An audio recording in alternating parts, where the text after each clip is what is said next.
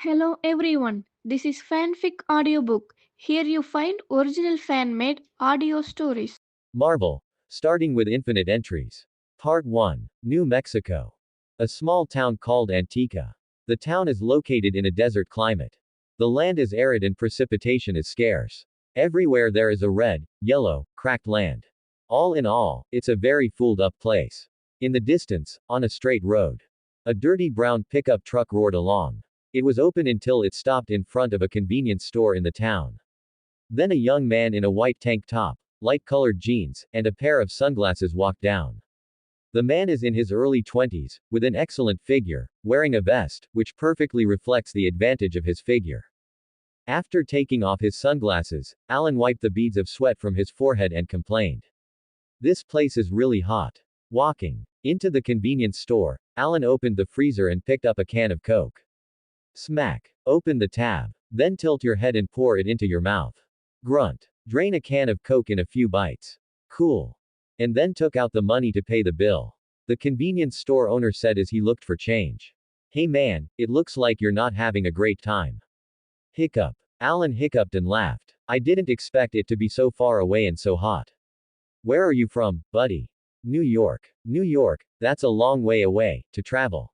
Said with a finish, handing the change to Alan. After Alan took the change, he continued to chat. Yes, I heard that something fell from the sky a while ago, and it was near here, isn't it? When the convenience store owner heard this, he suddenly had a sudden look on his face. In the past few days, because of this incident, several people have heard the news. So he pointed in a direction very simply. What you're talking about is just west of town, about 50 miles from here. But I think it's some kind of aircraft wreckage, and some of it falls every year, so it's not surprising. Obviously, the convenience store owner, as a local, is no longer surprised by this kind of thing falling from the sky. Alan smiled and didn't say anything, just waved goodbye. Then continued driving towards the place where the thing was dropped. Because he knew that what fell was not the wreckage of some flying machine. But, as for him, Ellen, he is not an ordinary person. He's a traverser. The plane traversed is not an ordinary plane either. Because it's the Marvel plane. Alan continues to drive to his destination. After about 30 minutes, I finally arrived. But alas, it seems to be too late. Because it's surrounded by barbed wire. There were also men guarding outside with guns. Fortunately, he was prepared. Pull out your documents directly. Just swaggered over. Stop. The gun-wielding soldier stopped him. Alan handed him the papers. The soldier glanced at him, then at Alan. Finally, select the person in charge of the call. Soon, a man in a white suit walked out. Hey Coulson, long time no see. Alan said first. Mr. Allen, why are you here? Traveling, passing by, I heard that something fell from the sky here, so come and have a look. As for why he knew Coulson. Because he knew Iron Man, Tony Stark. Alan's earliest time travel is Iron Man's timeline. Then approach Tony when he is about to burp. With Alan's help, Iron Man feels like he's good again. So, the two forged a friendship. Through Iron Man's relationship, Ren got on the line of S.H.I.E.L.D. again. Well, everything seems to be quite logical. There is not a trace of the slightest PS. Coulson didn't say anything. It doesn't matter if Alan really came to travel or not. It didn't matter, he just needed to know that Aren was his own. Because Aren not only helped Iron Man, but also helped S.H.I.E.L.D. get Hulk. So, Coulson trusted him. Let's go, let's talk inside. After saying that, he took Alan to the temporary laboratory. Outside the lab, Coulson introduced him to two people. One is the bald officer Sitwell. The other is Hawkeye Barton. Sitwell appeared more enthusiastic and took the initiative to shake Alan's hand. Barton was colder and just nodded at him. Alan didn't care, smiled, and followed Coulson to the monitoring room. The main purpose of his trip was for Thor's hammer. The rest, it doesn't matter. In the monitoring room, Coulson pointed to the hammer of Thor in the picture and said. That's what fell. Have you done any research? Preliminary research, but no valid information. I only know that this thing is made of a special material, and I don't know anything else. Oh yes, and this thing is so heavy that no one can touch it. Alan laughed inwardly, you can only move to have a ghost. But the expression on his face didn't show anything unusual. He just asked lightly, can I go in and have a look? Coulson hesitated, but quickly nodded and said, yes. Then, the two went through a series of disinfection processes and walked through the isolation tunnel. Finally came to the location of Thor's hammer. At this time, Thor's hammer seemed to be embedded in the earth. It's basically one with the ground. Alan walked over and took a closer look. The shape is not much different from an ordinary hammer, but it is engraved with lines. I don't know what the meaning is. But since it's Thor's hammer, it must not be an ordinary pattern. I guess it's some kind of magic circle or spell or something. Is this the Mjolnir forged from the core of the Death Star? Alan sighed inwardly. Then, Alan held out his palm. I'm going to try it out and see if I can pick it up. Grasp the handle of the hammer with your hand and pull it firmly. Sure enough, it didn't move. But Alan wasn't disappointed. Because he never thought that he could wield Thor's hammer. Besides, he didn't come to snatch the hammer. Not to mention that he doesn't have the ability to pick it up. Even if he has the ability, he doesn't dare to take it. With his current strength, if he dares to take this hammer, Odin will dare to destroy him. But after a long journey from New York, I didn't come here to make soy sauce. Actually, he had another purpose. I saw him holding Thor's hammer with one hand. Then meditate inwardly. Activate the entry trigger. Just then, a mechanical voice came from his head. Ding! The entry triggers the quest to start. Trigger target, Mjolnir. About 3 seconds later, the system beep in my head rang again. Ding! The trigger is successful. Congratulations to the host for obtaining the new entry, Thunder and Lightning attribute. Ding! The trigger is successful. Congratulations to the host for obtaining a new entry, Thunder and Lightning attribute. Looking at the information that appeared on the system interface, Alan was very happy. Finally, there is a new entry, and the hard work along the way is not in vain. Then I took a look at all the entries I have now. Spider Silk attribute, +1. Spider Silk fragment, strength attribute, completed a fragment fusion. Lightning attribute, no fragments. The Spider Silk attribute is obtained from Spider-Man. The strength stat is obtained from the Hulk. As for what is a fragment? It is to constantly refresh the attributes of the entry, and then increase the attribute points little by little. When there are enough attribute points, you can craft shards. And when there are enough fragments, you can upgrade the stats. After touching the hammer, get a new entry. Alan casually made an excuse, saying that he hadn't found anything special. Then he went back to the room Coulson had arranged for him. That night, Alan went back to his room and began to brush up on the entries. Zzz. I saw a trace of electric light lingering around Alan's body. And with constant trembling of the body, the system background frantically refreshes the entries. Lightning attribute +1, lightning attribute +1, lightning attribute +1. However, it was only refreshed for 5 minutes. Alan couldn't stand it anymore. Because, now he can stick his fingers on the socket and enjoy the sour feeling of electric shock. This kind of sourness is not something that ordinary people can bear. Anyway, Alan's limit is 5 minutes now. After more than 5 minutes, the whole person lost consciousness. After cutting off the power, Alan collapsed on the ground, gasping for air. This bullshit thunder and lightning attribute is too tortuous. This is going to be brushed until there are fragments, and the whole person is useless. Alan was already thinking about whether to give up. After all, it's so tortuous, it's no different from being tortured. Of course, he can also choose to be struck by lightning. It is believed that a large amount of lightning properties can be absorbed at once. But whether the body can bear it or not, it is estimated that you know the consequences with your knees. It seems that we have to find a way to get an advanced posture that correctly refreshes the lightning attribute. After thinking about it for a long time, Alan suddenly felt that magic seemed to be a good choice. After all, I now have an attribute foundation. As long as it is an action that helps to enhance attributes, it is a brush entry. In magic practice, naturally, is the act of enhancing attributes. There's definitely thunder magic in the magic series. Won't there be an easier way to brush entries then? Yes, that's it. And at this time, according to the original plot development, Thor is taking her new chick Jane Foster with her. The two were lying on their stomachs behind the hillside. Peek from afar at where Mjolnir fell. Thor, are you really going over? Asked Jane Foster with a worried expression. Well, I have to go get what belongs to me back. Thor said with a determined expression. Okay, then be careful, I'll be waiting for you here. Don't worry, I'll be back soon. With That, he nodded to Jane and ran down the hill. Target, Mjolnir. In fact, in Thor's mind, this matter is actually not a big deal. It's just a small punishment for his father. Just get the hammer back. He is also a handsome and dashing prince of Asgard who loves flowers and flowers. So, with confidence, he rushed towards the spot where Thor's hammer had fallen.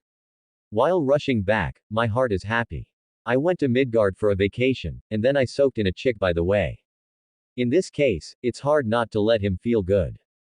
As for what Odin said, he didn't care at all. What can only a true king pick up the hammer of Thor? Who else in this world but him can pick up the hammer of Thor? Therefore, he is not worried at all. Therefore, Brother Hammer is still in a good mood at this time. Although at this time he was deprived of his divine powers. But strong physicality and years of combat experience are not playful. Soon, he broke through the defensive circle. Easy access to the exact location of Mjolnir. At this time, standing on the roof, Barton's eyes were already locked on him. Then he asked into the intercom, "Do you want to kill him?" Coulson stood in the surveillance room and watched Thor every move clearly. But he wasn't going to let Barton do it. Instead, he replied, "No, look at it again."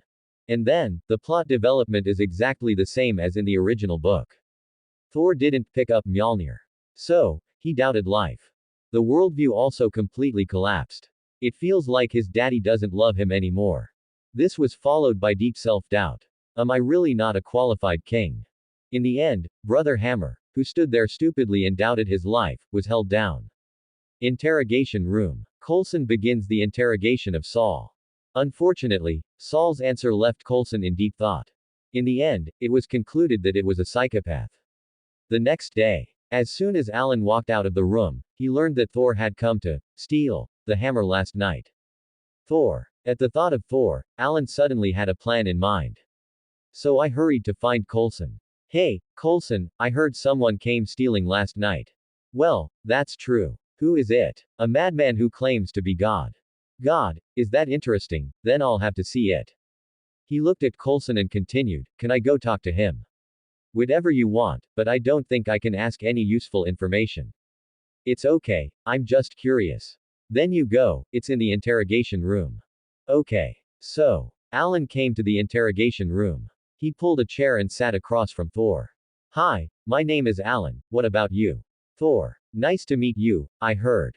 You're a god." "Yes. And then you said the hammer was your weapon." "Yes. But how are you going to prove it's your weapon? Now it's in our possession, and we can't give it to you without proof." "I can't prove it right now," Thor said with a look of disappointment.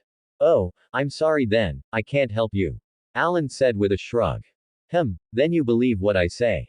"I don't believe it, I don't believe it. As long as you can prove that you are a god, or prove that this hammer is yours, I will believe it. But I have been deprived of my divine powers. Then you can tell me about your divine realm and tell me, maybe I can judge." Alan slowly guided Thor step by step.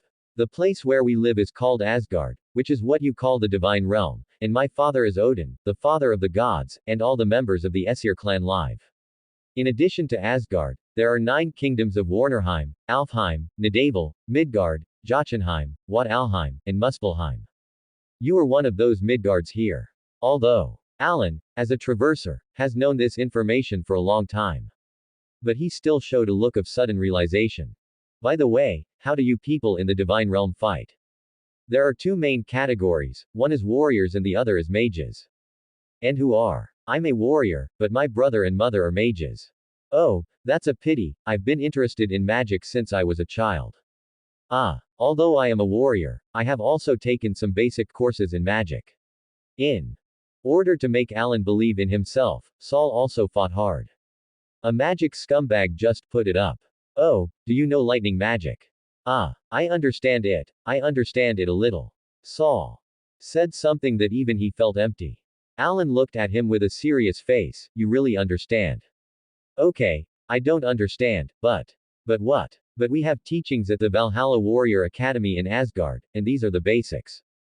"Since it's the basics, you say you don't understand." "Hey, man, I'm a warrior. You know, warriors don't need to learn that. No, it should be spelled in the Old Norse language." After saying that, he took the pen and helped Alan write a string of ancient Norse words. Alan watched it for a long time, and he didn't know what the ghost drew the talisman for. Don't tell me that you have to be proficient in this language when you learn magic in the future. Do you believe me? I believe it a little. If I can see with my own eyes what you say about Asgard, then I will believe it even more. This is not difficult. Midgard is also under the protection of the Aesir Protoss. As long as someone recommends you, you can go. Really? Alan didn't expect it to be so easy to go to Asgard. Really, if you're going, I can introduce you. But then thought about where I was now. Suddenly, the mood turned bad again. Alan glanced at his expression. I know how he's feeling right now. However, now it is very relevant to me. Because he wanted to enter Asgard to study magic through Thor's introduction. Therefore, you must have a good relationship with him. Seeing that he was depressed, he quickly comforted him. Hey, man, don't be sad, everything is going to be fine, why don't you have a drink and lighten up? Thank you, buddy. And then they each took a bottle of cold beer and started blowing. We talked until I almost knelt down and worshipped. As for whether Thor can go back to Asgard, just follow the plot.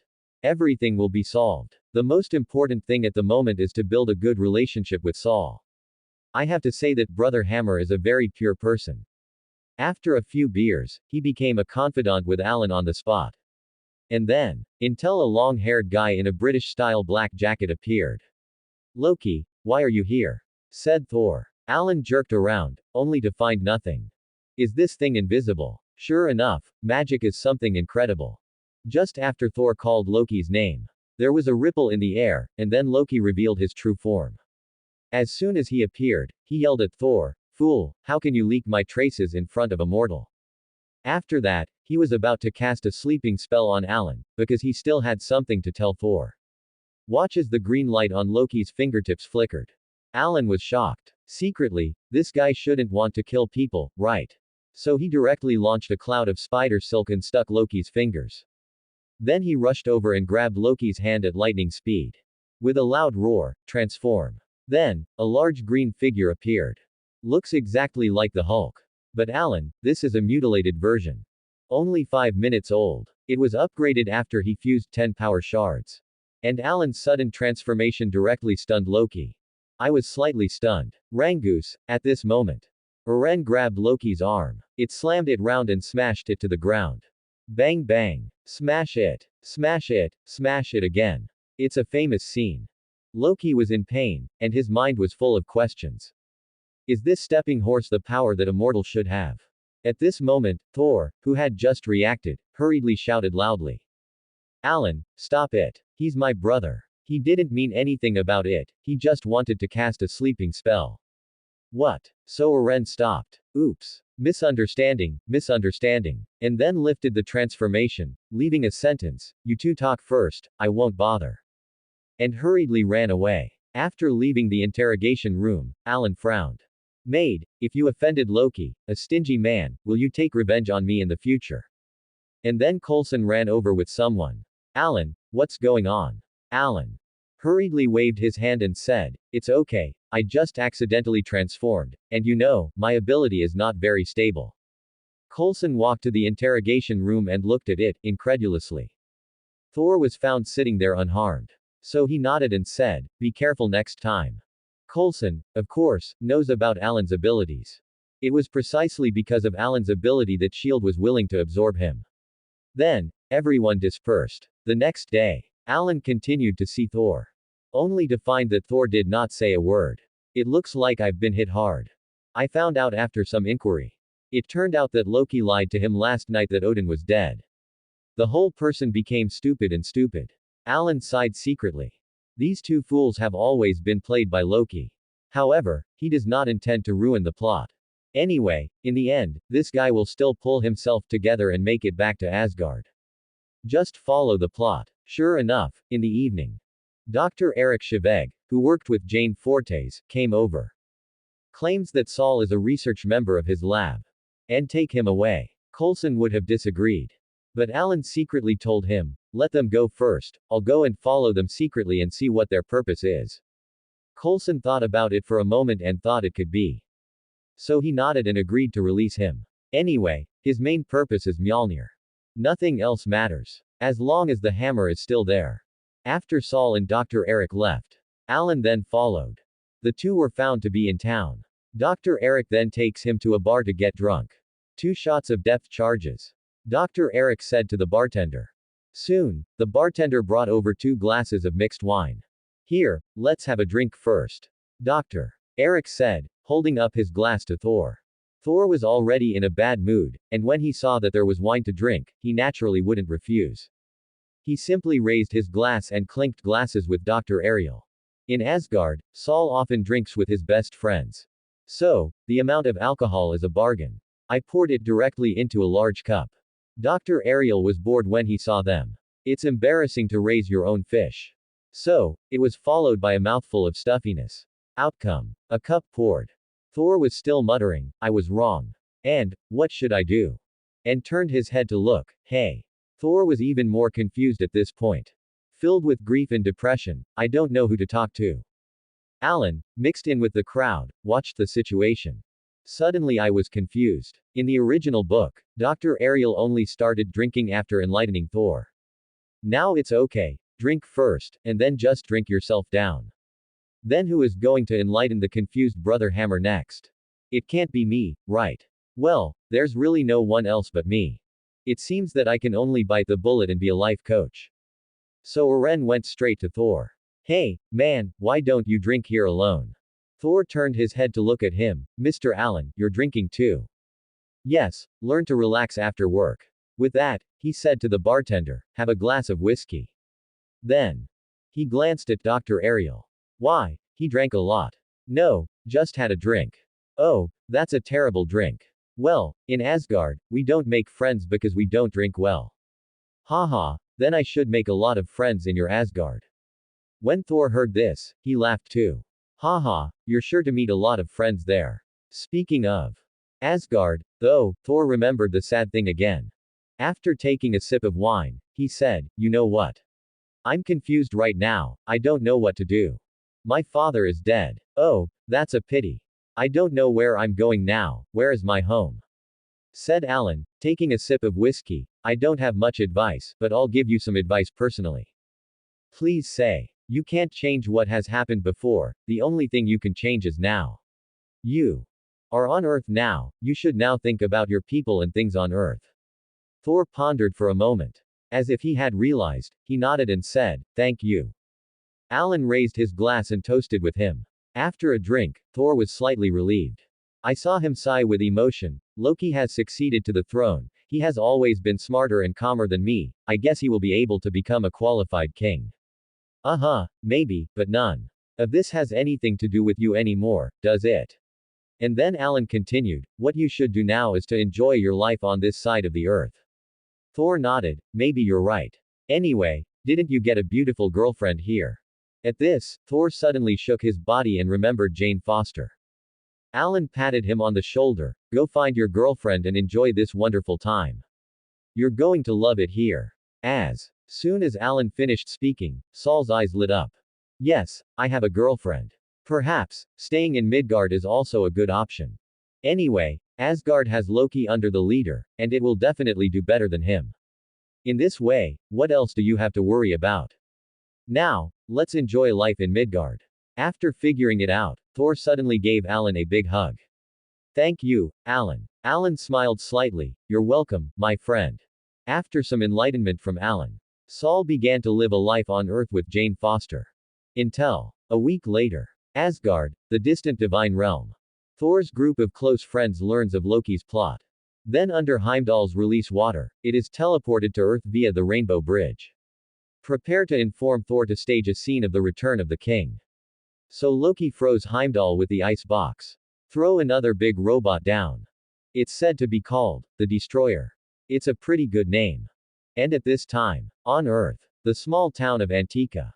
Suddenly, a gust of wind blew. The sky was covered with dirty clouds. There was a faint sound of thunder. Immediately after, the clouds began to whirl. Soon, a whirlpool appeared. There was a crackling sound in the air around the town. Finally, a pillar of light with a rainbow of light rushed straight down from the whirlpool. Slam hit the small town of Antica. Boom. A loud bang. Then there was smoke and dust. The town began to shake a few times. Such a big battle. Naturally, it alarmed many people. Alan is a traverser. Naturally knows what's going on. No need to ask, someone from the divine realm must have appeared. In other words, the most crucial plot is about to unfold. Alan didn't say a word, and drove directly to the scene of the incident. By the time he arrived, Thor had already appeared.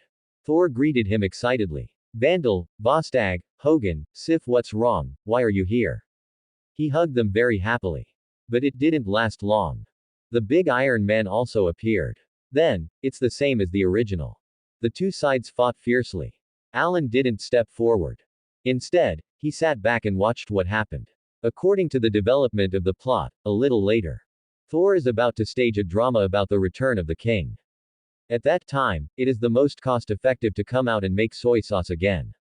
However, because of the battle they were fighting, there was too much movement. It began to affect the people around the town. Coulson, who arrived later, asked for help from S.H.I.E.L.D. to evacuate the residents. Eren belongs to S.H.I.E.L.D., so naturally he has to go up to help. Ran Goose, just after Alan appeared in the sight of the big Iron Man. The thing was visibly stunned for a moment. Immediately after, he suddenly gave up the Asgard 4. Bang stepped away, and rushed directly towards Alan.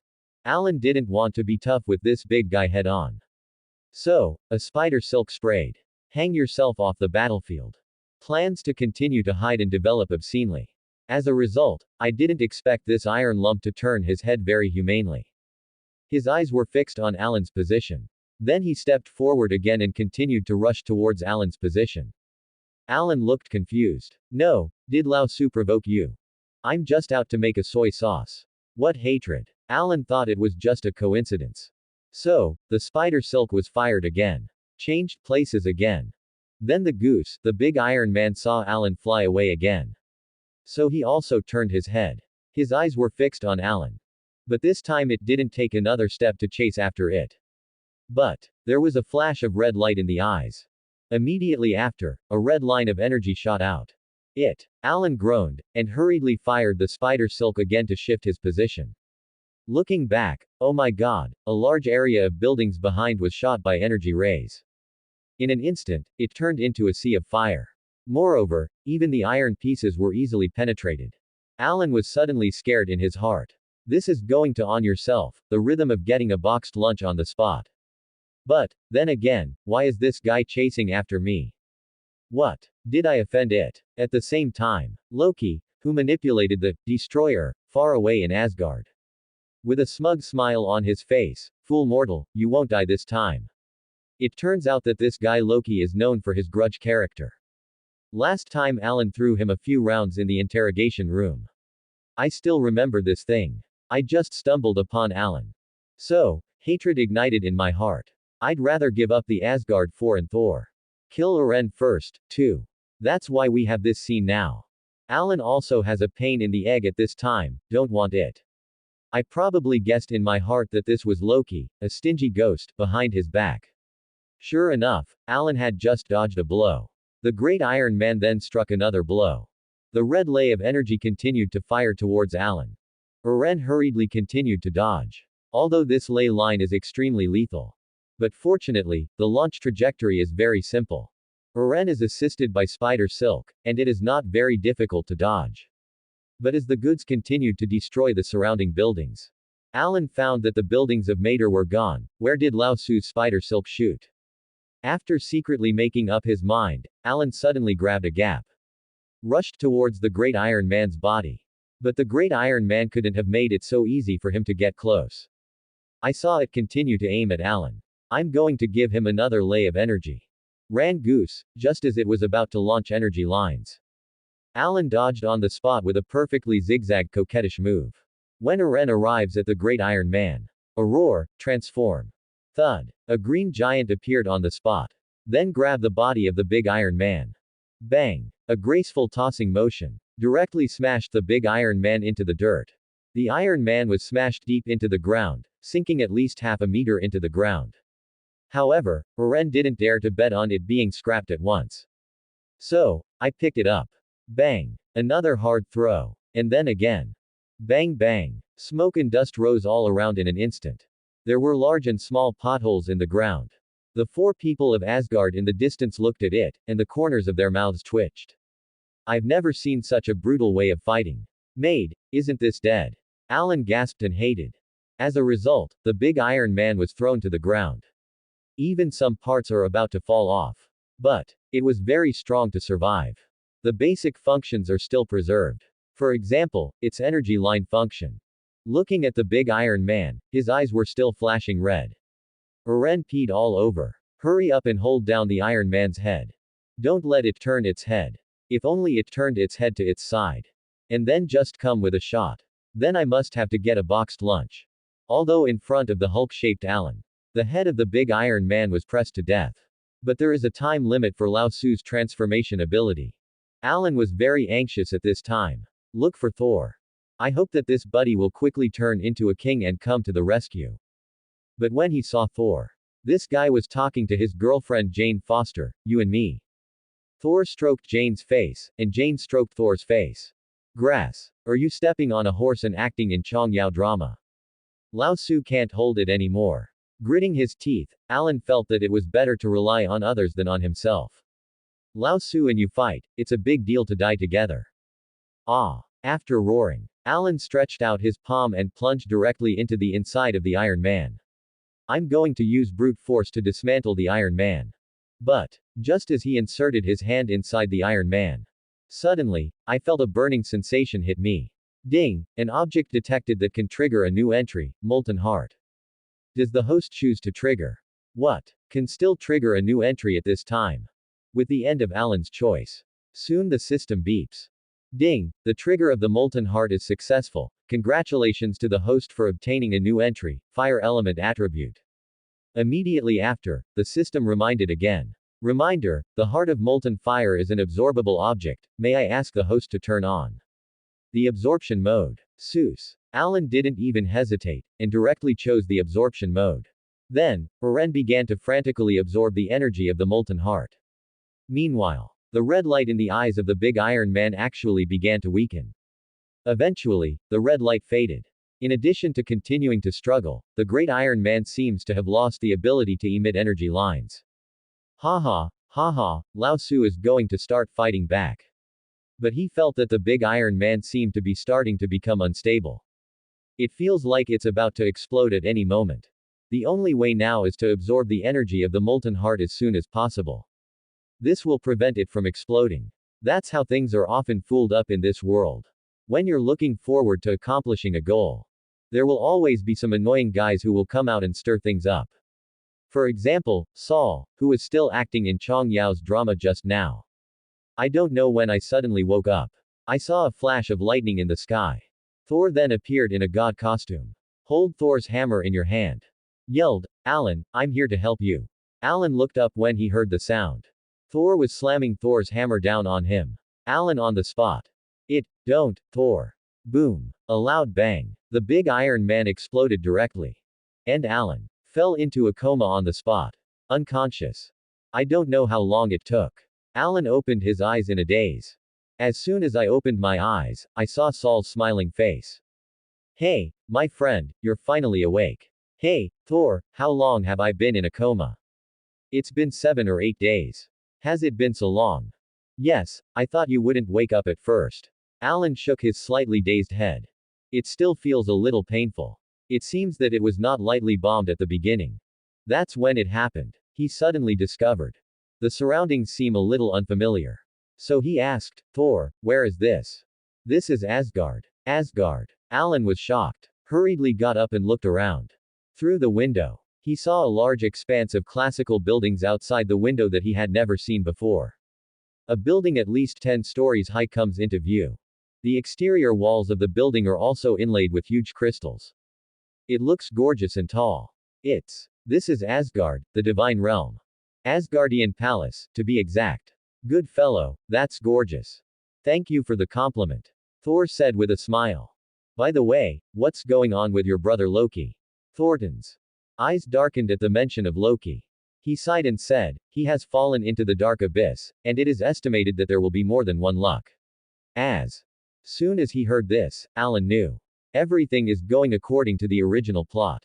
Then, Saul continued, by the way, there is something that I have to tell you, although it is a pity. What's the matter? It can't be that your father wants to expel me. No, how can there be such a thing? We in Asgard are very hospitable. Alan suddenly breathed a sigh of relief, isn't it? What the hell is going on then? Well, I smashed that rainbow bridge, and you may not be able to go back to Midgard for a while. As soon as Alan heard this, that's it. And I didn't plan to rush back. But he still pretended to be a little regretful. It's a bit of a pity, but since that's the case, I'll have to stay in Asgard for the time being. I'm sorry, my friend, you're staying in Asgard all this time, and we'll treat you well. Thank you. You're welcome. If it weren't for you, Jane and I might be in big trouble right then. It's okay, that's what I'm supposed to do, we're friends, aren't we? Then, he continued, I've been a little busy lately, and when I'm done, I'll take you to taste our Asgardian wine, and then you won't get drunk. Okay, I'm looking forward to it. Alan said with a smile. Then, Saul waved goodbye. After Thor left, Alan collapsed from the hospital bed in great excitement. Then walk out to the balcony overlooking the view of the royal palace. Is this Asgard? Standing on the balcony, Alan could only see the main city of Asgard. The main town is located on the Idavar Plains. Beyond the plains are some alpine terrain and hanging islands. And the place where he is now belongs to the Royal Palace District. The entire Royal Palace District consists of the Golden Palace, the Crystal Palace, the Lightning Palace, and a square garden called Sradwan. If you walk through the Corridor of Faith, you will reach the civilian area. The civilian area has theaters, pubs, arenas and other entertainment venues, and it will not be boring. In addition, there is a very large trading market. There are many merchants from different galaxies. Alan is like a turtle. It's strange to see anything. Even the blue sky and the fresh air can arouse his interest. However, what interests him the most is the magic that has always been on his mind here. Remember that the Diva of Heaven will do magic. Alan wondered if he had to find an opportunity to get closer to the Diva Frikar. In this way, maybe the Queen of Heaven Frigga will be happy. I taught him my magic skills. It's a bit delusional, but who knows? Suddenly, there was a knock at the door. Knock knock. Alan hurried out to open the door. As soon as the door opened, I saw a beautiful blonde with big waves standing in the doorway. Hello, Alan Warrior, I am the lady-in-waiting of the Queen of Heaven, and I have come to invite the Alan Warrior to the Crystal Palace to meet me at the Crystal Palace. Alan was stunned for a moment. I'm going to think about it. I didn't expect happiness to come so suddenly. The Queen of Heaven Frigga actually took the initiative to see me. Subsequently, Alan followed the big wave beauty all the way to the palace of the Queen of Heaven, the Crystal Palace.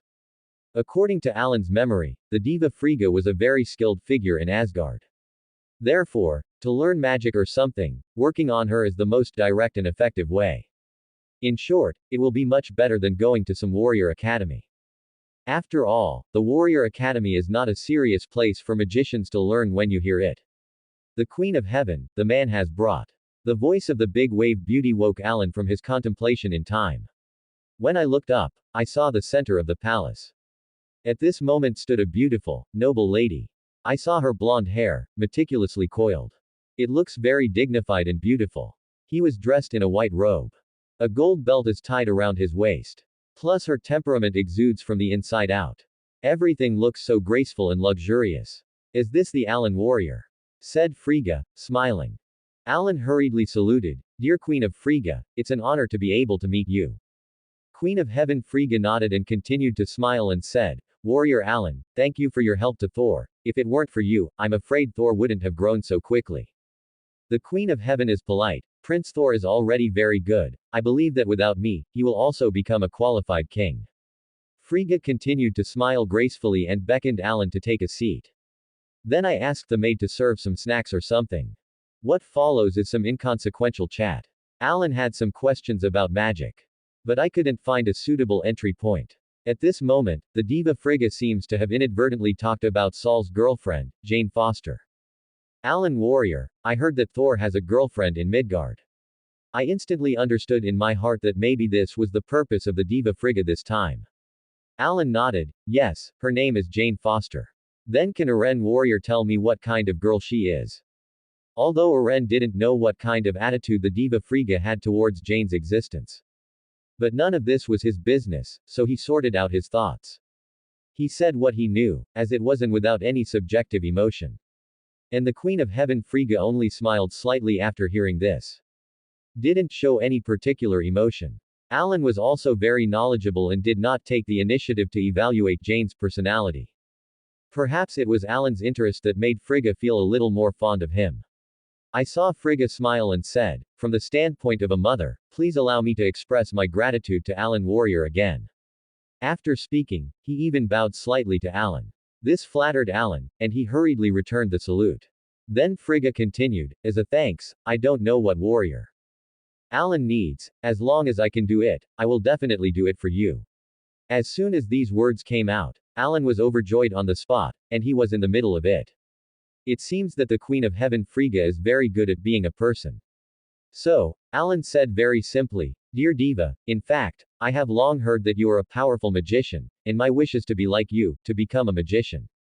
Frigga was slightly stunned when she heard Eren say that she wanted to become a magician. I thought he was going to ask for some treasure or something. After all, Asgard has a lot of powerful treasures. As a result, she didn't expect the other party to want to learn magic. You want to be a magician? Yes. After glancing at him, the Queen of Heaven Frigga pondered for a moment. Only then did he say, Alan Warrior, to become a magician, you need a certain amount of talent, and not everyone can become a magician. Alan nodded, I know, but I'd like to give it a try. Looking at Alan's determined expression, Frigga sighed. Alan Warrior, it's not that I don't want to teach you, it's that I know how to magic, and you're afraid you won't be able to learn it.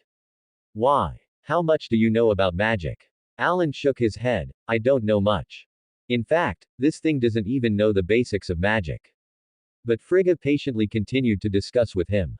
I don't know Alan Warrior, do you know Kamataj? Kamataj, the Ancient One. Oh, I think you know something. Frigga said with a slight surprise.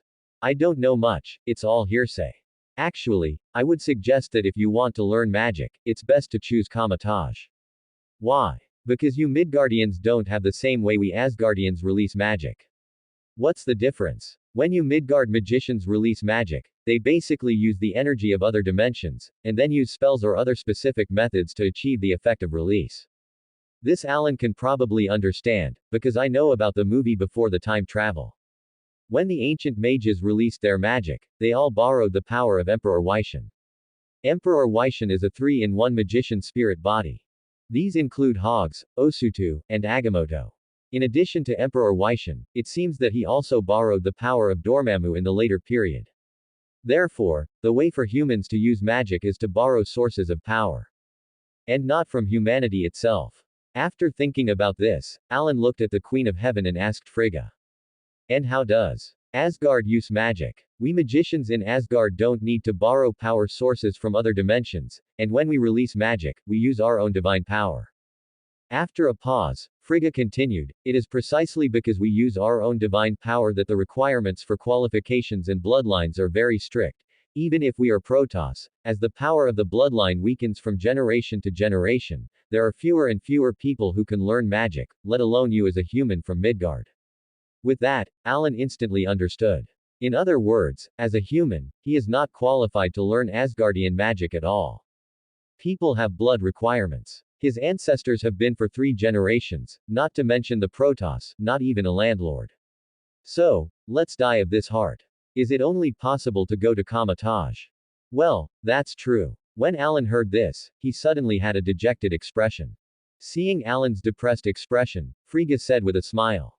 Alan Warrior, if you're really interested in magic, I can open up for you to see the Asgardian magic book. Really? Well, this is as a reward, the right thing to do, and if you don't understand anything in the future, you can come to me to solve your doubts, although you probably won't be able to learn Asgard's magic, but the magic theory is the same, as long as you learn the theory, and then go to Kamataj to learn magic, I believe it will get twice the result with half the effort. When Alan heard this, he immediately felt a lot better. Hurriedly saluted the Queen of Heaven, thank you, the Queen.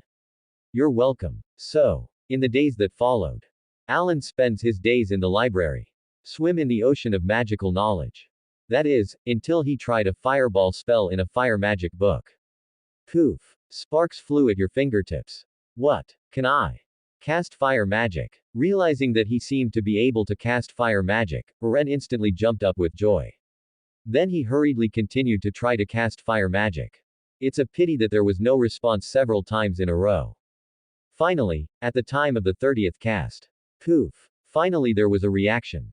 However, it turned out that there were only some sparks. There was no fireball in the magic book at all. This made Alan a little confused. But what is even more fascinating is why he was able to cast Asgardian magic. Could it be that his ancestors were also among the gods? This is not scientific. So, he hurriedly ran to find the Queen of Heaven, Frigga. Queen Frigga was also confused after listening to him. After looking at Alan deeply for a while, he said, "You sit down and try to meditate." Alan sat down and began to meditate, as Frigga had said. Following Frigga's instructions, Alan sat down cross-legged, closed his eyes, and cleared his mind. I don't know how long it took. Alan felt as if he was in the void universe. The boundless vastness of the universe. Patches of colorful nebulae. A swirling galaxy. And countless planets. Everything seemed so psychedelic. Alan gradually became addicted to it. Eventually, through these psychedelic visions, the gaze returns to the original. It was as if he had seen his own soul. Finally, in the depths of the soul, he saw a flame. Not a mess to be exact. At most, it's the size of a wick. It feels as if a gust of wind can blow it out. As weak as a kitten. Is that why I can unleash fire magic? Said to Alan. I took a closer look at this small flame again. Hey, isn't this the molten heart that I absorbed before? Although there is no precise explanation, but I don't know why, Ren can clearly determine the source of this flame. Moreover, he clearly felt that this flame seemed to be desperately eager to grow. Keep sending him the message that the energy absorbed is growing rapidly. I can't tell, but Alan just understands what it means. After quitting meditation, Freyga asked, Warrior Alan, what do you see? A ball of flame. Flames. Yes, it seems to have been inadvertently absorbed by the explosion during the battle with a large Iron Man in Midgard. Oh, I see. When Frigga heard him say this, she suddenly had a look of enlightenment on her face. Although she didn't know how Ren managed to absorb some of the molten hearts. But the fact that it has come to this point is also a bonus. Warrior Alan, it seems that you should have gained some of the energy of the molten heart, which is why you can touch Asgardian magic. Then why can't I release magic? One is that your magic level is not enough, you need to practice more, and the other is that your qualifications are not good, which means that the power of the fire element is not strong enough. The power of the fire elemental is not strong enough. Yes, it can also be said that the molten heart in your body is too weak to be a source of power to release magic. Oh, shuffle. To put it bluntly, the flame was too small. Gotta find a way to make it bigger. Before, it was absorbing the core of the great Iron Man, a thing called the heart of molten fire. Then, just find something similar to the molten heart to absorb into your body. Is it possible to make the flame in the body stronger? May I ask the Queen of Heaven, where is there still a molten heart? The Queen of Heaven Frigga smiled and shook her head. The molten heart was made by Heavenly Father Odin extracting the energy of Muspelheim and mixing it with some eternal fire, and it is estimated that there is no second one. As soon as these words came out, Ren wilted in an instant. The Queen of Heaven saw his mood and continued. But Muspelheim is rich in some fire elemental crystals, you can try it and see if it can help you. Yo, another village. Alan suddenly felt as if he was doing it again. After leaving the Crystal Palace, Alan made a decision. I'm going to try some fire elemental crystals. But fire elemental crystals are only available in Muspelheim. So, it's estimated to take a trip to Muspelheim. And where is Muspelheim? It's a planet full of lava. There are countless volcanoes there. Hot lava flows all year round. The air was filled with poisonous gases. Of course, there is also land. But the shape of the land is not stable. The reason why there is land. It's because the magma cooled. For the time being, it became land. Once the temperature inside the ground rises, it is likely that after some time it will be magma again. So, this is a planet that is not suitable for ordinary creatures. There are all fire elemental creatures living there. The largest of these fire elemental creatures is the flame giant, Surtur. He is also the king of these fire elemental creatures. However, it is said that the flame giant Surtur has been by Odin once since that year. Later, he was in a state of weakness and slumber for a long time. Hardly waking up. It stands to reason that no one will venture into this kind of ghost place. But it's because fire elemental crystals are produced there. This kind of thing is very popular with all races in the universe. Whether it's a magical race or a tech race. The magical race can absorb energy from it. The tech race can rely on it to make super batteries. As a result, this kind of stuff is very popular and expensive. Eren wants to get the fire elemental crystal. Either buy it or go to Muspelheim for yourself. And buy, according to the price he learned. A piece of the worst fire elemental crystal will cost at least 2,000 star coins. He couldn't afford it anyway. Even if he buys it, it is estimated that there will not be so much stock available to him. Because when he was in the Crystal Palace just now, the Queen of Heaven Frigga gave him some fire element crystals. Alan tried to absorb it, and he could absorb it. But a piece of fire elemental crystals didn't provide him with much energy. And a small piece is extremely expensive. Even if Alan helped Thor. Frigga and Odin couldn't have paid such a big price for him. That's why he decided to make a trip to Muspelheim on his own. However, before he went, he planned to find Thor to see if Thor could help him. As a result, I couldn't find Thor after searching for a long time. I found out after some inquiry. It turned out that there was unrest on the side of Warnerheim. At this time, Thor and his close friends had already led people to quell the chaos. Well, it seems that you still have to rely on yourself in this matter. So, Alan went to the trading market again. Asgard is the top power in the universe. Naturally, the trading market is very lively. All kinds of strange cosmic race creatures will stop and trade here. There are creatures that are similar to those of Earthlings. There are also long ball-like creatures. There are more elongated creatures. Liquid organisms are also not uncommon. Mechanical creatures are even more common. When Alan first entered the trading market, it feels like you've stepped into the world of Star Wars. Strange and dazzling. Alan walked in it, and it didn't seem too unusual. Because the human form of organism still belongs to a relatively large number of biological systems. It's just that the skin color and dress are a little different. Follow the guide given to him by Frigga. Alan soon came to the place where the adventurers gathered. Hey buddy, I heard you're recruiting adventurers to go to Muspelheim. There are quite a few adventurers here recruiting teammates, and Alan has found a team that plans to go to Muspelheim. The leader is a one-eyed man, semi-mechanized humanoid. I saw him look at Alan, showing a mouthful of big yellow teeth and laughing. Boy, are you going to Muspelheim? Alan nodded. Yes, that's right. It's dangerous there. But fire elemental crystallization is tempting. Alan said with a smile. The one-eyed man laughed too. Ha ha ha, that's right, it's very tempting. After laughing, the one-eyed man continued, do you have any skills? We don't have any waste. Alan smiled and picked up a stone from the ground. One hand, one hand. In an instant, the stone turned to rubble. Alan has the blessing of power entries. Even if you don't usually get into the Hulk state. It is also an existence whose power far exceeds that of ordinary people. The one-eyed man looked at this action. Suddenly, his eyes lit up. Haha laughed and patted Alan on the shoulder and said, haha, yes, welcome to the Crazy Adventure Squad. My name is Gon, and I'm the captain of the Crazy Adventure Squad. What's your name? My name is Alan. Hello, Alan. Hello, Gon. After introducing themselves, Gon agreed to meet tomorrow at one of Asgard's starports. Take Alan to see his ship. If everything is okay, then set off on the same day. Travel to Muspelheim. Alan nodded that it was okay. The next day, Alan came to the agreed place as promised. This is a starport built from an abandoned planet. It is mainly used to dock spaceships. However, this planet is relatively small, and the starport that has been built can only dock a dozen spaceships. And it's a small spaceship. And then there are also some entertainment facilities on this small planet that resemble hotels, bars, casinos, brothels, etc. After all, this kind of thing will be available in any starport. Alan wanted to experience it.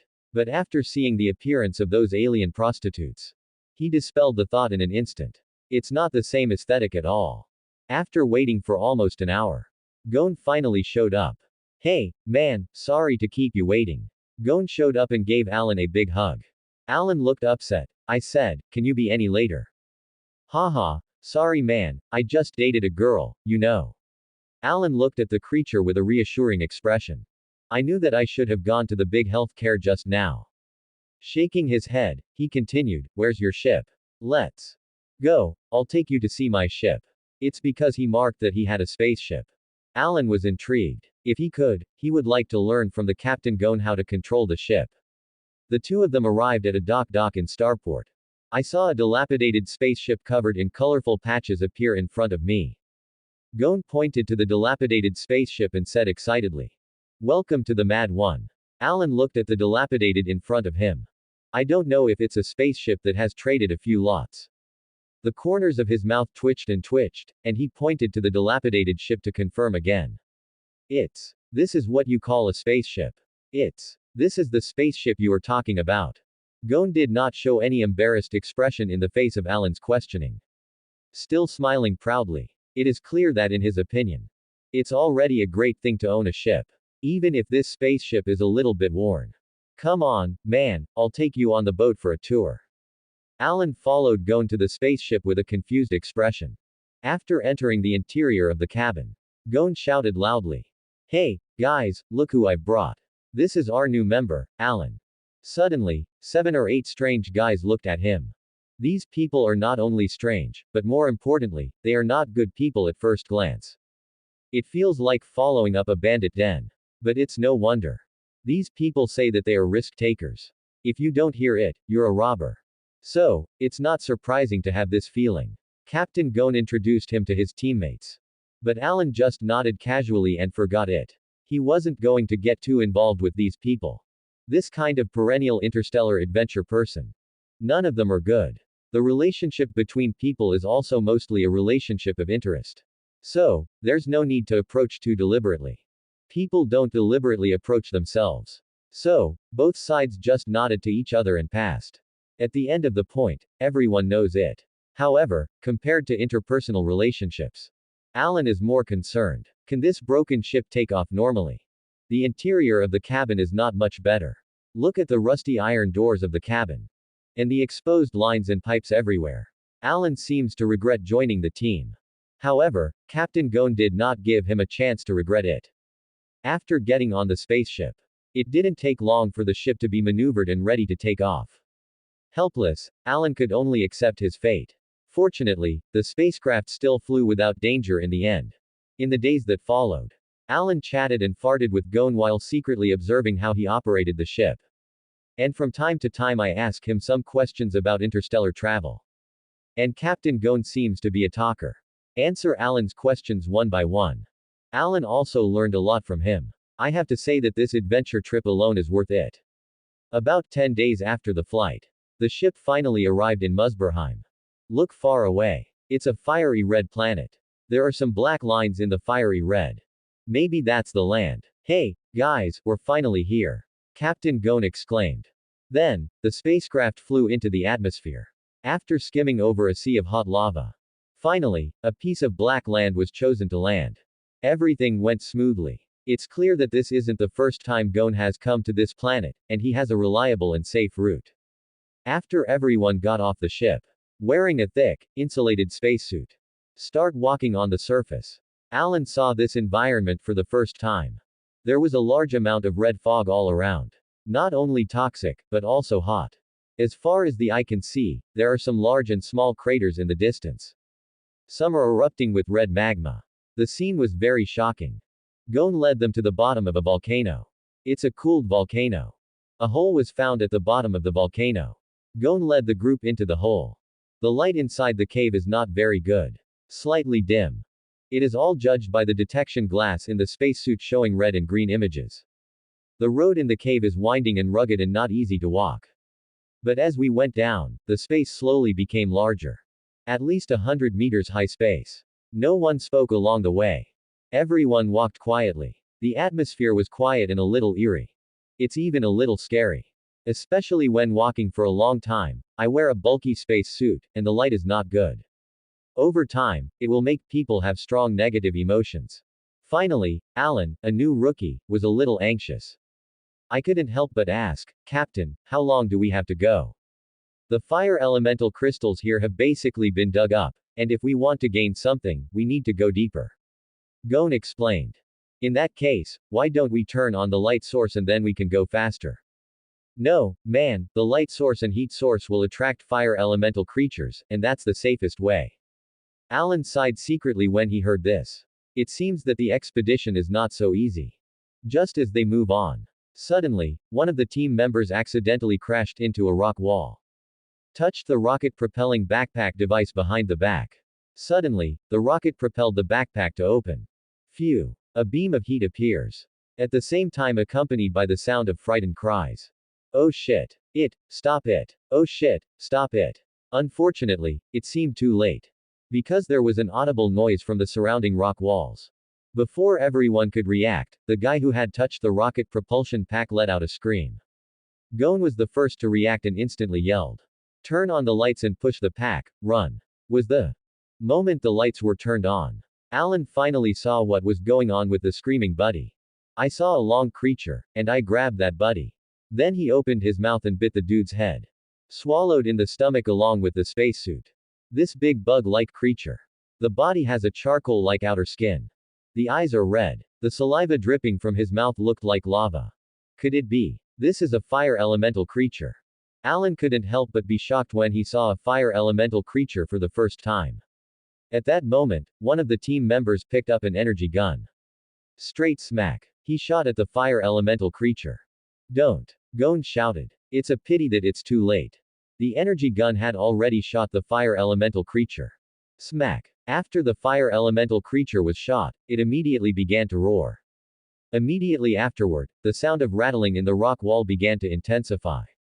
Bang bang bang. The rock is shattering. A large number of fire elemental creatures burst through the ground.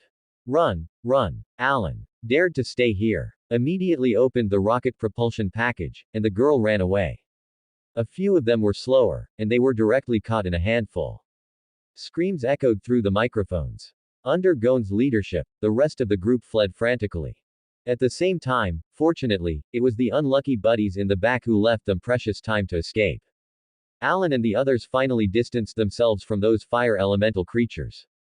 There's a cave there, let's get inside. Gon instructed the men to enter the cave. Then Gon pulled out a bottle. Open the bottle. Pour out a yellow liquid. Sprinkle at the opening. Sure enough, when the fire elemental creatures who arrived later passed through the entrance of the cave. Just sniffed. And then he left. Seeing this, Alan suddenly let out a long breath. It's dangerous. About half an hour later. I saw that there was no movement around me. Captain Gon beckoned everyone out of the cave. Alan saw that these yellow liquids were so effective. So he asked, what was the thing that just poured out of the bottle? Gon pointed to the bottle in his hand and smiled. You said that. You sniff. After saying that, he opened the bottle cap and put it under Alan's nose. Alan sniffed it closely. It tastes weird. But there is a bit of a familiar feeling. It seems to smell somewhere. A strong smell hit. I just can't remember it for a while. What the hell is it?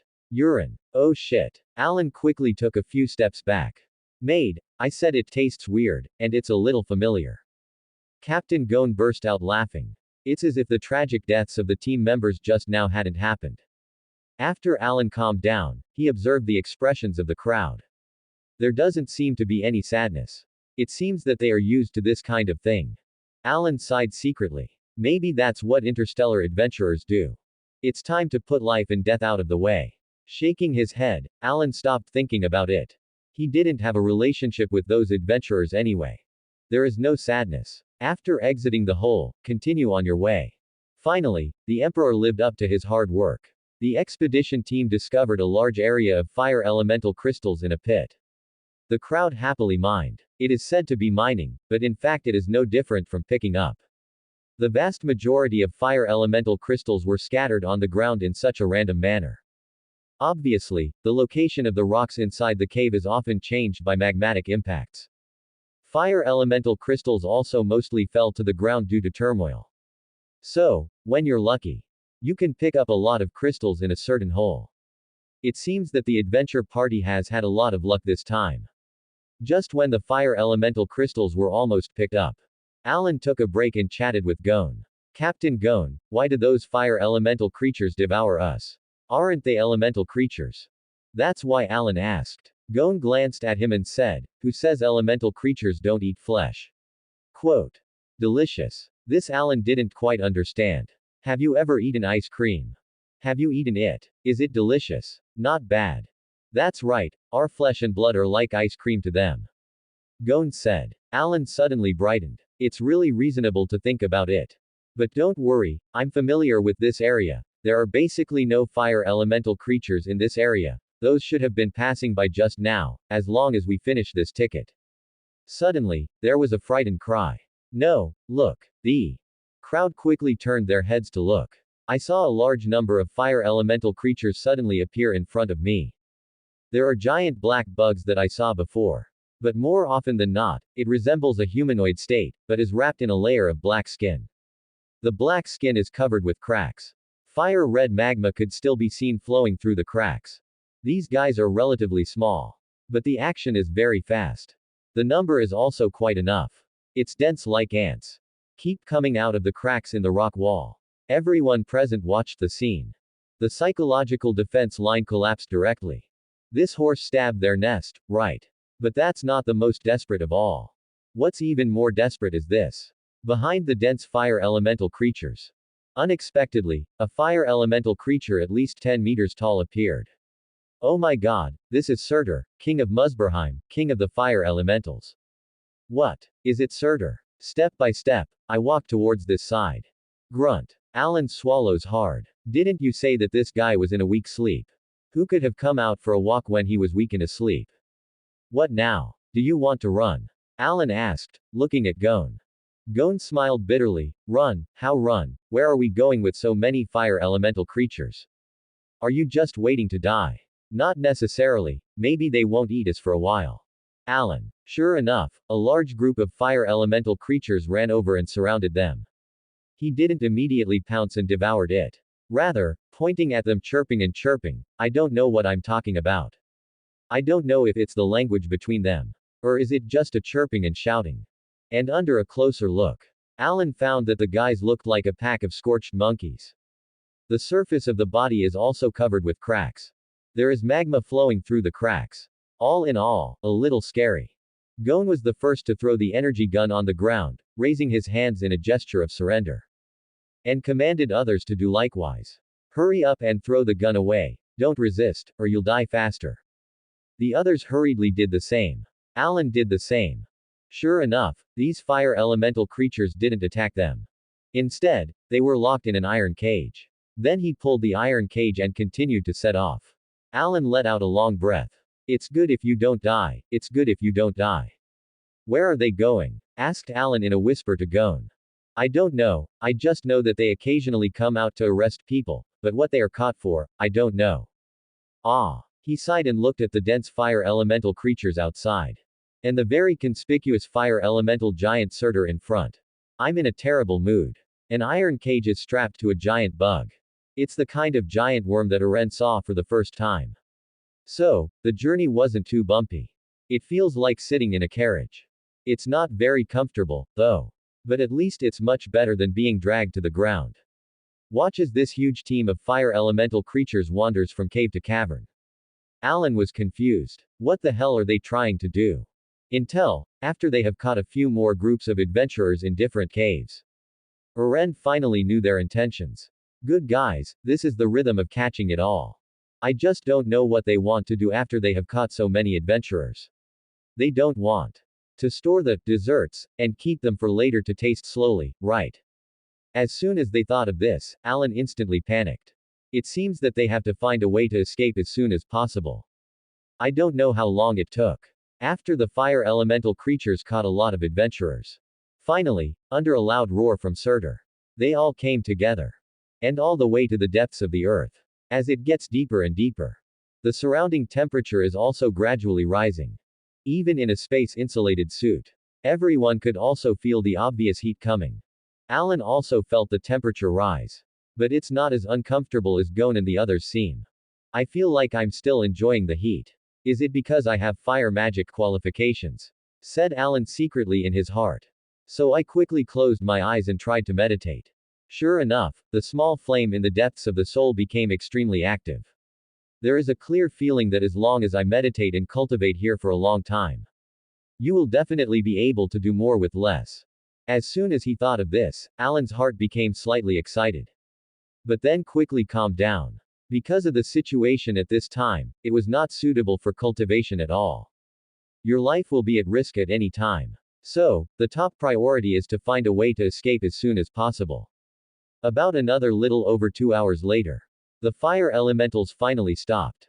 The place where it was located at this time was a huge karst cave. Very spacious. And it looks much smoother than other caves. Somewhat similar to the feeling of the main hall. Alan looked up. Sure enough, there was a boulder seat in the center of the cave. The fire elemental giant Surtur walked over to the giant stone chair. Sit down with a butt.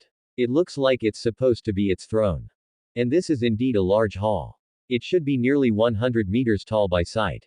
Just when Alan was wondering what these guys were going to do with their people next, I saw Surtur wave his hand. Suddenly, all the cages began to be hoisted. Hanging on top of a karst cave nearly 100 meters high. Fear of heights is estimated to be about to pee his pants on the spot. What did they want? Asked Gon, who was in the same cage as him. But Rao is a veteran of interstellar adventures, and Gon doesn't know what he's up to. I saw Gon shake his head in confusion. I don't know. Alan looked around nervously. The surrounding rock walls are filled with flowing magma. Then these magmas from all directions slowly converge into a lava river. All the magma rivers then flow towards a large sphere in the center of the top. The orb was on the throne. Surtur sat on the throne. Eren relies on the physique of a fire mage. It was keenly felt that Surtur was absorbing the energy of the huge orb above the throne. And the energy that comes out of that huge sphere. It makes Alan feel inexplicably familiar. Could it be the same energy as the molten heart? Alan exclaimed. The Queen of Heaven Frigga once told him that the molten heart was made by extracting the core energy of Muspelheim and mixing it with some eternal fire. In other words, the huge sphere in front of him is the core energy of Muspelheim. As soon as he thought of this, Alan's heart suddenly jumped sharply. Because he could clearly feel the longing of the flame in the depths of his soul for this core energy. Gollum. Alan stared at the ball of energy and swallowed greedily. This thing is much, much stronger than the so-called fire elemental crystal. It felt like the difference between the 9 turns golden pill and the 6 flavor Romania pill. At this moment, Alan was no longer in a hurry to escape. Rather, I was thinking about how I could get close to the sphere. And absorb its energy. Just as Alan was thinking about how to get close and absorb the core energy. The surrounding iron cages moved a little. I saw that one of the cages was pulled near the throne. Then put it down. The fire elemental creatures drove the adventurers inside. Just stand in front of Surtur. What is this for? Is it for Surtur as a snack? Who knows? Alan stared intently at the adventurers who had been released. I want to see what happens to them. It's good to make a reference for yourself. I saw that one by one, these people stepped forward to talk to Surtur. Because of the distance, Alan couldn't hear the conversation between them. I only know that some hands are dancing, and some movements are exaggerated in doing various movements. It seems to be expressing something. But after a while, Surtur, who was sitting on the throne, waved his hand impatiently. Immediately, a large group of fire elemental creatures swarmed up. Directly tore those adventurers apart and devoured them. In an instant, the adventurers hanging above were covered in hair. Is this our fate? Oh my god, I don't want to die. Who's going to save me? Countless shouts rang out one after another. But it didn't work at all. Because immediately another cage was pulled near the throne. Repeating the fate just now. Now, everyone is not calm. One by one, they all slammed into the iron cage. But all was to no avail. No one can break through the cage. Even if you rush out, what can you do? Nearly 100 meters high. If you fall, you will definitely die. Fortune tellers are not dead. The fire elemental creatures below won't let them go either.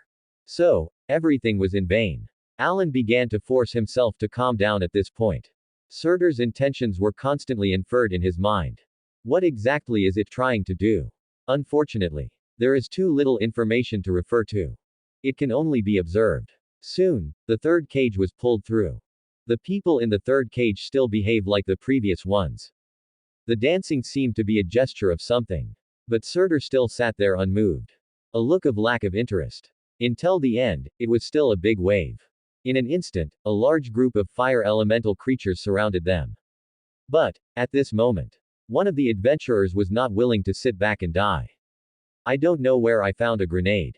Press the switch. Die, you guys. And threw it into the fire elemental biode. There was a loud bang. In an instant, a large area of fire elemental creatures was blown away. But it was precisely because of this that Surtur was angered. Roar. Surtur let out a roar of rage. Then he pointed a huge finger at the adventurers. Suddenly, a flame burst into fire on everyone. And then it's like a rat on fire. Began to run wildly. Screaming in despair as he ran wildly. Seeing that Alan and the others were terrified. It's too painful to die. In the end, all of them were burned to a mass of black coal. Gollum. The group swallowed a mouthful of saliva again. Although there were some accidents. But the game seems to be going on. I saw that the fourth cage continued to be pulled through. I thought that tragedies would continue to happen.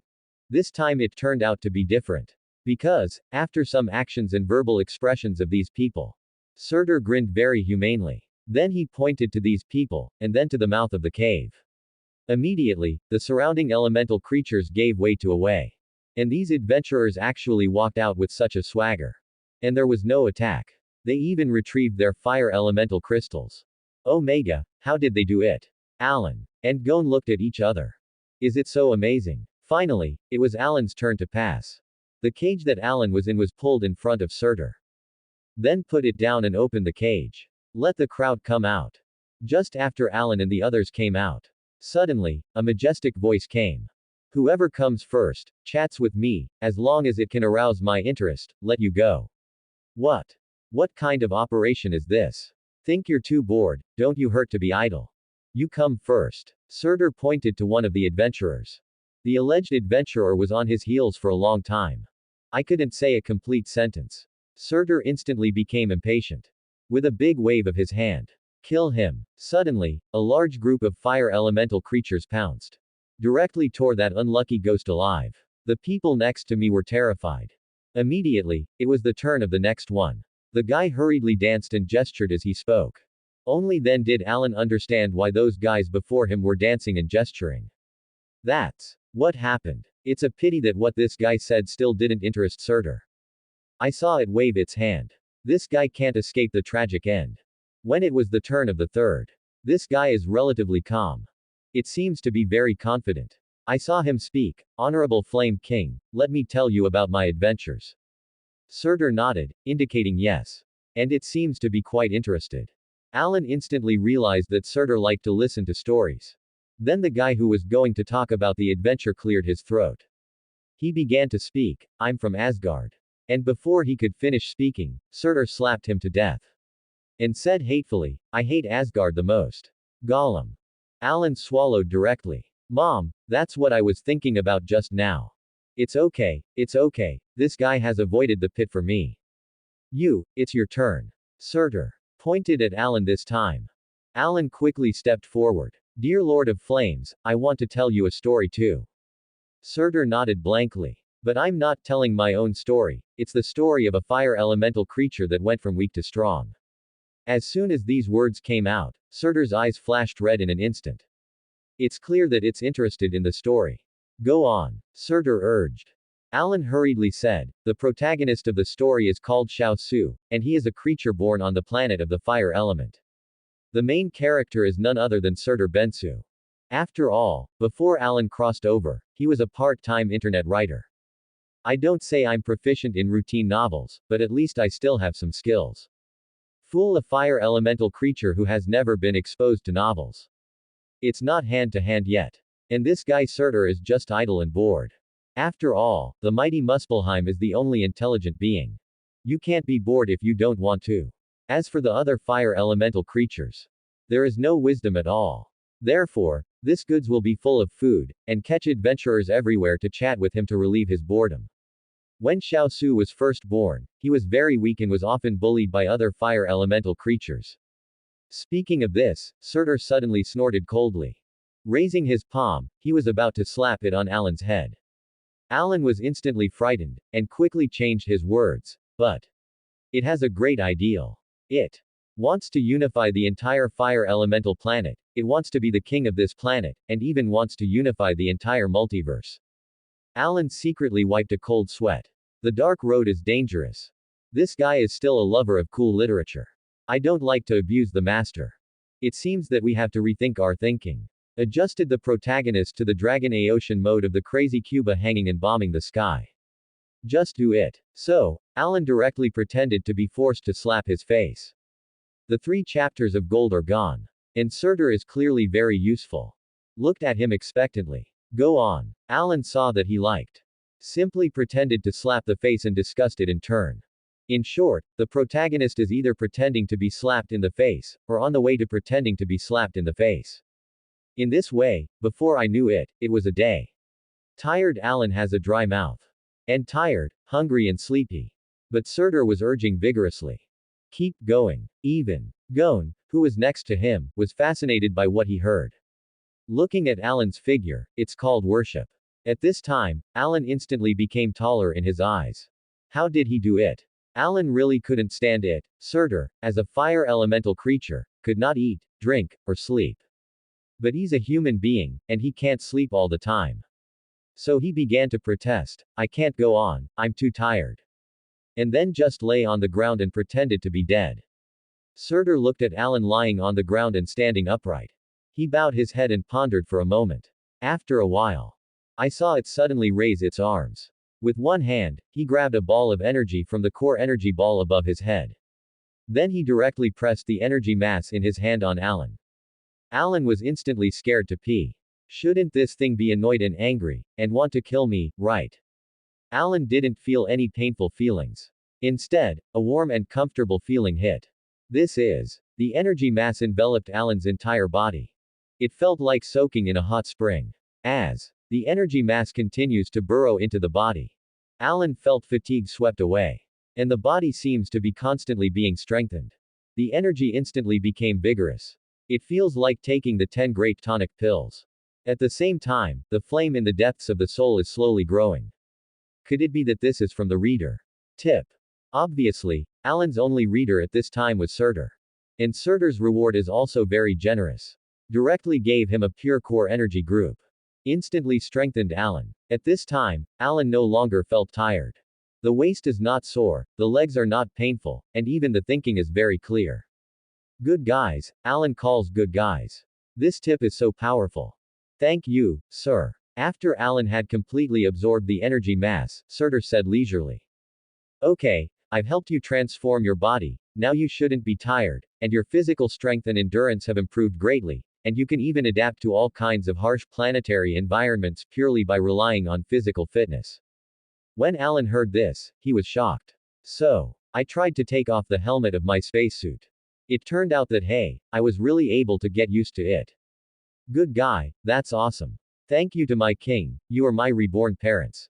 Alan didn't even want to make a face, and patted his ass openly. Don't talk nonsense, keep telling the story. Okay. So, the novel continues. Alan's lecture this time was 3 days and 3 nights. It's strange that I'm not tired at all. The spirit is very strong. Even the mind is very clear. The direction of the story and various pretending to slap the face. It's all in the chest, and it's not caving at all. Good guys, I won't be able to mix in the Marvel world in the future. It's also a good choice to change careers to become an online writer. However, there will always be a time when the story will be finished. 3 days and 3 nights are enough to finish the story.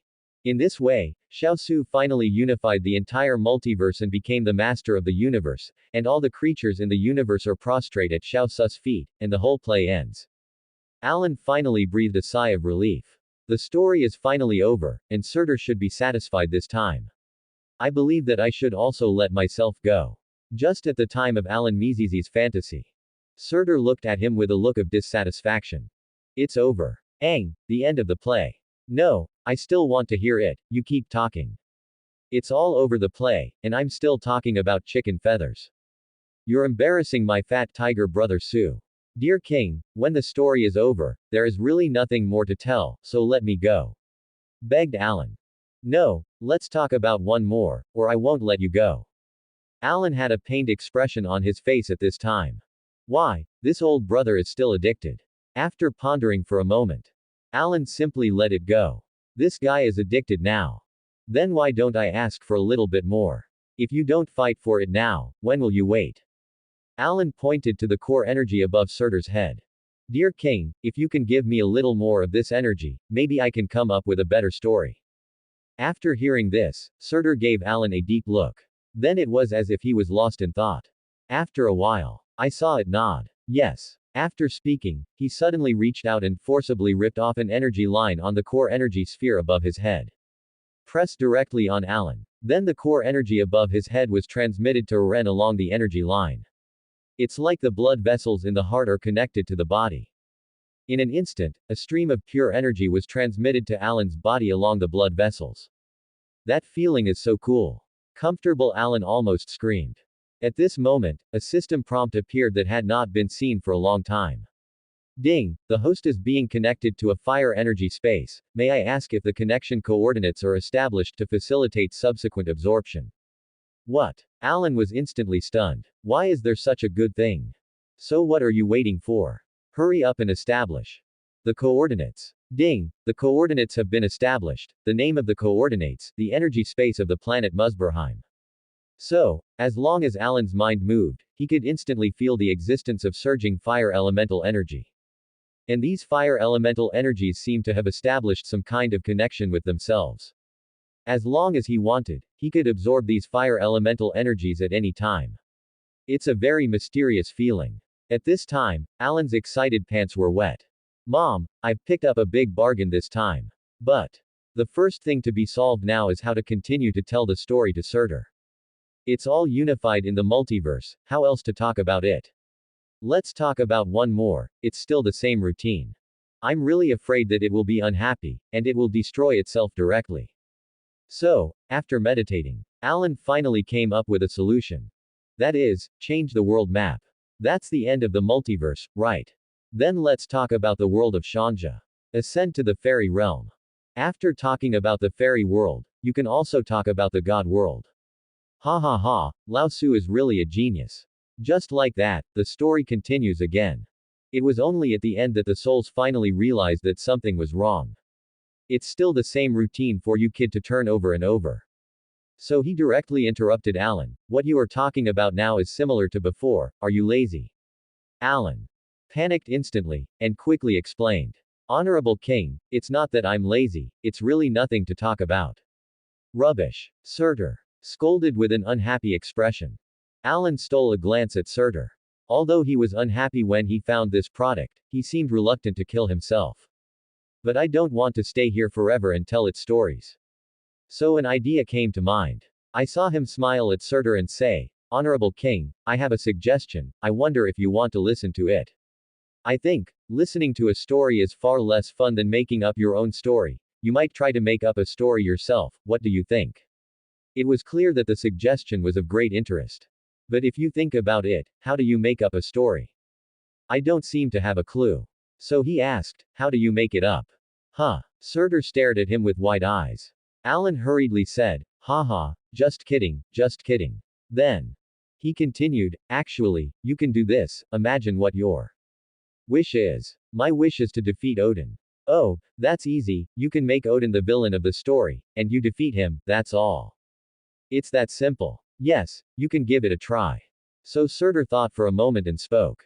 I, Lord of Flames, Surtur, have killed Odin and destroyed Asgard. And then looked at Alan, what's the story?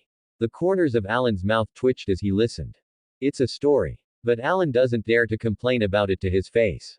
I saw Alan smile and said, Honorable King, the story is a good story, but you can polish it a little more. How do you polish it?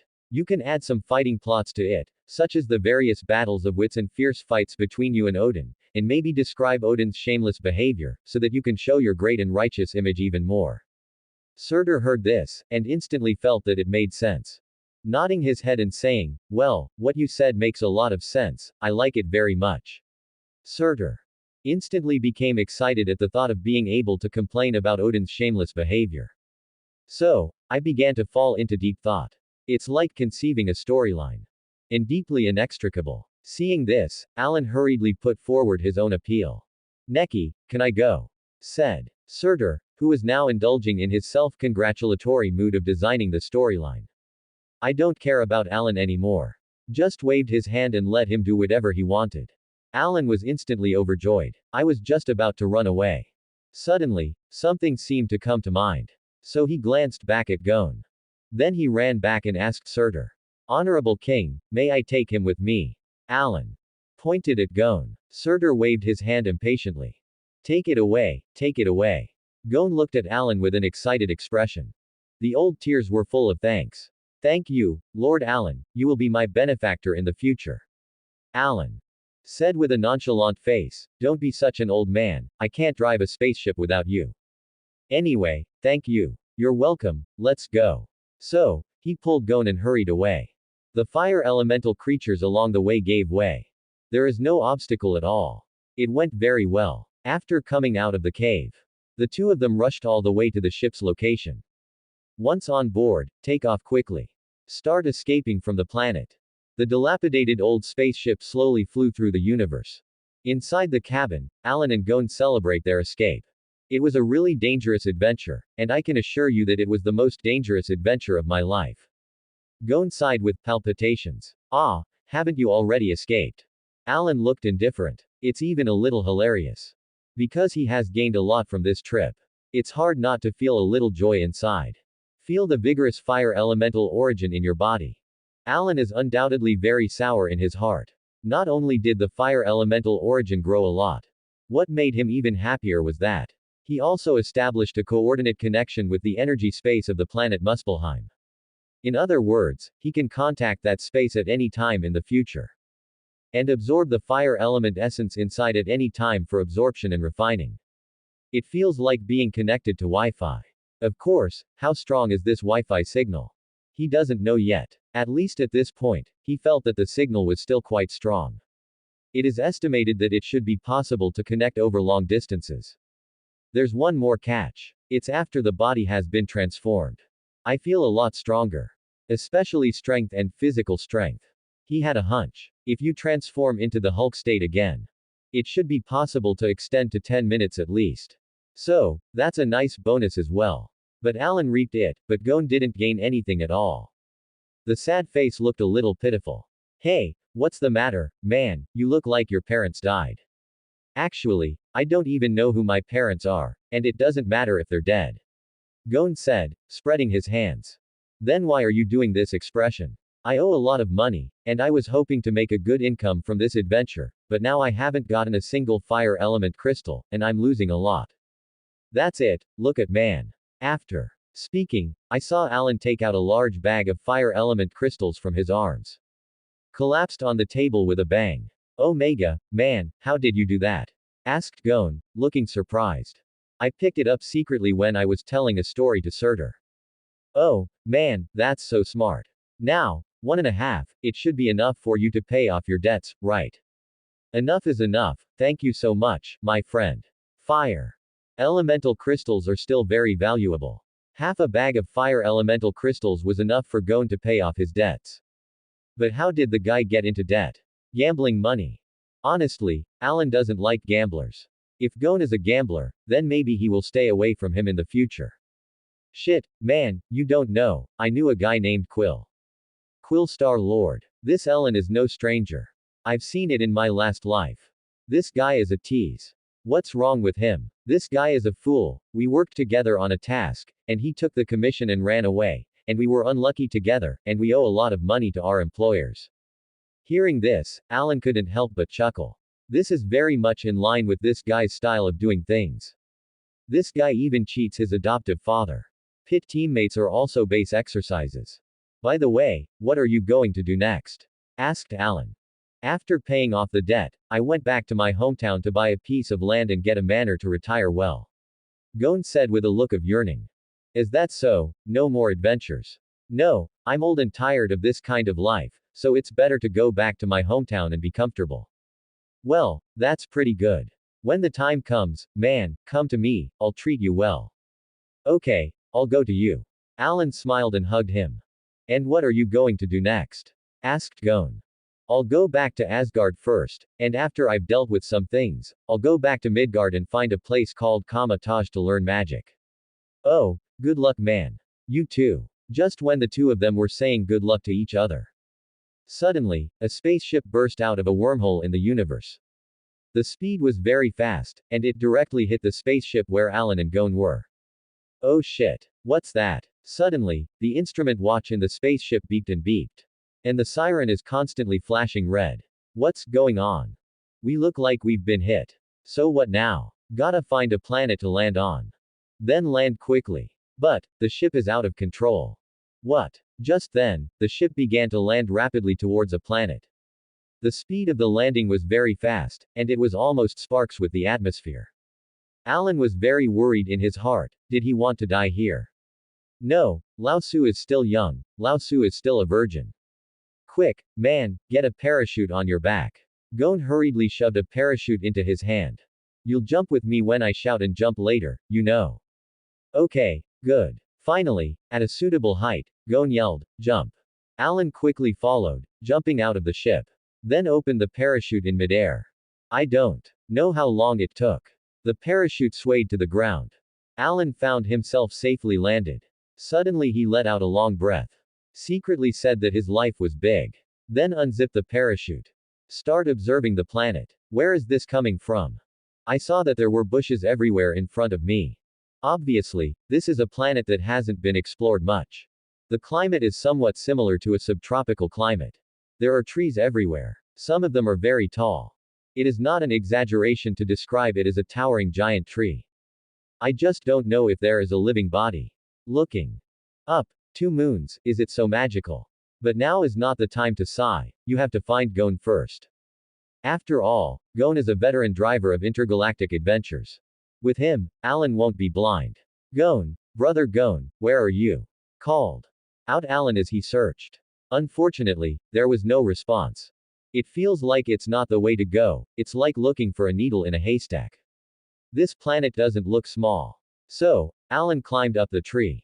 Begin to look into the distance. Sure enough, 2 thick plumes of smoke were found. If you guessed correctly, it should be the ship on my side and the other spaceship that just collided. The burning caused by the fall of 2 spaceships on the planet produced thick smoke. After pondering for a while, Alan chose the direction of one of the thick smokes. The probability of meeting Gon there is definitely much greater than that of looking for it yourself. About 2 hours after walking, finally, we came to one of the smoke spots. But from afar. Hey, it doesn't look like it's your own spaceship. The wreckage of the ship looks more advanced. It's not on the same level as Gon's old ship full of patches. Moreover, shouts and fights could be heard in the distance. The sound of the energy gun bu kept coming. So, Alan sneaked in, intending to see what was going on. As a result, when he got closer to take a look, a group of monsters are densely packed. It seems to be attacking someone. The point is that these monsters are so good at stepping on horses, it's disgusting. A spider-like head and compound eyes, a mosquito-like mouthpiece, and a scorpion-like body. The point is that there are still nematodes-like things popping up on the body. It's disgusting. And take a closer look at the besieged people. What? A tall, sturdy alien with blue skin and a cloak. A treeman who looks like a tree. And 1. Crisp noodles. Is it simply noodles? Rocket Raccoon. So the tree ant is Groot. But the blue-skinned guy, Alan really can't figure out who it is. I looked around again. No other members of the Guardians of the Galaxy were found. It seems that they haven't teamed up yet. The timeline hasn't arrived yet. Do you want to save it? Muttered to himself. After thinking about it for a while, Alan finally decided. Save. I saw that Alan began to silently communicate the source of power, the flame in his body. At this point, the flames were already the size of a fist.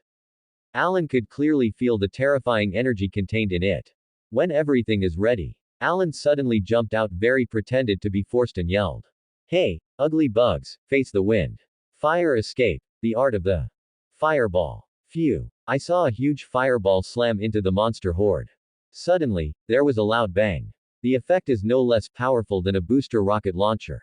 The monsters were blown up in an instant. And the vast majority of the whole body was ignited by fireballs. The sizzle burns non-stop. The serious body was directly blasted out of a big hole. It didn't take long for it to be burned to ashes. This sudden explosion. In an instant, the monsters were stunned. Even the rocket raccoons were stunned. What the hell? Is the firepower so fierce?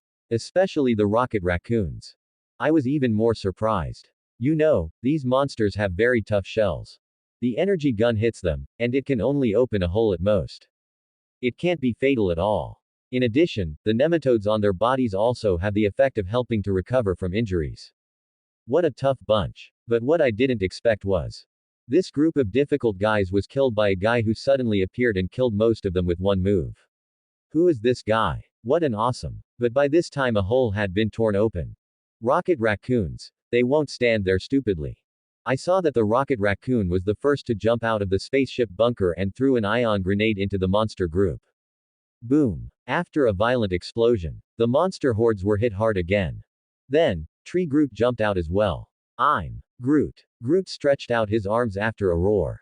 Puff puff. Instantly skewered a few of the more unlucky monsters. Another blue-skinned alien wasn't idle either. Pull out a giant laser gun and aim it at the monster horde. Boom. A bright light shoots out. Pierced through the bodies of several monsters in an instant. The lethality looks like it's not small. So, under the front and back of Alan and the Rocket Raccoon squad. Dozens of monsters were wiped out in no time. Finally, under the wary gaze of Rocket Raccoon and others, Alan walked out. Rocket Raccoon, in particular, is still holding a gun at Alan. Hey, man, take it easy. I didn't mean it. I just saved you, didn't I? But Rocket Raccoon remained on his guard, and said coldly.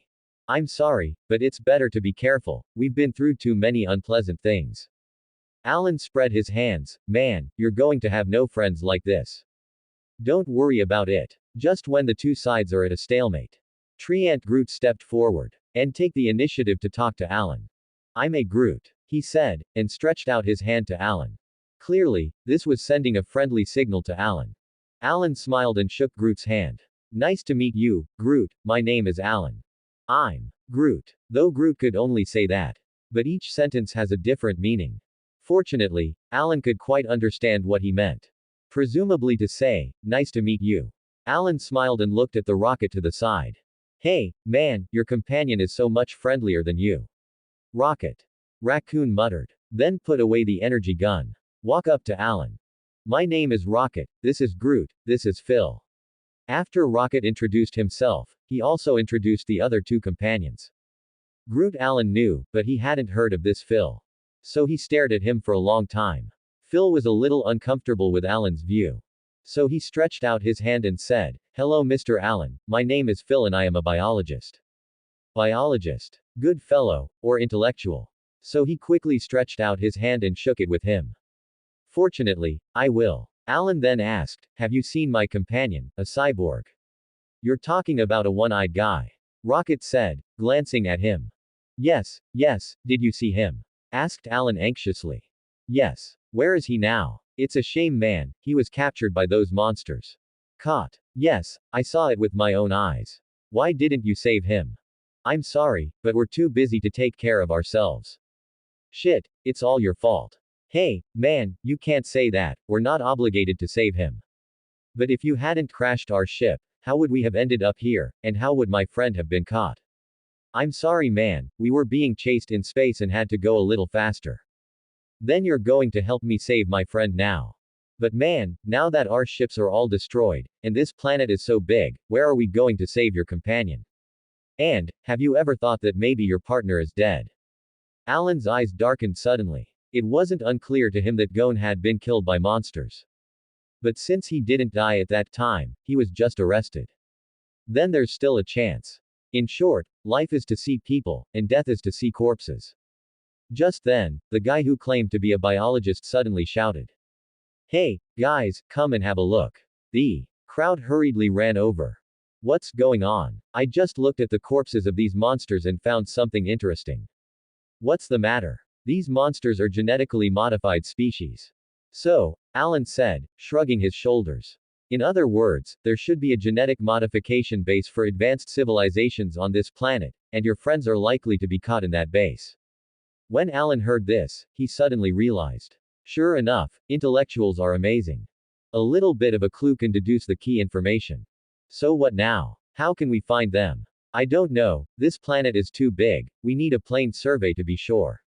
Shit, the spaceship is all destroyed, where is the flying machine? At this time, the rocket stood up and said, maybe I can get a flying machine. How do you get it? Take out the parts of the two spaceships, you should be able to assemble an improvised flying machine. You may not be able to fly at high altitudes, but you can still fly on the ground. I'll go, man, you're amazing. Alan's compliment made Rocket very useful. I saw that the rocket said with a pretentious face, that's it, I'm a professional in weapons and machinery. Then how long does it take for your aircraft to be made? Look at the parts are incomplete, 2 or 3 days if it's fast, and half a month if it's slow. Oh shit, if it's been half a month, my friend will probably be gone. Then you can only expect to have complete parts. I hope so. 3 days later, the rocket finally made the flying machine. It was also a good luck that the parts of the two ships were quite complete. In the end, we managed to get the aircraft out in 3 days. However, it's a bit shabby. You say it's a flying machine. Alan pointed to the glider-like thing in front of him. An incredible look on his face. Can this thing take off? Said Rocket, with a confident face, trust me man, I'm a professional. Of course, if you don't trust me, you can walk on your own. Don't, I'm not suspicious of you, I'm just curious. Alan hurriedly laughed. So, under the control of the rocket, the aircraft took off slowly. Due to the limited space, Rocket and Alan, two smaller physiques, sat on it.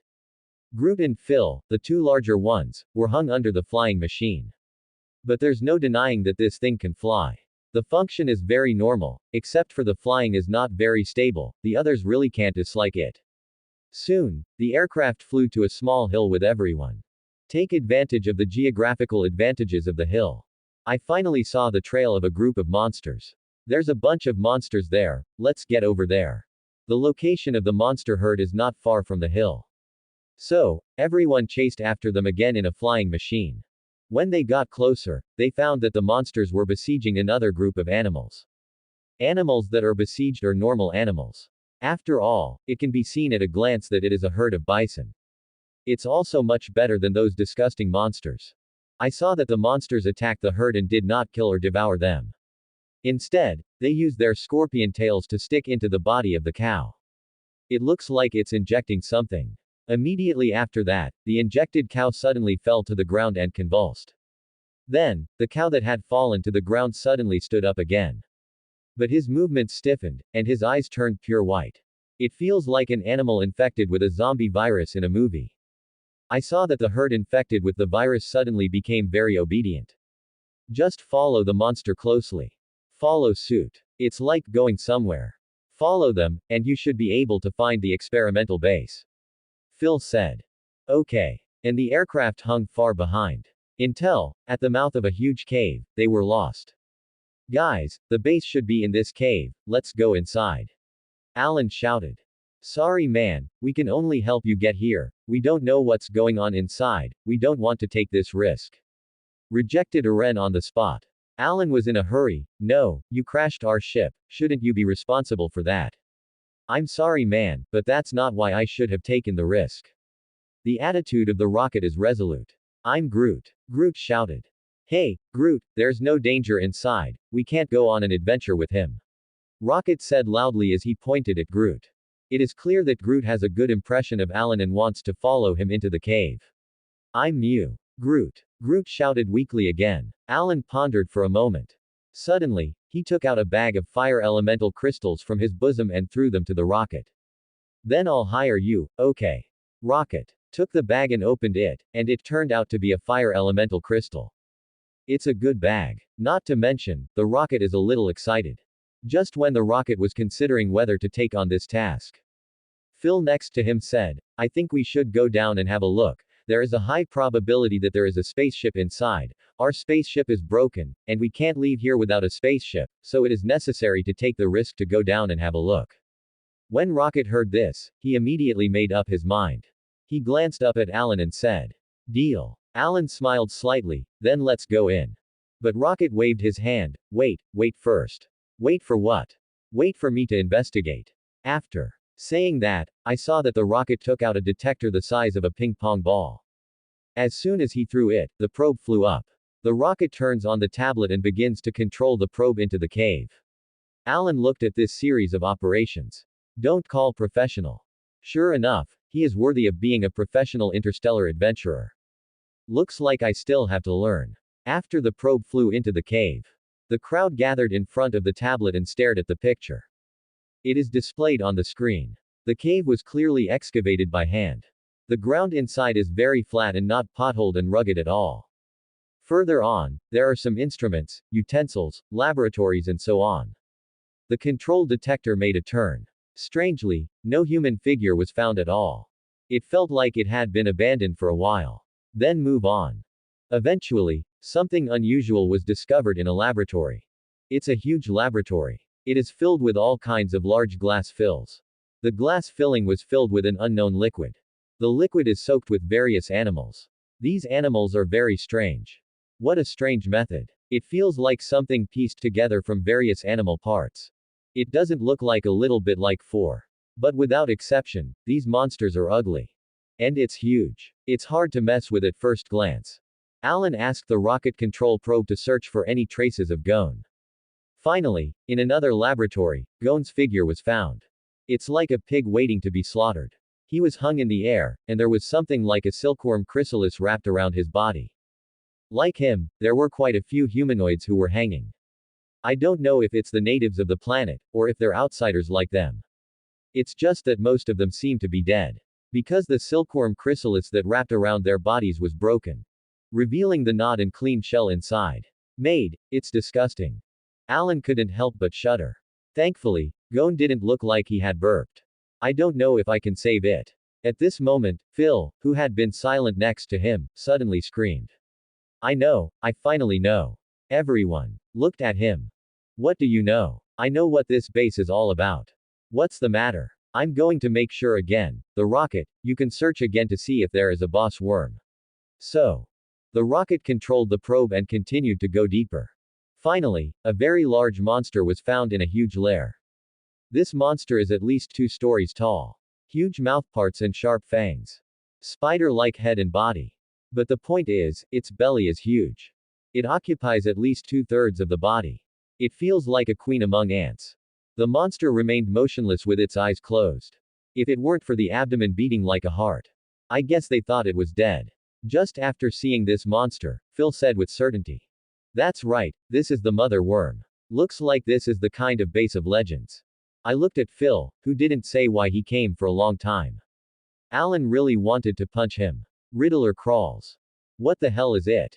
The crowd hurriedly asked. Have you heard of the Brood? The Brood. You're talking about the Zerg. I vaguely remember this race. But not much is understood. I only know that this is a Zerg with a very unnatural racial talent. It once caused a cosmic panic. However, it seems that it was later destroyed by the Kree. I saw Phil continue. Yes, it's that Zerg. So this base has something to do with the Brooder. Well, in fact, the Brooder are not born naturally, but are genetically synthesized. A long time ago, in order to be able to get enough firepower to replenish the war, the Kree secretly built arsenals on some remote planets. But with the continuous development and in-depth research of the arsenal, there is gradually such a thing as a gene synthesis base. The genetically modified synthetic monsters grew stronger from generation to generation, until one day they were so powerful that they were out of the Kree's grasp. After they are strong, the first thing is to wipe out the Rickles in the base. One of the most powerful genetically modified races is the Brood. Ordinary genetically modified races don't have the ability to reproduce, but this race can. Each group of this race will have a female worm, and the mother worm will give birth to eggs, and then parasitize the eggs in living creatures. After the eggs hatch, they will break out of the body and have a certain chance of inheriting the abilities of the host. The more Alan listened, the more he felt that this was not an alien, and it still seemed to be an existence that was even more awesome than an alien. The alien doesn't have the ability to inherit the host's abilities. But that's not all, Phil continued. In addition to this, they also have the ability to have their own independent thoughts, but at the same time they can transmit ideas to other members of the same nest. Alan almost didn't bite his tongue. Phil Continued, also, don't underestimate their intelligence. These Bruder Zerg have an advanced way of thinking to learn advanced physical technology and bioengineering technology, and it is normal for them to build their own spaceships for interstellar travel.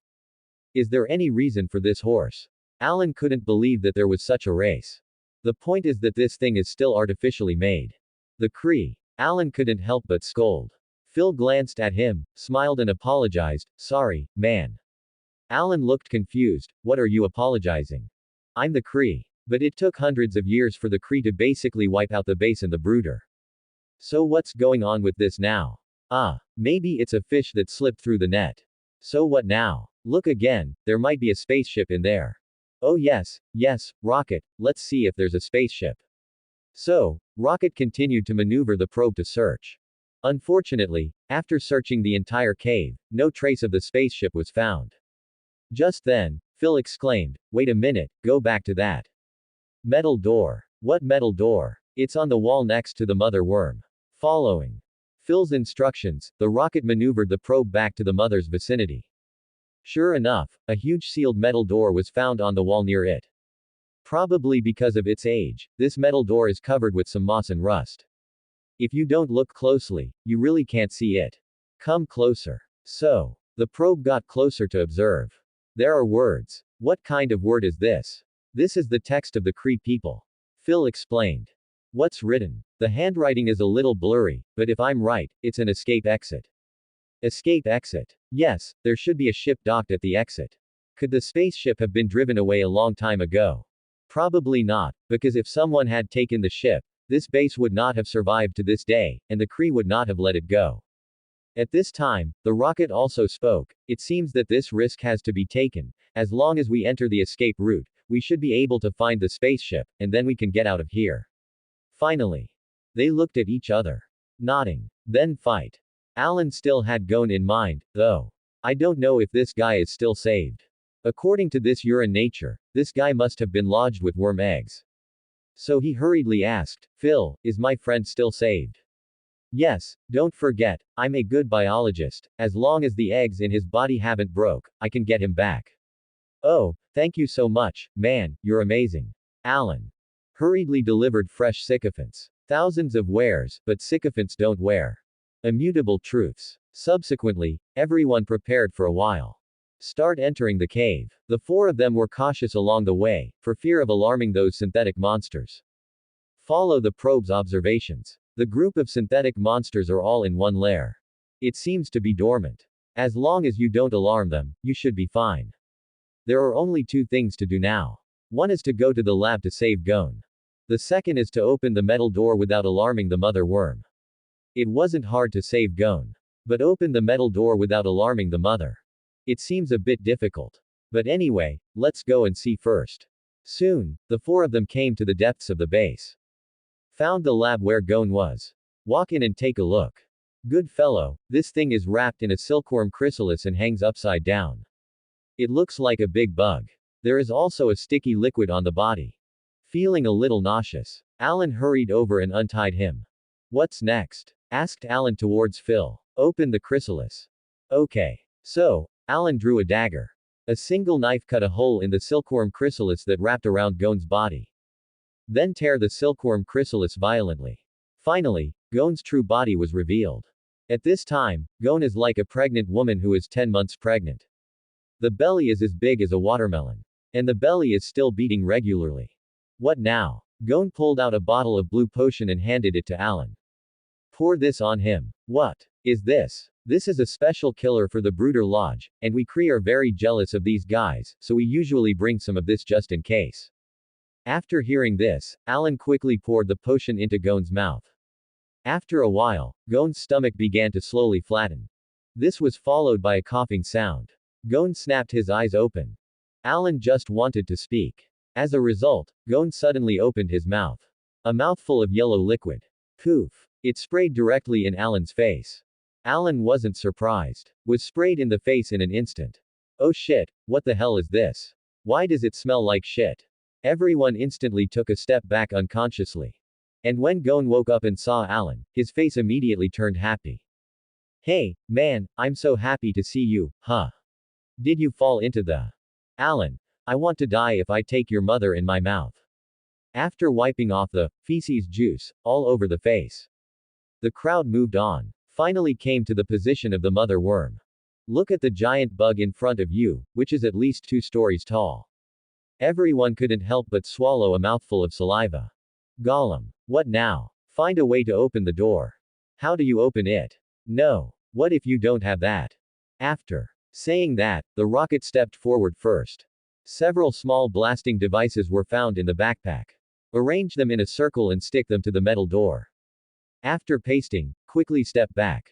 Everyone find cover, and when the door is blown open, you rush in. Wait for the rocket, won't it? Wake up the mother worm.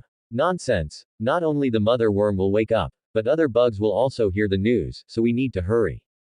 But, what if you can't blow up the metal door? Close your crow's mouth. If you can't blow it up, you will be buried together.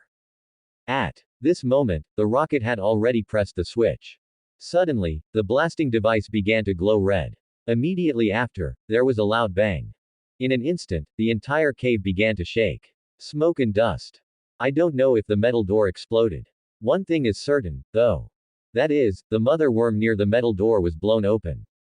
I saw the 2-story female worm was directly swept away by the air wave and let out a scream of horror. Wait for the smoke to clear. Take a closer look at the metal door. Good guys, the metal door was blasted open with a hole 2 or 3 meters in diameter. Quick, rush, shouted, and everyone rushed out from behind cover. Target, metal door entrance. When they came to the door, they were greeted by a dark tunnel. The kind that can't see the end at a glance, and doesn't know where it leads. Jump. Rocket jumped in first. Groot and Phil in the back jumped in as well. Alan looked at the dark tunnel, and his heart beat a drum. In case a giant beast with its mouth open under the tunnel is waiting for them. That would be tragic. I shudder to think about it. Man, what to do, jump or not? It was clear that Gon shared his concerns. But at this time, the female worm that was lifted off behind suddenly let out a sharp roar. Then he came running like crazy. Also, the roars of the synthesized monsters could be heard from the other side of the lab. I guess it's already on the way to the rush. Alan gritted his teeth, jump, and closed his eyes and jumped down. Gon was not far behind. In this way, the two of them landed like a slide in the dark tunnel. Accompanied by screams, the two disappeared into the darkness. In the tunnel, Alan felt as if a long time had passed. But it just didn't reach the end. Maid, how long is this tunnel? I don't know how long it has been. Finally, it was noticeable that the slope of the tunnel was gradually decreasing. In other words, we are almost at the end. Eren couldn't help but cast a fireball spell to illuminate it. Then a spider silk was released. A catapult that speeds up. After a few ejections, I finally saw the exit. I saw a sudden brightness in front of me. Immediately after that, a huge underground space unfolded in front of you. It's so big, what kind of place is this? The rockets, who had arrived early, came back after a circle. It should be an underground base, built in the heart of the planet, and the architecture here is all Kree style. Alan looked at the mirror-smooth floor on the ground. Look at the solemn white pillars. There is indeed a bit of the architectural style of the Lickles people in the movie. Where's the spaceship? Why didn't you see the spaceship? Go to the general control room and take a look, there is a panorama inside. So, when Gon arrived, everyone set off for the general control room. Climb all the way up the circular staircase. Finally came to the main control room. Pushing open the door, he found a dried corpse inside. I don't know how long I died. Phil moved the corpse away, then began to press on the counter. Anyway, Alan couldn't understand his operation. Phil muttered as he operated, I wonder if it can still run. After a while, a flash of light flickered. Immediately after, a large holographic image appeared in front of everyone's eyes. Then Phil began to concentrate on the hologram. Constantly review images and descriptions for various locations. Everyone also looked at him expectantly. I saw that the more he looked at it, the heavier his face became. Alan's heart sank. Isn't there a spaceship? So I couldn't help but ask, hey, man, what's wrong? Don't you have a spaceship? And shook his head, then turned to look at the crowd. Guys, there's good news and bad news, which one do you want to hear first? Don't mess around at this time. Alan said angrily. Let's start with the good news. Rocket said. The good news is that there are ships. And what about? The bad news. The bad news is that the ship may not be able to take off. Why? No motivation. Oh shit. Is there no way to fix that? Yes. Don't you say it sooner. Don't show off your clumsy sense of humor at this time, man. It is to forcibly extract the geocentric energy of this planet. Then smoke it. But there's a catch. What's the problem? There are countless bases like this on this planet, and after years of extracting energy, they are now on the verge of depletion. So if it is forcibly extracted, it is very likely that the entire planet will collapse in an instant. If it collapses, it will collapse, as long as the spaceship can take off. When it collapses, there will be a strong gravitational pull, and it is unknown whether the spacecraft can take off, and once the spacecraft is pulled in by gravity, we will not survive. What? Is it so dangerous? Just then, Gon let out a scream of terror.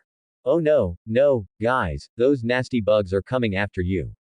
Everyone hurriedly ran to the window to take a look. Sure enough, a steady stream of monster bugs poured out of the passage. Oh shit. Quick, find the ship. Follow me. Phil led the way, and the group followed him. But it was soon overtaken by the bugs. Gon, you and Phil go first, and the three of us stay behind to break off.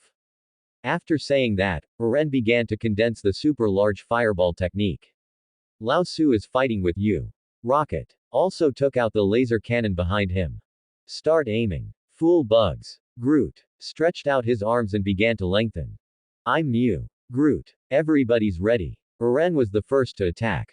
Fire escape how fireball technique. Fire escape. How fireball technique. A large fireball smashed straight over.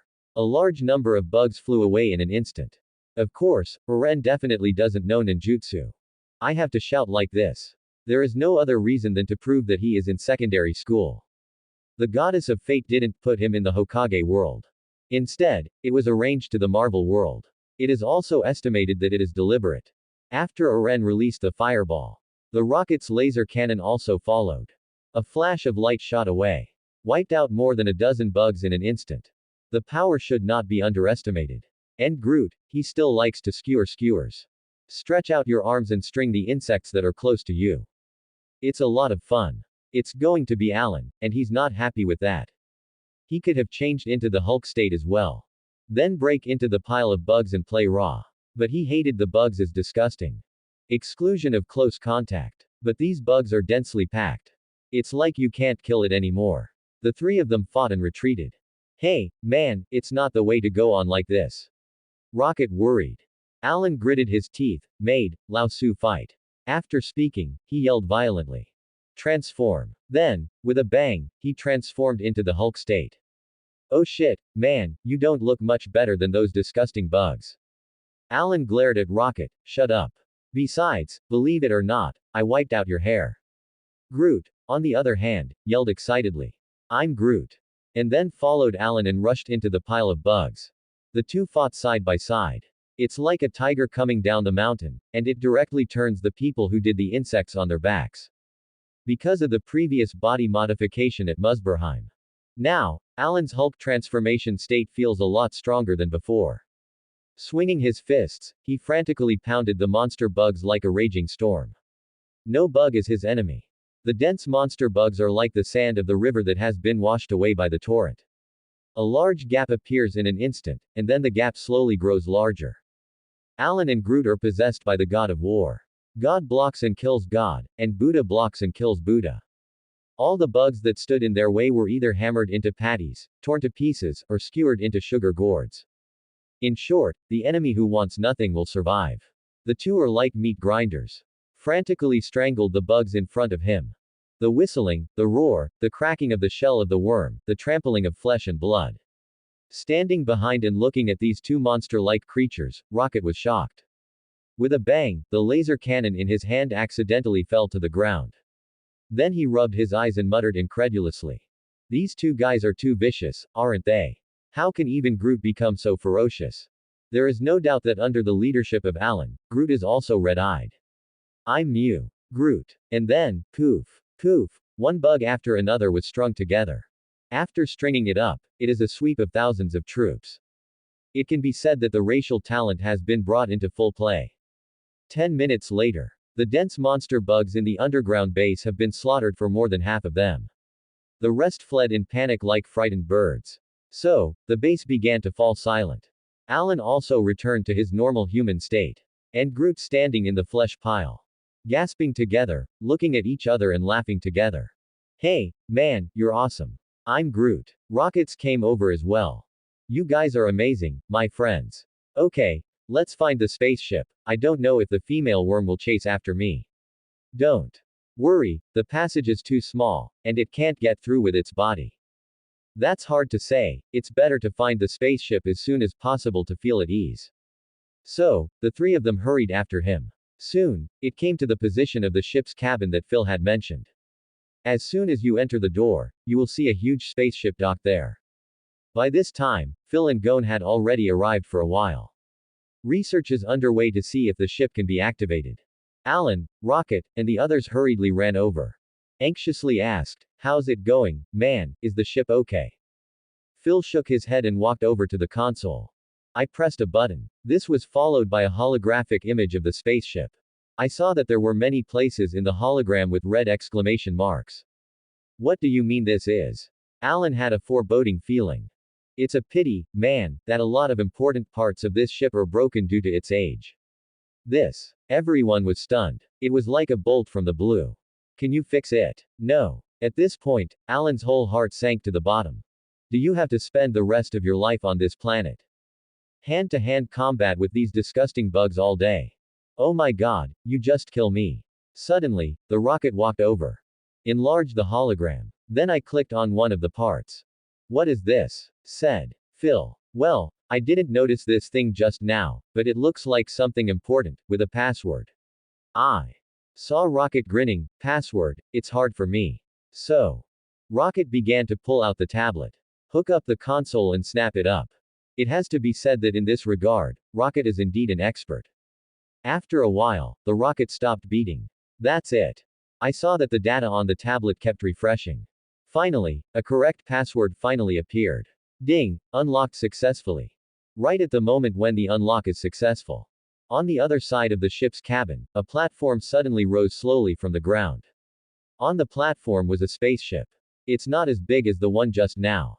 But it's not small, and it looks very new and has a lot of personality. It is a small spaceship about 20 meters high and 100 meters long. It looks like a whale. Silvery smooth shell, sleek hull. No matter how you look at it, it feels like a high-tech product. What kind of ship is this? It's so cool. Phil quickly checked the manual. After reading it, he said excitedly, "Hey, guys, we're lucky. This is a smart spaceship, and there is enough energy to start."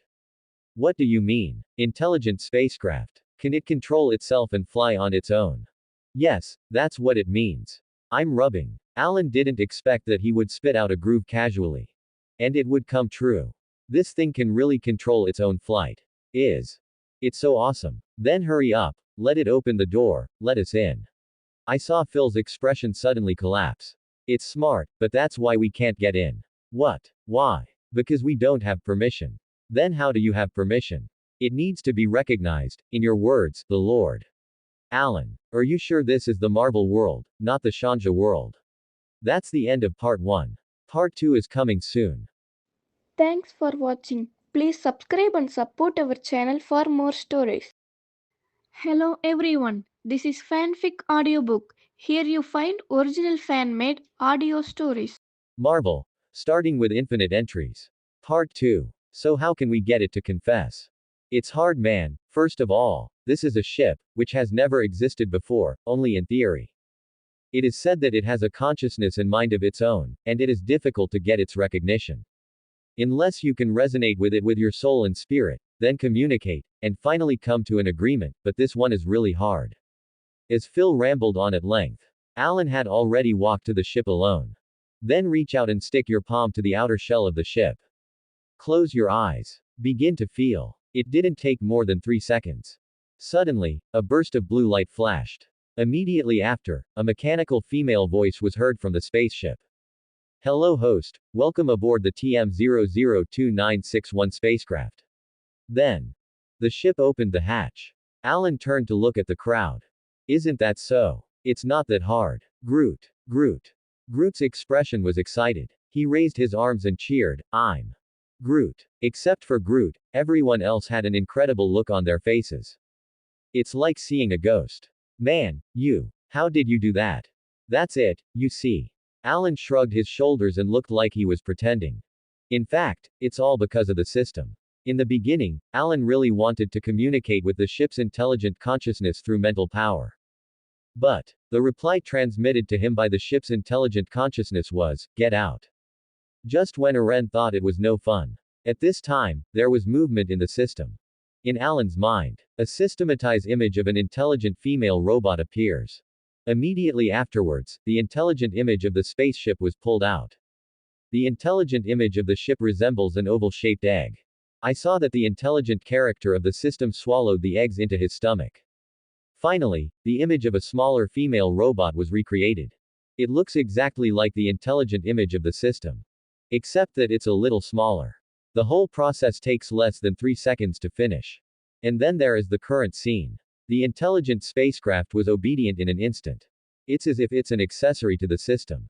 And Alan became its owner. Hey, that's how amazing it is. At this moment, after the spaceship opened the hatch, it automatically descended a staircase.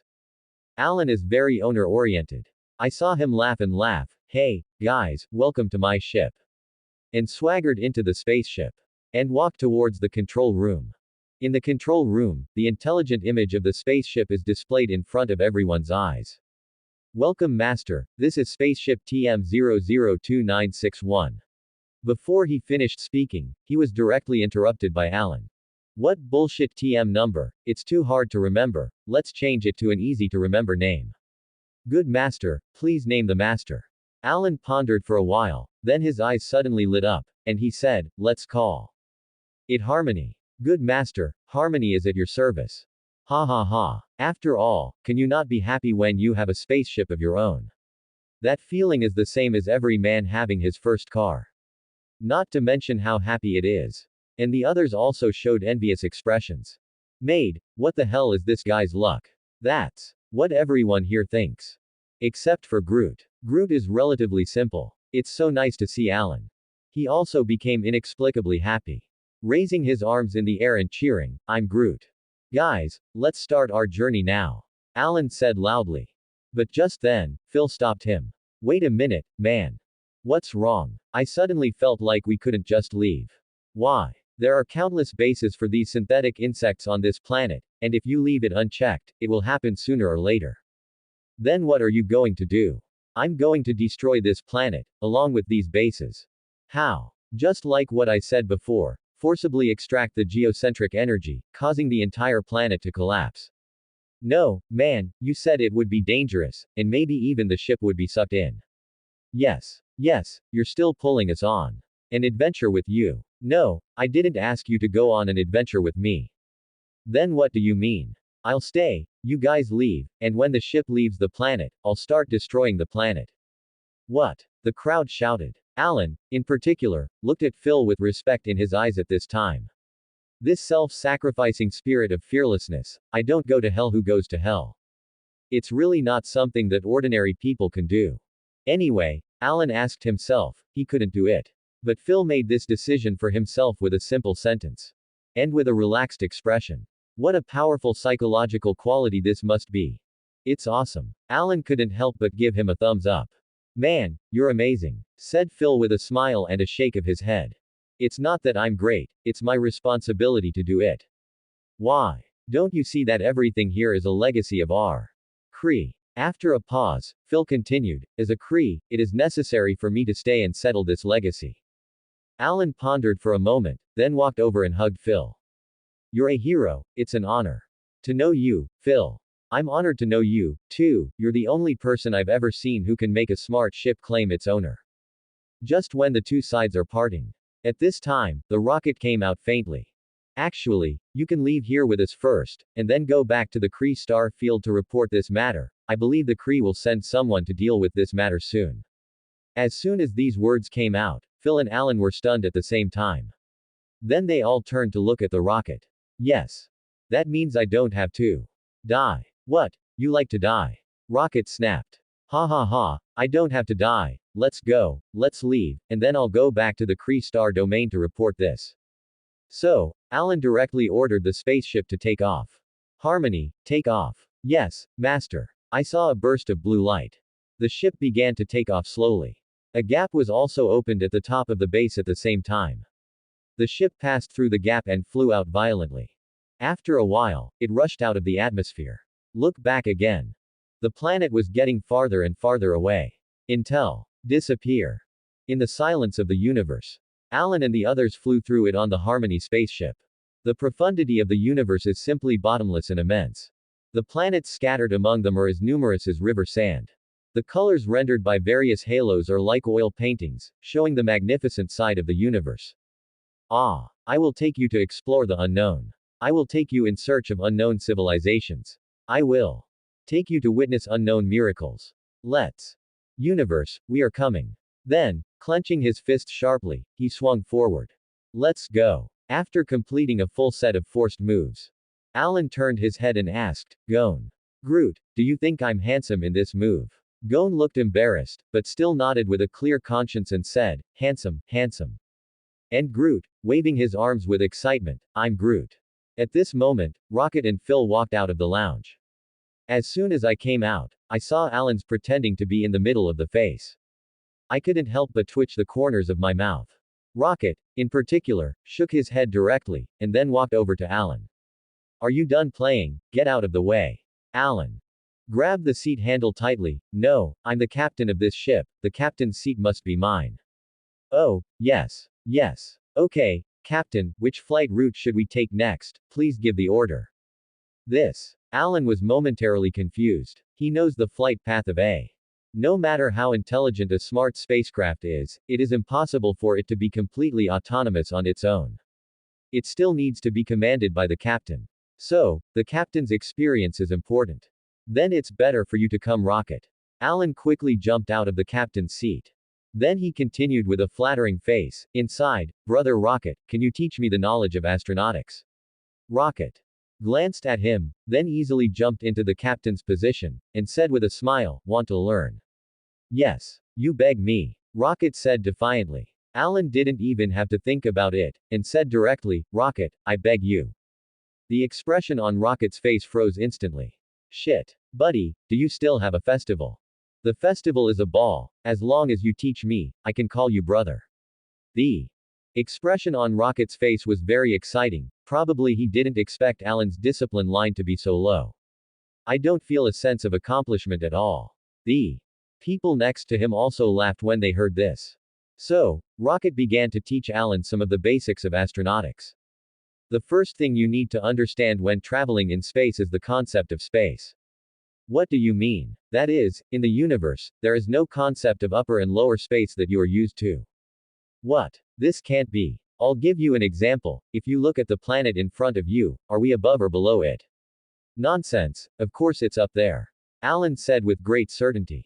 Oh, yes. And now? The rocket maneuvered the ship around the planet's bottom. Alan tilted his head, looking confused. It stands to reason that it should be under the planet by now. But why is it still on it? It's amazing. What you have to do now is to re-establish a new concept of space, and stop using the old concept to measure and refer to the universe, because that is based on gravity. Rocket's words instantly made Alan Digo empowered. Then, once you've established the right concept of space, it's time to learn a little bit about long-distance travel. Normally when we're going on long distances, we use 3 ways. What are the 3 ways? The first is called curvature flight. What the hell is curvature flight? You're really an idiot, you don't even know the most basic knowledge of astronautics, and you're blind to such a good spaceship. Rocket said sadly. Alan spread his hands. No way. Handsome and lucky, what can I do? Are you earthlings so narcissistic? Okay, I know a more narcissistic one. His name is Tony Stark. If it weren't for the fact that he was a local tyrant, I would have wanted to beat him every minute. Oh, the words of the local tyrant can be forgiven. If you have the opportunity, you can introduce me to you. I like to be friends with the local tyrant the most, and it is best to be the kind of person who is stupid and has a lot of money. Okay, I'll introduce you to you when I get the chance, but I'll warn you that Tony isn't stupid, and it's not easy for you to get benefits from him. Forget it, I don't like to deal with people who are too savvy. Let's go back to our knowledge of astronautics. Where did I just talk about? Quote. Oh yes, to the right to fly with curvature. What is curvature flight? Curvature flight refers to the ship sailing at the fastest speed. Usually the speed of curvature flight is 5 times the speed of ordinary flight, that is, the speed of light or superluminal speed. As for why it's called curvature flight, because space is not flat in the first place. If you think of the universe as a whole, then the surface of this film is curved, and the whole membrane may even be a closed soap bubble. Although the part of the membrane seems to be flat, the curvature of space is still ubiquitous. Alan. Looking at Alan's expression with a confused expression. Rocket knew that this thing must not have understood.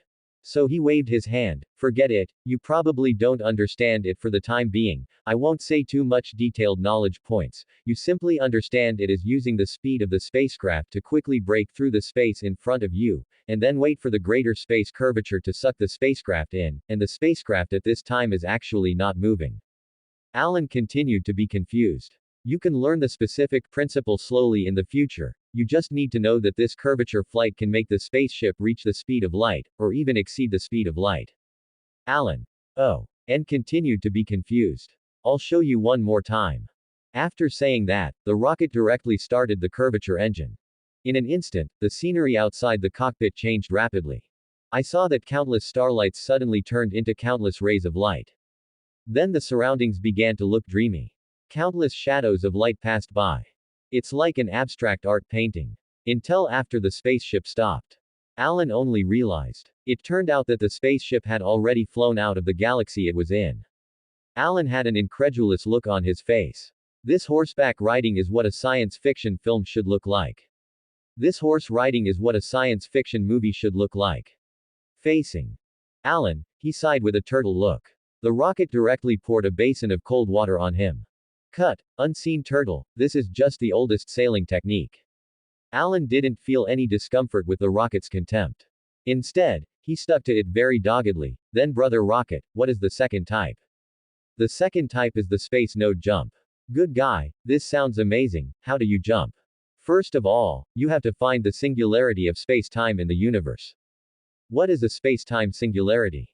It's rocket groaned suddenly, and then continued, before you understand the space-time singularity, you first understand the universe as a honeycomb structure. Honeycomb. Yes, those honeycomb holes can be understood as singularities in space-time. There are many singularities like this in space-time, there are many in the universe. Therefore, we can sometimes break through the limitations of the spatial dimension through space-time singularities, which is commonly known as shortcuts.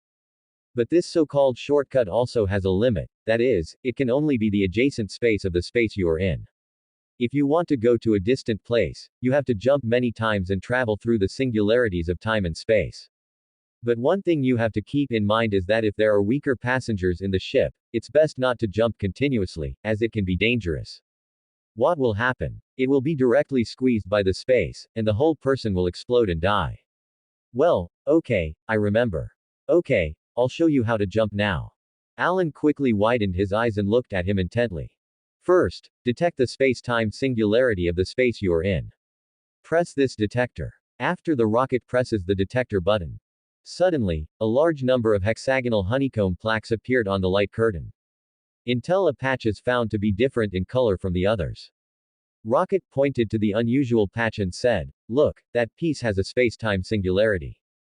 We'll go now." With that, he suddenly controlled the spacecraft to accelerate and rushed over. Straight to that plane singularity. At the moment when the spaceship traveled through the singularity of time and space.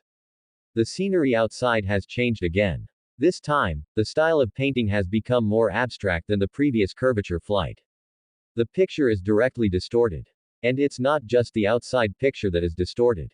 Even the scenery inside the ship was distorted. For example, the faces of all the people on the spaceship now. No matter how Alan looks at it, he doesn't think it's what a normal person should be. The style of painting is even more Picasso than Picasso. But the style of painting only lasted for a second or two. In the blink of an eye, the spaceship flew out. At this time, Alan found that he and the others had appeared in a strange cosmic space. Well, do you feel a little uncomfortable? Well, there are some. This is the sequelae. There is nothing wrong with jumping once or twice, and if you jump continuously, you may explode and die, be careful. Alan quickly nodded honestly. Okay, understood. Seeing Alan's serious expression, Rocket also nodded with satisfaction. Then he continued, as for the third type, it's called the chrono channel. The so-called space-time passage is actually similar to the previous space jump. But this one isn't jumping with singularities in space-time, it's using wormholes. Wormhole knows, right? No, no. As soon as he talked about wormholes, Alan became energetic. I have to show how much knowledge I have. I saw him take out a piece of paper. Fold it a bit. Then 2 circles were drawn with a pen. Is it like this, traveling from this hole to this hole, and then going to another dimension? The rocket nodded after reading it. Well, that's basically true, but one thing you have to keep in mind is that you are in 3-dimensional space, and the universe is 4-dimensional. What do you mean? For example, on this piece of paper, you see 2 circles, which are 2-dimensional space. But if you fold the paper, it's 3-dimensional, and what you see is a hole. So imagine what you would see if you were in a 4-dimensional space. Alan thought for a moment. Then he said weakly, a ball. Rocket nodded and continued, so, wormholes are in 4-dimensional space, and you have to get used to that. Like a quail, Alan nodded obediently in agreement. Seeing that he was humble about learning, Rocket continued to explain to him. A chrono passage like this is suitable for ultra-long distance navigation. But there is a certain danger. After all, the wormhole thing is more difficult to say, and there is a little uncertainty. The safest thing is to choose Stargate. What is Stargate? Alan hurriedly asked. The Stargate is something developed by some advanced civilization races, which requires extremely high technological means and energy to maintain, but it is stable and risk-free. When Alan heard this, he was shocked. Good fellow, isn't this a teleportation array? Teleportation array. It's a space portal similar to the wizarding world. Although the space door is magical, it shouldn't be able to teleport at this distance. Okay. But, you seem to be a magician, right? Rocket asked suddenly curiously. Alan suddenly froze again. Looking up at the sky at 45 degrees, he exuded a faint aura of pretense, and said. That's right, I'm the legendary magician. And will you have a space door? Ah, no. Then you're a fart magician. But I'll unleash the fireball. This thing is about as powerful as my laser cannon. How can it be? This is released by myself, and you are using external forces. What's the difference? Of course it's not. Alan argued with a stiff neck. I don't think there's any difference, it's the same fire attack, it's the same energy release, it's the same need to replenish energy. After a pause, Rocket continued, oh, it's a little different, your fireball attack doesn't seem to be as far as my laser cannon attack. Ah. One day I'll be a great magician, I'll be proficient in all kinds of magic, I'm going to let you know who's strong. Cut. Just you. Rocket had a disdainful look on his face. Okay, you all don't make any noise. At this point, Phil stepped up and stopped Alan and Rockets from arguing. Then he continued, after this star field, I won't go with you, I'm going back to the Kree star field. When everyone heard this, they immediately felt a little lost. Don't do that, guys, we'll see you again later. Are you really leaving? Well, we have to go, this thing can't be delayed, the evolution ability of the Brooder Zerg is terrifying, I don't know when they will be able to evolve the ability of interstellar travel. He looked at Phil with a worried look on his face. Alan and the others are not easy to keep. 3 days later, the spacecraft arrived at the nearby starport. There, Phil begins his journey to the Kree star field. And they watched him go. Then continue to the Asgardian star field. When we arrive, there is the star field where Asgard is located. The rocket pointed to a large spiraling nebula in front of him. After almost 2 months of flying. Finally back in Asgard. Of course, at the level of rockets it does not take so long. But it's mostly for the sake of training Alan. So, fly a little slowly. Let Alan practice at every opportunity. Although Alan is not yet fully qualified for space flight. But the victory lies in the intelligence of the Harmony spacecraft. So, at Alan's current level, I can barely go out and wave on my own. I have to say that Alan still has a little talent for spicy in this regard. Besides, there are 2 old drivers, Gon and Rocket, by his side. It's hard to think of an accident. Look ahead as a huge island stands in the middle of the nebula. It glows with a faint golden glow. Such a sassy appearance. Needless to say, it was Asgard. Haha, Lao Su is finally back. Alan danced with joy when he saw Asgard. After all, drifting in the universe for a long time, that feeling is not so pleasant. Guys, when we arrive in Asgard, I'll give you a drink, and I'll introduce you to my friends. Yo, you can't see you have any friends in Asgard. Rocket looked incredulous. Hey, that's what I'm saying, I'm a good person, and I have friends wherever I go. And my friend is not easy. Oh, why is it not a simple method? It's a local tyrant, Alan said with a smug expression. What tyrant? As soon as he talked about the tyrant, the Rocket instantly became interested. The Prince of Asgard, is he a tyrant? Hearing that it was the Prince of Asgard, everyone's eyes widened. People like you still have such local tyrant friends. It's so unreasonable. There is no doubt that with Soul's status in Asgard, it properly belongs to the local tyrant among the local tyrants. It's the happiest thing to be friends with a local tyrant or something. Soon, the spaceship drove into the Asgard star field and docked in a starport to the south. Alan took Rocket and the others to the Lightning Palace happily. Prepare to find Thor. Thor heard that he was back. Immediately rushed out of the Lightning Palace. Hey, Alan, my friend, you're finally back. After saying that, he gave Alan a big hug. Thor, long time no see, how are you doing? Saw Thor smile bitterly, to be honest, it's been a bad time. Oh, what do you say? Since the Rainbow Bridge was destroyed by Loki, the Divine Realm has not been able to teleport soldiers through the Rainbow Bridge, and the forces everywhere have begun to move, and I often have to run to quell the rebellion. That's a lot of hard work. By the way, introduce you to the new friends I made during my travels. Then, he pointed to Rocket and the others, and introduced Thor one by one. This is a Rocket. This is Groot. This is Gon. Thor is a very bold man, the kind of person who makes friends easily. Except for the occasional bit of two.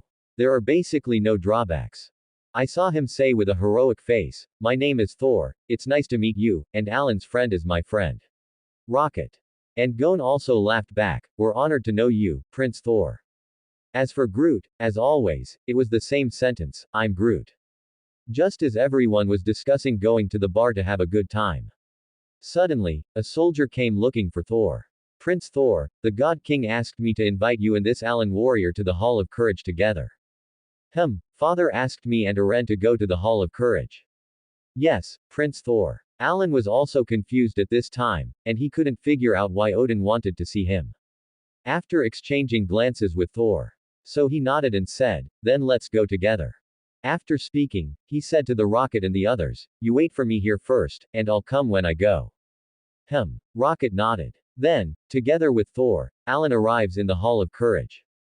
The Hall of Courage is resplendent and looks tall. I thought there would be a lot of people here. After the results came here. The entire hall was found empty with only Odin and Heimdall. Although Alan has never seen Odin's true face. But at this time the one was holding Gungnir. Sit on a golden throne. The old guy who continues to exude a faint aura of coercion. Presumably, there is no one else but Odin.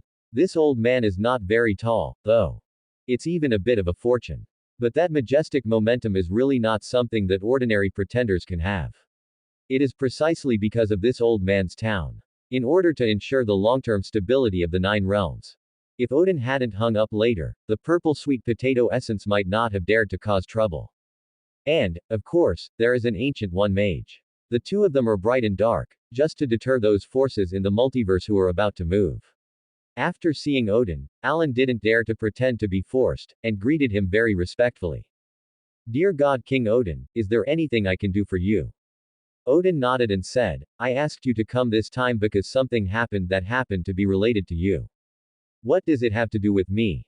Odin turned to look at Heimdall. Heimdall, tell them what you saw. Good. Heimdall nodded and continued, just now, I saw the energy of the cosmic Rubik's Cube burst. As soon as these words came out, Alan instantly felt something.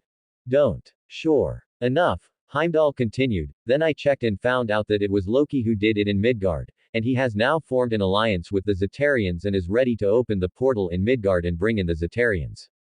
What? Thor immediately shouted. Then he said excitedly, no, we have to stop him. Odin stretched out his palm and pressed it weakly. It's to be ready to stop him, that's why I called you two over. Warrior Alan, you are a Midgard, and you should be responsible. The corners of Alan's mouth twitched. Old man, you have gone too far.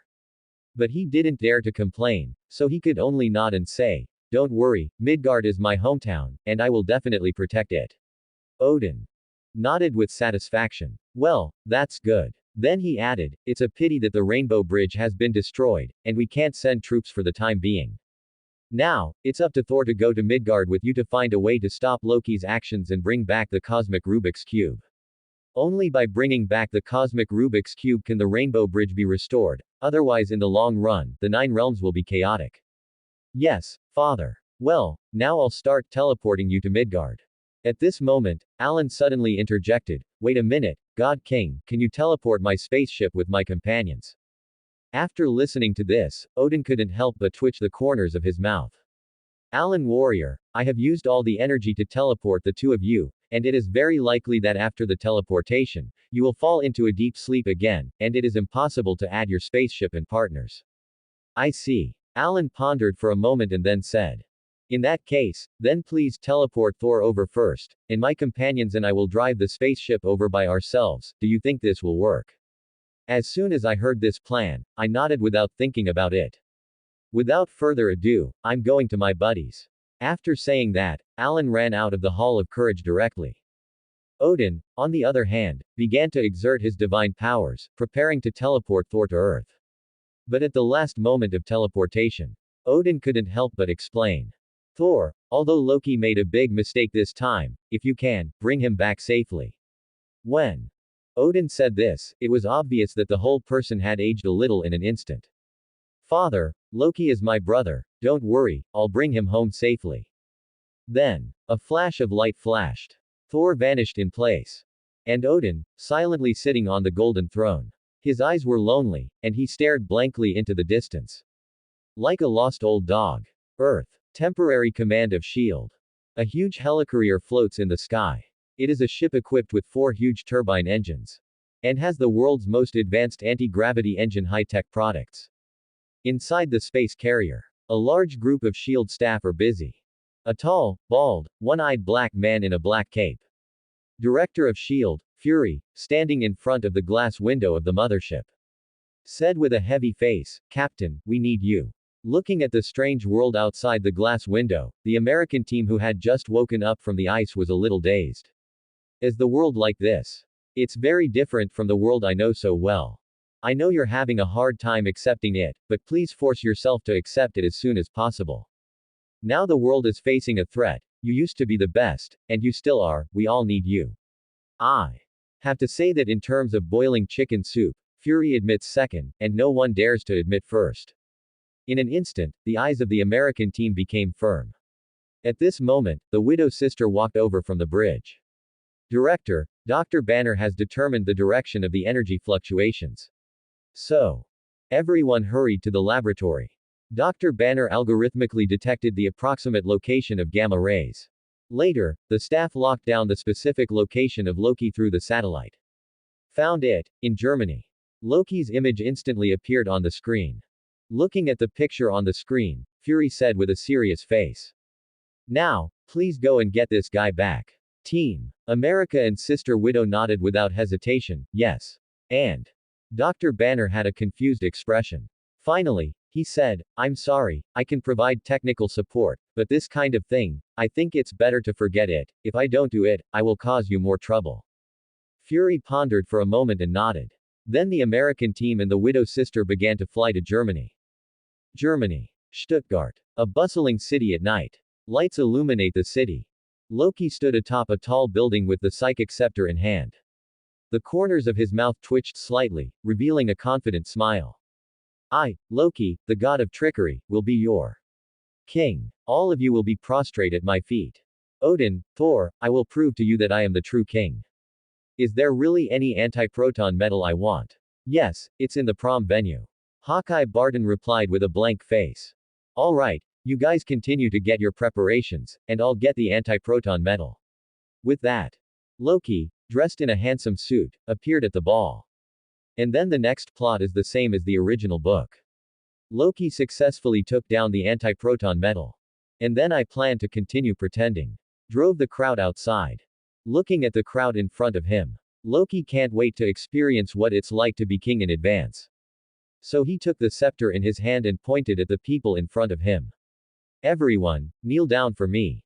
At first, some people knelt down out of fear. Then the others hesitated and knelt down. In the end, the black pressed down and knelt down a large piece. That made Loki very happy. A happy smile on his face. And began to laugh uncontrollably. You're all going to surrender to me, ha ha ha. Just as Loki was pretending to be sour. Suddenly, a white-haired old man stood up tremblingly. We may be afraid of you, but we will never surrender to someone like you. The old man's eyes gradually changed from trembling at the beginning. Loki was upset that someone had come forward to interrupt his pretending skills. I saw the corners of his mouth twitching, and he looked at the old man with a sneer. You're right, then, do you know what happens if you don't surrender to me? After speaking, he raised his scepter, and a ray of blue energy was about to shoot towards the old man. The end is death. The old man subconsciously raised his arm. Then prepare for death. But at this very moment, a figure fell from the sky. Bang! The blue ray of energy strikes a shield. Instantly countered the energy. Directly lifted Loki to the ground. The old man opened his eyes. I saw a man in a blue, red and white uniform suddenly appear in front of me. What a familiar figure. The old man burst into tears instantly. Because he remembers, in his time, it is this figure in front of them that brings them hope in a future. The US team slowly stood up.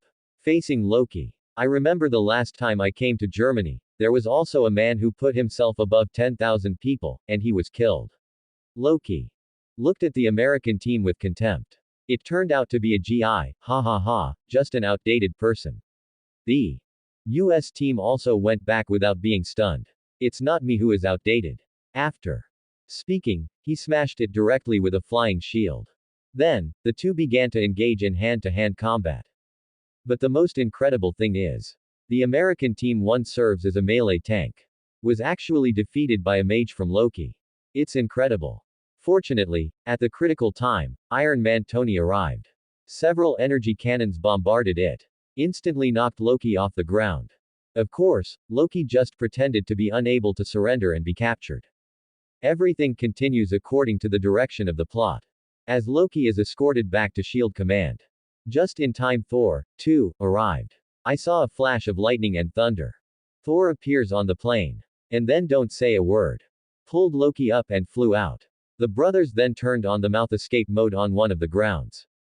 The two sides sprayed back and forth. Until Iron Man flew and knocked Thor out directly. Iron Man asks Thor to hand over Loki. Naturally, Thor refused. Indicates that Loki is the one of Asgard. If he wants to be judged, he should also bring it back to Asgard for trial. Then the two sides did it without saying a word. All the way from heaven to earth.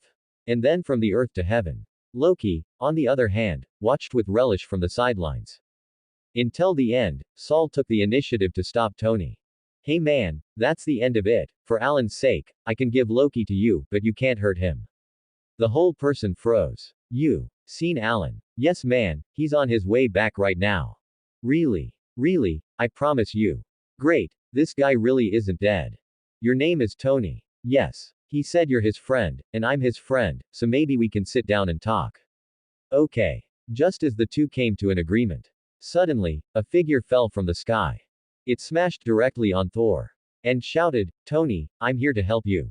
That's right, it's Team Steve. I saw Tony cover his face directly. Captain, we've all agreed, you're coming. On the other side. In the universe. Harmony spaceship. Oh shit, Alan, you fool, you stop. We've done 5 space jumps in a row, and if we don't stop, our bodies won't be able to stand it. It's too late, guys, get ready, and next, let's move on to the 6th space jump. Ah! Amid the screams of the crowd, Alan controlled the spaceship and quickly disappeared into the universe. Shield. Helicourier Interim Command. Loki is held in a sealed glass enclosure. A relaxed look. It doesn't look like a captive at all. And the superheroes and Fury and others in the conference room are in argument mode. It's not the way to go, maybe we should take a tougher stance against Loki. Fury said with a serious face. But Saul disagreed. Loki is from Asgard, you can only interrogate, but you have no right to deal with him. Then let him go on like this. Now the people have begun to panic, and there have been robberies and shootings on the streets of New York. I don't know who got the word out that aliens were going to invade Earth. Director, we can't wait any longer. The American team insisted. No, I'm not going to let you hurt Loki. Thor stepped forward menacingly. Are you just going to sit back and watch this fool destroy our world? Don't think you're some so-called god, we're going to be afraid of you. Thor stared at Team America with wide eyes. Are you provoking me? Just as the two were arguing, Tony stepped forward. Hey, guys, calm down and have something to say. Then, Saul sighed and said, I don't want Midgard to be destroyed either. I have my girlfriend and friends here, and I love it here. Then, Thor turned and walked over to the glass cover. I'll talk to Loki again. Come to the glass cover of the interrogation room. Looked at Loki with a leisurely face in front of him. Thor instantly became furious and yelled at Loki. Look what you've done, stop your conspiracy. Loki smiled. What kind of conspiracy can I have? I'm all locked up here by you. You say yes, my dear brother.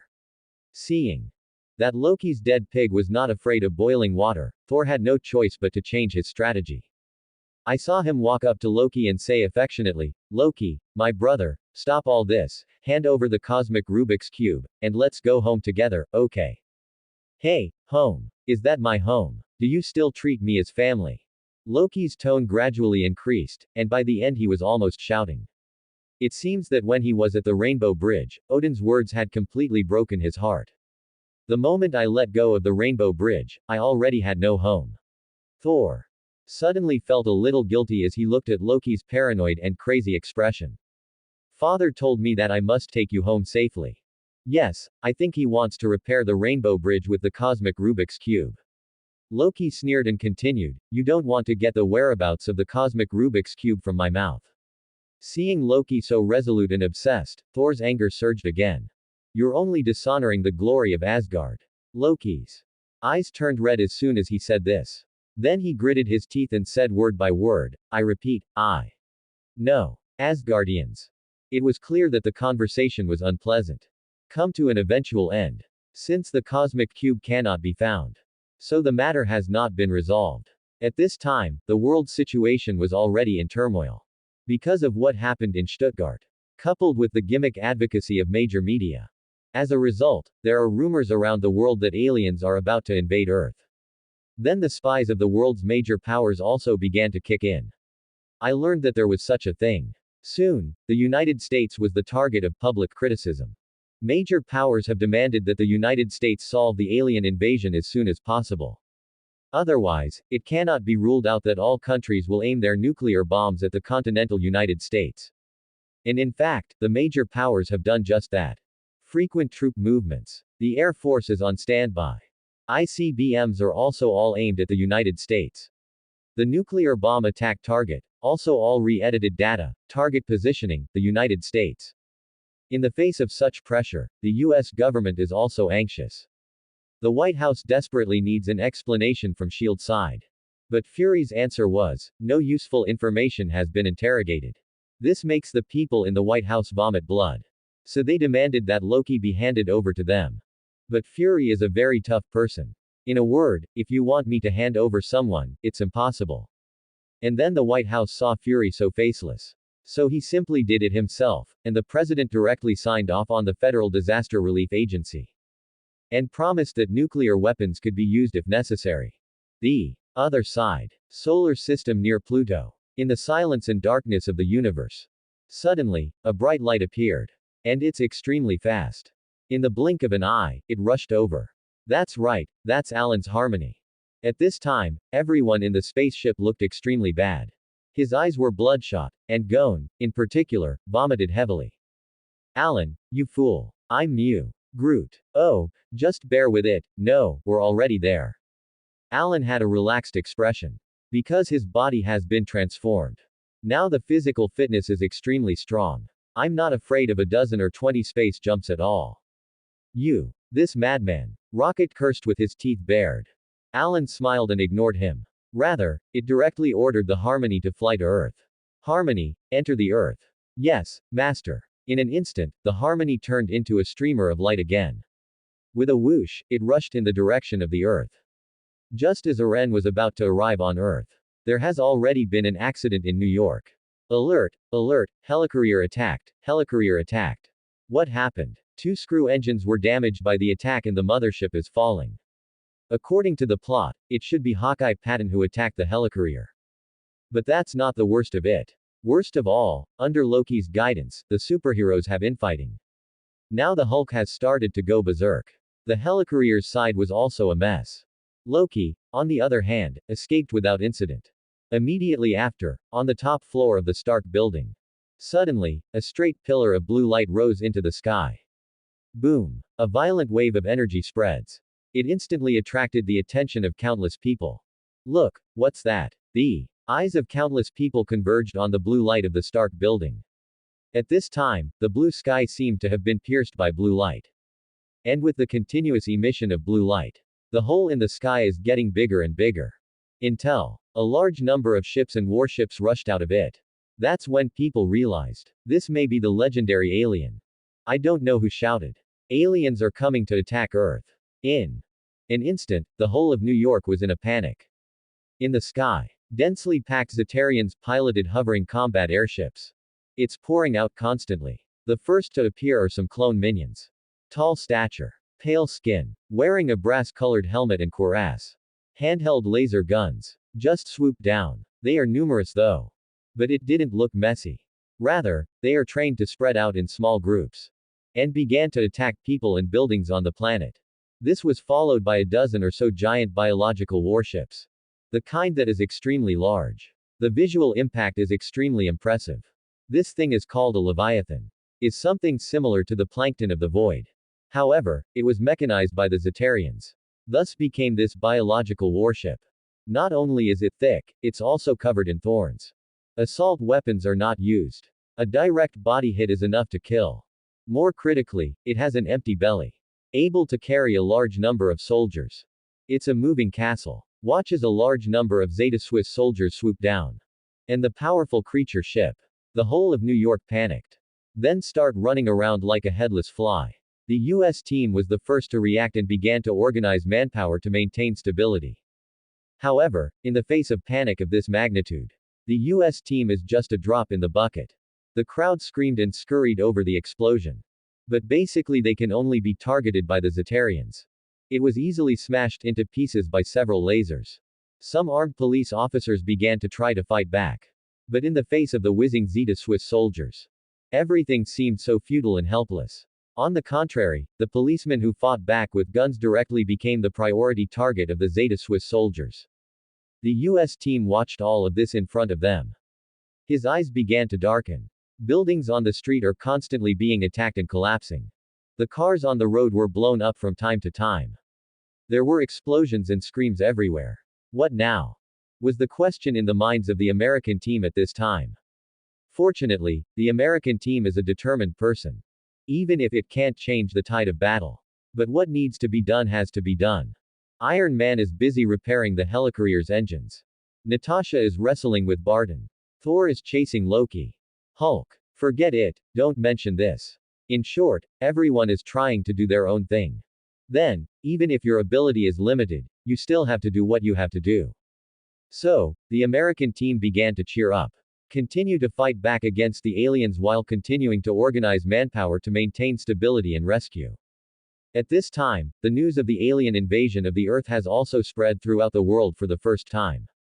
The US military immediately recalled the fleets in the Pacific and Atlantic. Began to move closer to the vicinity of New York. A large number of aviation formations have also been dispatched from the airbase. There were even army troops rushing towards New York. Emergency meeting of the United Nations. The heads of state of the major powers have demanded that the United States must control the battlefield on the American mainland.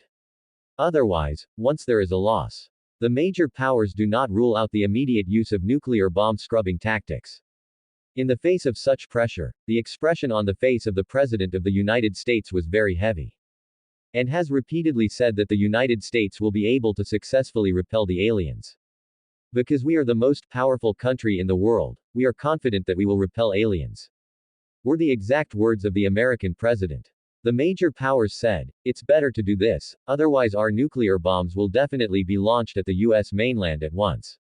The US president gritted his teeth and almost roared, If New York is really lost, we will launch the nuclear bombs ourselves first without you launching them.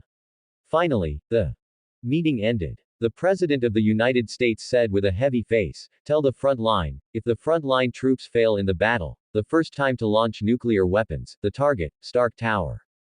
Yes, Mr. President. The picture returns to the battlefield in Manhattan, New York. Face the tide of aliens. Everyone was desperate. There are even religious people who are so desperate that they stand in the street holding hands and pray. Pray for a savior to come at this time. "Lord, save us, we need a savior," said the prayer in their mouths. Suddenly, a bright light appeared in the sky. Immediately after, a whale-shaped spaceship with a special shape rushed from the sky. Then, a burst of blue light shone brightly. There was a loud bang. A huge blue energy cannon was fired from the ship. The target is the giant creature warship that the Zetarians are proud of. I saw the energy cannon attack on the biological warship. Shattered it in an instant. Crisp and clean. The effect of this record. It immediately caught everyone's attention. "Look, what's that? That's amazing, it smashed that big guy with one shot. Who is that? Savior. It must be the Savior." Everyone present knelt down and prayed. At this time, the U.S. team, which was organizing stability maintenance nearby, also saw this shocking scene. For a while, his face was full of shock. Who is this? "Alan, we seem to be late," Rocket said, looking at him. Alan smiled slightly. "It's not too late, it's just right." And then turned to the Harmony and ordered, "Harmony, give me full fire, bang the fool." "Yes, Master." So, the Harmony turned on attack mode. Boom. Boom. Boom. A large number of energy cannons blasted directly in the direction of the Zetarians. Countless Zetarians were blown to pieces with a bewildered expression. The Harmony, on the other hand, seems to have turned on the state of incomparability. God blocks and kills God, and Buddha blocks and kills Buddha. It can be called a killing machine. In a short period of time, 5 or 6 Zetari biological warships were destroyed, as well as countless airships. "What's that? Who's driving?" Fury asked, looking confused. Just then, Thor Hammer arrived. With a face full of excitement, he said, "That's Alan, he's finally arrived."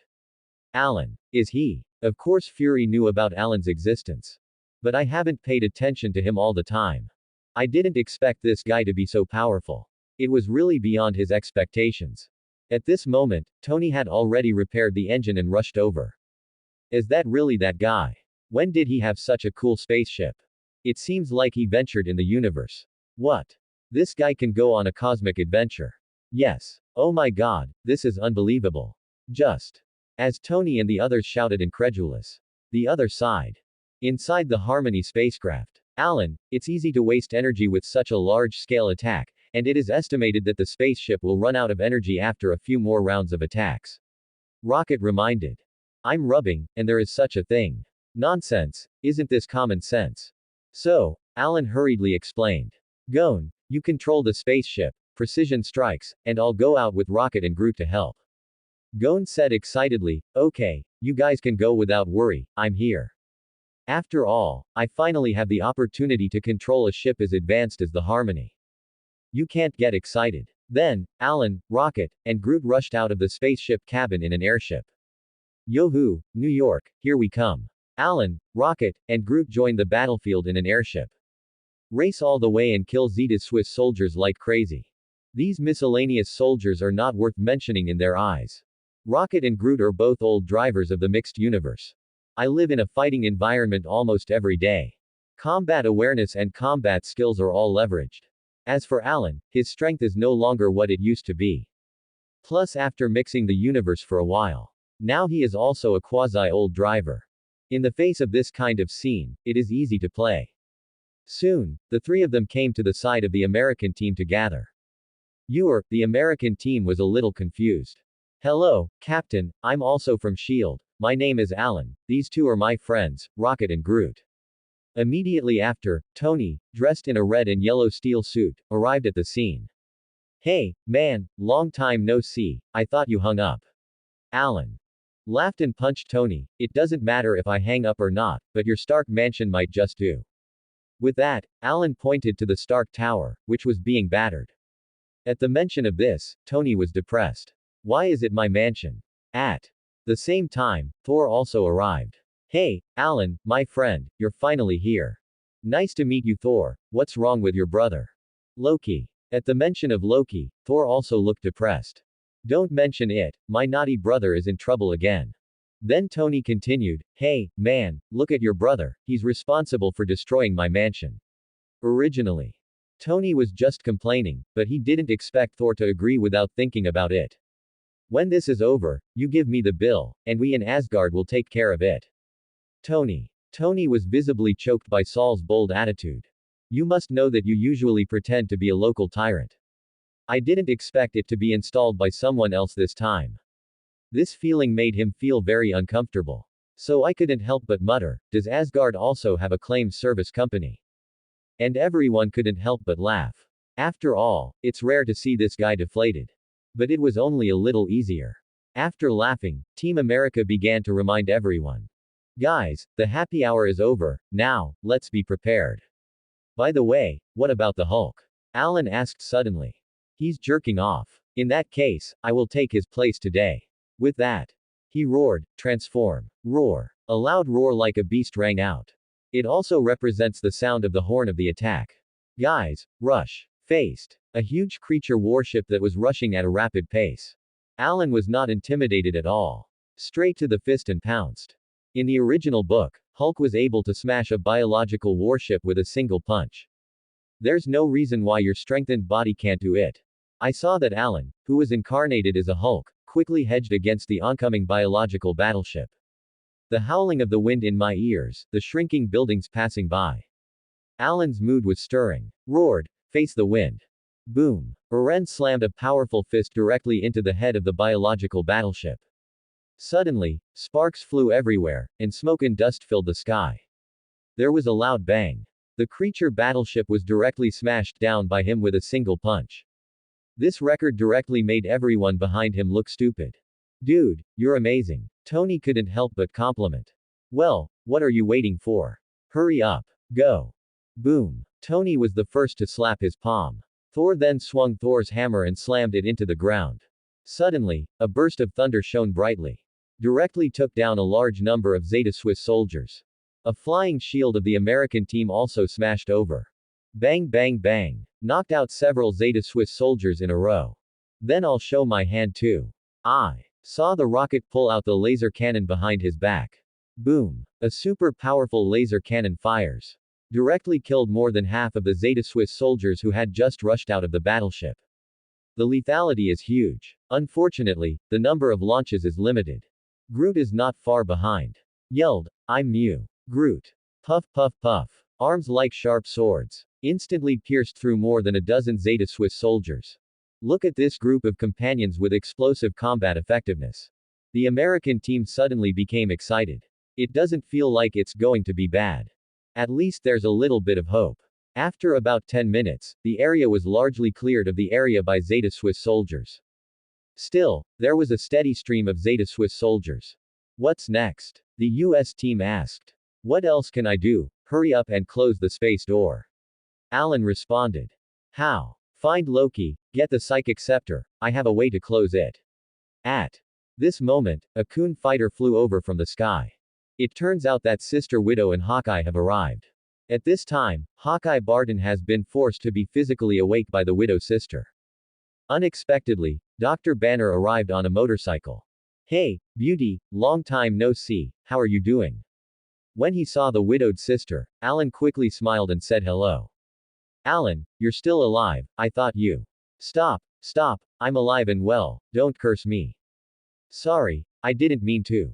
Well, I accept your apology, and if you can, you'd better treat me to a cup of coffee, that would be more sincere. Yes, if we all survive this time. The widow's sister said with a smile. Oh shit, what time is it now, do you still have air conditioning? Said Tony. Don't worry, none of us can die. Seeing Alan's confident look, he continued. Since you're here, I'll leave it to you, and Thor and I will go over to the Stark mansion and close the space door. Then when he passed by Dr. Banner, he smiled and said, Dr. Banner, I'll leave it to you next, okay. I saw Dr. Banner smile and nodded, no problem, leave it to me. After speaking, Dr. Banner ripped off his shirt. Immediately afterwards, the pupils and skin gradually turn green. The muscles began to bulge. Roar. The battle continued. And Alan, along with Thor, flew towards the Stark Tower. Thor took Thor's hammer in hand and flew quickly towards Stark Tower. Alan piloted the airship and followed closely. But airships are certainly not as fast as Mjolnir. By the time he arrived, Thor was already on top of the Stark Tower. And it just so happened that Loki was there. So, the brothers began to talk away again. Loki, stop this, look what you've done, how many innocent people have died because of you, are you still obsessed? Thor looked at Loki with a sad look on his face. He still couldn't figure out why his brother had become the way he was, but Loki still had a nonchalant expression on his face, only to see him sneer. Stop. Why should I stop? I'm just doing what I'm supposed to do. Besides, the life and death of the ants, in front of the gods, everything seems insignificant. Then, Loki started laughing out loud. Just then, Alan arrived. Hey, you clown with antlers on your head, remember? Me. Loki looked at Alan, is that you? Yes, it's me, surprised. You guy, I'm going to kill you. It seems that Loki, the stingy guy, still remembers being beaten up by Alan. Just as he was about to attack Eren with the psychic scepter. Alan moved a little faster than he did. Fire escape. How fireball technique. Instantly. A huge fireball smashed over. How can you fool do magic? Loki quickly stretched out a silver energy shield to block the fireball. Unfortunately, the power of the fireball is huge. Loki blocked though. But it was directly blown away. Then Alan shouted, Thor, take his scepter. Okay. After agreeing, Thor picked up Thor's hammer and rushed over. While Loki loses the ability to resist. Grab the mind scepter and smash him out with a hammer. Loki instantly took off the spiritual scepter in his hand. Thor tossed the psychic scepter to Alan. Catch, Alan. Eren successfully caught the psychic scepter. Then come to the location of the cosmic Rubik's Cube. After the cosmic cube is activated, an energy shield will automatically form on the outside. It is simply impossible for ordinary people to get close. If you don't get close, you can't close the portal. Therefore, at this time, the mind scepter is needed to open the energy shield. Just when Eren was full of confidence and was about to use the psychic scepter to open the energy shield. Outcome. What's going on? How can it not work? Alan didn't believe in evil and tried again. I found that it really didn't work. It's a foolish horse. What went wrong? Dr. Eric, who was next to him, walked over and said, it's useless, I've fixed this vulnerability. Why are you so dedicated, you? Alan was momentarily dumbfounded. There is still an operation that does not follow the script. God, are you playing with me? What are you going to do now? Just then, Tony's voice came over the communicator. Hey, man, what's going on over there? Hurry up and close the portal, there are more and more aliens. Alan smiled bitterly. Sorry Tony, bad news for you, this fool portal, it won't close. What? What are you kidding? Didn't you just promise to get it done? How did I know that a fool had fixed a bug? So what now? You make me think. Then you should think about it quickly, we can't hold it on our side. Don't rush your horse. After speaking, Alan directly turned off the communicator. Then he began to ponder. The other side. U.S. Army Front Command.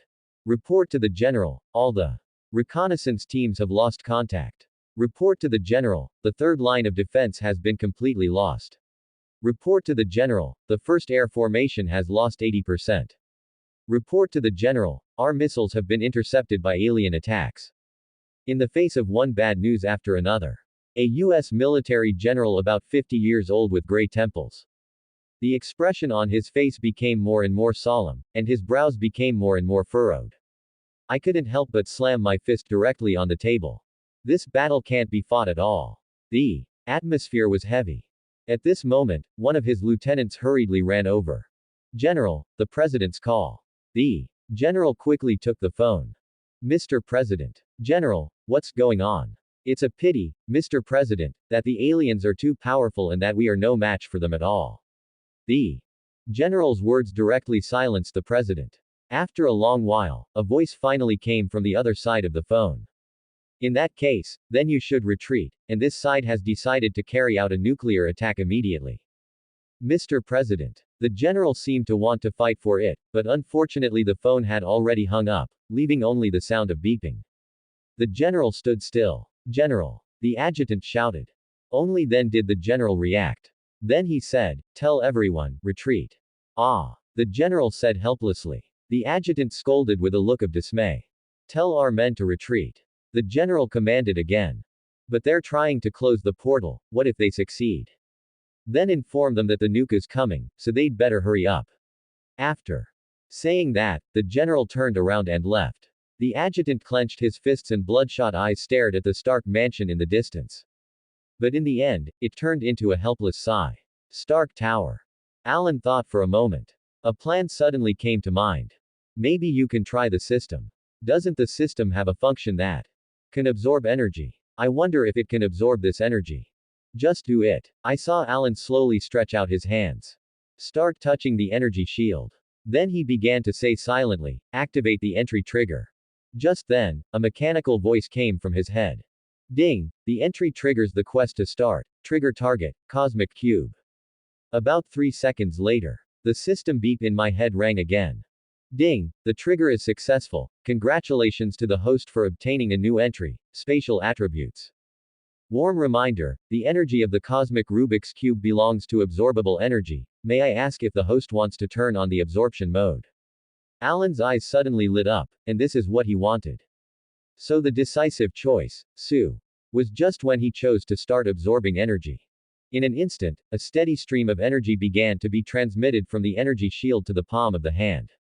Then pass from the palm to the inside of the body and enter the Dantian position. Ha ha, it's really possible, it's really okay. Just when Aren was full of joy, Tony flew over. Hey, man, what's going on, can you fix it? Yes, but I need a little time, you're just in time, protect me from being attacked. Okay, no problem, but I have something to tell you. What's the matter? That is, you only have 20 minutes. What? What does it mean? Because the US government decided to launch a nuclear bomb in 20 minutes. As soon as these words came out, Alan was instantly stunned. How did I forget this stubble? Tony's words instantly reminded Alan that there was indeed a nuclear bomb in the original book. 20 minutes. Right. Fool politicians these days. So, can you close the portal in 20 minutes? Asked Tony. Feeling the speed of energy absorption in his body, Alan looked in pain. At this rate, it won't be possible in a day or two. 20 minutes is definitely not going to do. You wait, I'll try to speed it up. Just when Alan started to speed up his absorption, suddenly, there was a wave of discomfort in the body. It felt like a large amount of liquid had been poured into it all of a sudden. It was starting to be difficult to breathe, and my body was getting more and more swollen, and I felt like I was about to burst. At the same time, the system prompt sound also sounded in time. Warning, the host's current strength is not enough to support the high-speed absorption mode. Please stop the high-speed absorption mode quickly and restore the default mode of the system, otherwise there will be a risk of exploding and dying. The system prompt almost scared Alan into peeing. So quickly stop the high-speed absorption mode. Resume the slow absorption pattern you just had. How's it going, Alan? Can you pick things up? Sorry Tony, I can't. So what now? I'll know if I'm on horseback, but I'd better run away. No, there are so many people here, we can't leave. Tony's expression was unusually determined. Good fellow, is this still the playboy I knew? You're coming to your senses to catch up with Steve. I'm sorry Tony, I don't have as much consciousness as you. If I really launch a nuclear bomb later, I will definitely leave in a spaceship. As soon as he finished speaking, Alan suddenly seemed to think of something. That's right, the ship. Alan's ship is now a subsystem-like existence. At the same time, it is connected to his life. After all, he has already confessed the Lord. So, theoretically, the Harmony spacecraft could absorb energy with him. Just do it. So, Alan hurried to deliver a signal to the Harmony. He and the ship are now in the same mind. Just one thought. The Harmony spacecraft will be able to pick up his commands. Even if Gon was maneuvering the ship at this time. But he, the master, has the first authority. He can take back control at any time if he wants. I saw Alan silently muttering in his heart, Harmony, come here. In an instant, the Harmony received the order in the distance. Yes, master. Streamer of light streaked across the sky. The harmony came to Alan in the blink of an eye. Master, the harmony has arrived, what are the instructions? Looked at the harmony hovering over the Stark Tower. Tony's eyes widened. Although Thor had already told him that it was Alan's ship. But when it came up close, Tony still had an incredible look on his face. This is your ship. Uh-huh, as you can see. Alan shrugged his shoulders and continued, Harmony, say hello to my friend Tony. Hello, Mr. Tony, I'm the Harmony, it's a pleasure to meet you. Tony muttered to himself. Is the universe so easy to mix? Alan smiled, okay, you won't know next time you go with me. With that, he informed Gon to come out. After Gon walked out, Alan said, Gon, I will absorb the energy of the cosmic cube with the harmony later, and I can't move during this time, you and Tony are here to protect me, and go to don't let the Zetarians disturb me. Okay, no problem. Gon finished and looked at Tony. With a look of surprise on his face, he said, hey, buddy, you're also a robot. Tony looked pained. Please, man, I'm a warframe. Gon smiled nonchalantly, almost, all the same. With that, he raised his mechanical arm. Bubiubiu fired several rounds of energy attack line. Tony. Alan smiled, ignoring the bickering between the two. Said towards the harmony. Harmony, join me in absorbing the energy of the cosmic Rubik's Cube. Yes, Master. So, Alan connected the energy shield with one hand and the ship with the other. I want to use myself as a medium and then transfer energy into the spaceship. But suddenly a small lightning bolt crossed my mind. It feels like this is still too slow, after all, it is only 20 minutes. So, he picked up the scepter of the mind again. Hold the psychic scepter in your hand and press it against the energy shield. The other hand rests on the ship's training module. Harmony, start absorbing energy with all your might. Yes, Master. As soon as the words fell, a huge energy was instantly transmitted through his body to the energy chamber of the harmony. Ah! There was a strong tearing sensation in Alan's body. Death is not death. Because the energy is transferred into the spaceship. Didn't stay in his body, so that it wouldn't blow him up. But pain is inevitable. Fortunately, his body has been strengthened. Otherwise, it may not be able to stand up. Just as the energy continues to be transmitted to the ship's energy capsule. At the same time, Eren controls the scepter of the mind to drill into death. Tried to break the energy shield with the scepter of the mind. After all, it's still too slow to absorb energy alone. While absorbing, it is broken at the same time. A two-pronged approach is the most effective approach. Sure enough, soon the psychic scepter got a little bit in. It's about a centimeter or so. Although the extent is very limited. But at least it proves that this approach is feasible. Feel the depth of the scepter of the mind. Alan was overjoyed. So he endured the pain in his body. Continue to absorb the energy with all your might, and poke the mind scepter into it with all your might. And the harmony after absorbing the energy of the cosmic Rubik's Cube. Looks excited. It's not just that the absorption rate is getting faster and faster. Even the body surface has undergone some changes. I saw that the outer shell of its body began to glow with bursts of blue light. A breath similar to the cosmic Rubik's Cube came to his face. I don't know if anything will happen to the harmony after absorbing this energy. Alan's actions fell into Tony's eyes, and Tony instantly understood his intentions. After all, Tony is a true genius. Don't look at his usual cynicism and playboy appearance. In fact, his IQ and knowledge are among the top on the planet.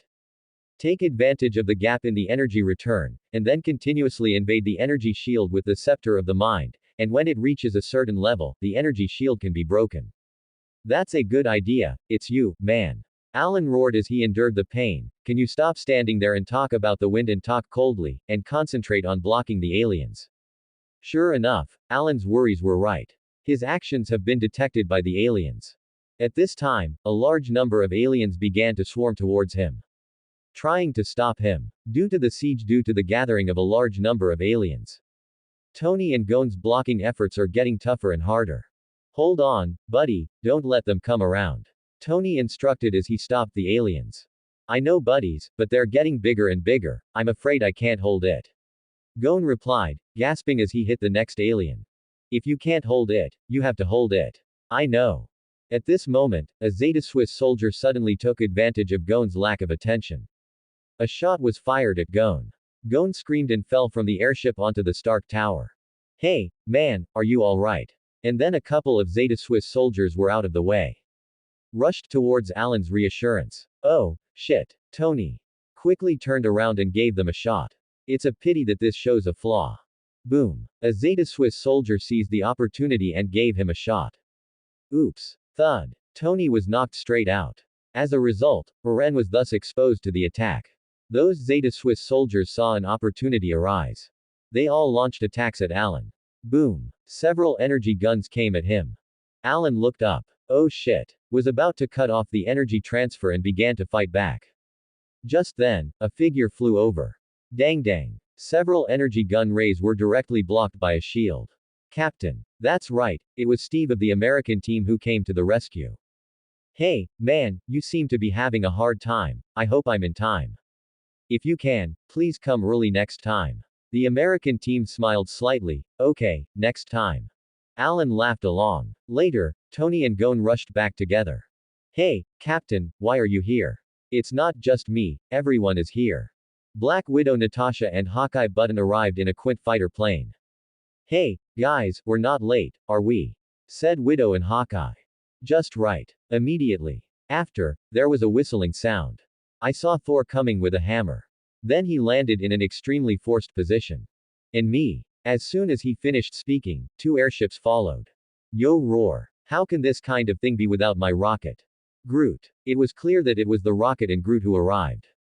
Finally, a loud roar was heard. Roar. Hulk leapt high from another building. Rushed towards this side. In the middle, take out two small warships of the Zetarians by the way. Hey, everyone's here. Let's fight. So, everyone formed a circle and surrounded Alan.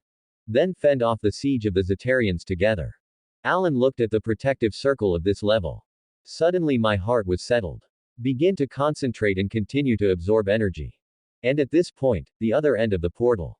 A dense fleet of Zetarians is docked in the middle of the universe. Always ready to rush through the portal and reach the Earth world. On one of the huge main ships. Inside the command room. The two Zetari commanders were chatting as they watched the battle. It seems that we are underestimating the indigenous power of this planet. Yes, I can't believe they can resist for so long. The number of troops we have invested now has seriously exceeded expectations, and if we continue like this, I am afraid that it will cause the dissatisfaction of the leaders. One of the commanders said with a solemn expression. It doesn't matter, no matter how many people die, it's just some biochemical clone soldiers, and it doesn't matter. The other commander had a nonchalant look on his face. The commander referred to the bio-clone miscellaneous soldiers. It refers to the tall soldiers with pale skin. Because their own appearance is completely different from the appearance of the biochemical clone troopers who attacked Earth. Apparently they don't look like they're the same kind of people. However, if we use so many biochemical clone troopers, if we can't control them in the future, it will be a big trouble. Well, what can be done? In countless years of war, our people have died too much, and if we don't create these biochemical clone soldiers, what will we do to continue the war? After a pause, the commander continued, but you don't have to worry too much, the life and death of these biochemical clone soldiers are in our hands. As long as they show the slightest sign of rebellion, we can let them die instantly at any time. The other commander nodded, obviously confident in his own side of the technology. After a while, the commander suddenly continued, you say, will the natives of this planet organize an attack on our main ship? I saw another commander sneer. Don't worry, according to intelligence, the scientific and technological level of this planet is still very primitive, and they have no ability to master space warfare at all. Well, maybe I'm overthinking. The picture returns to Earth. Above the Stark Tower, groups of Zeta Swiss soldiers kept swarming. The superheroes repelled wave after wave of siege. But these Zeta Swiss soldiers seemed endless. It's just that the fool can't finish killing. Jarvis, help me activate Mark 10. Tony said. Sir, in this case, the survivability of the Mark 7 is a bit higher. Jarvis suggested. I know, but Mark 10 is better suited to the fight now. Tony insisted. Yes sir, activate Mark 10. After Jarvis finished speaking, a set of steel armor flew out of the building. Rushed towards Tony. Tony also quickly took off the Mark 6 armor, and then began to let the Mark 10 fly on himself and start equipping. When Tony's equipment is over, a new warframe appears. At the same time, 8 tentacle-like manipulators stretched out from Mark 10's back. Hey, man, are you still in the mood for a new outfit?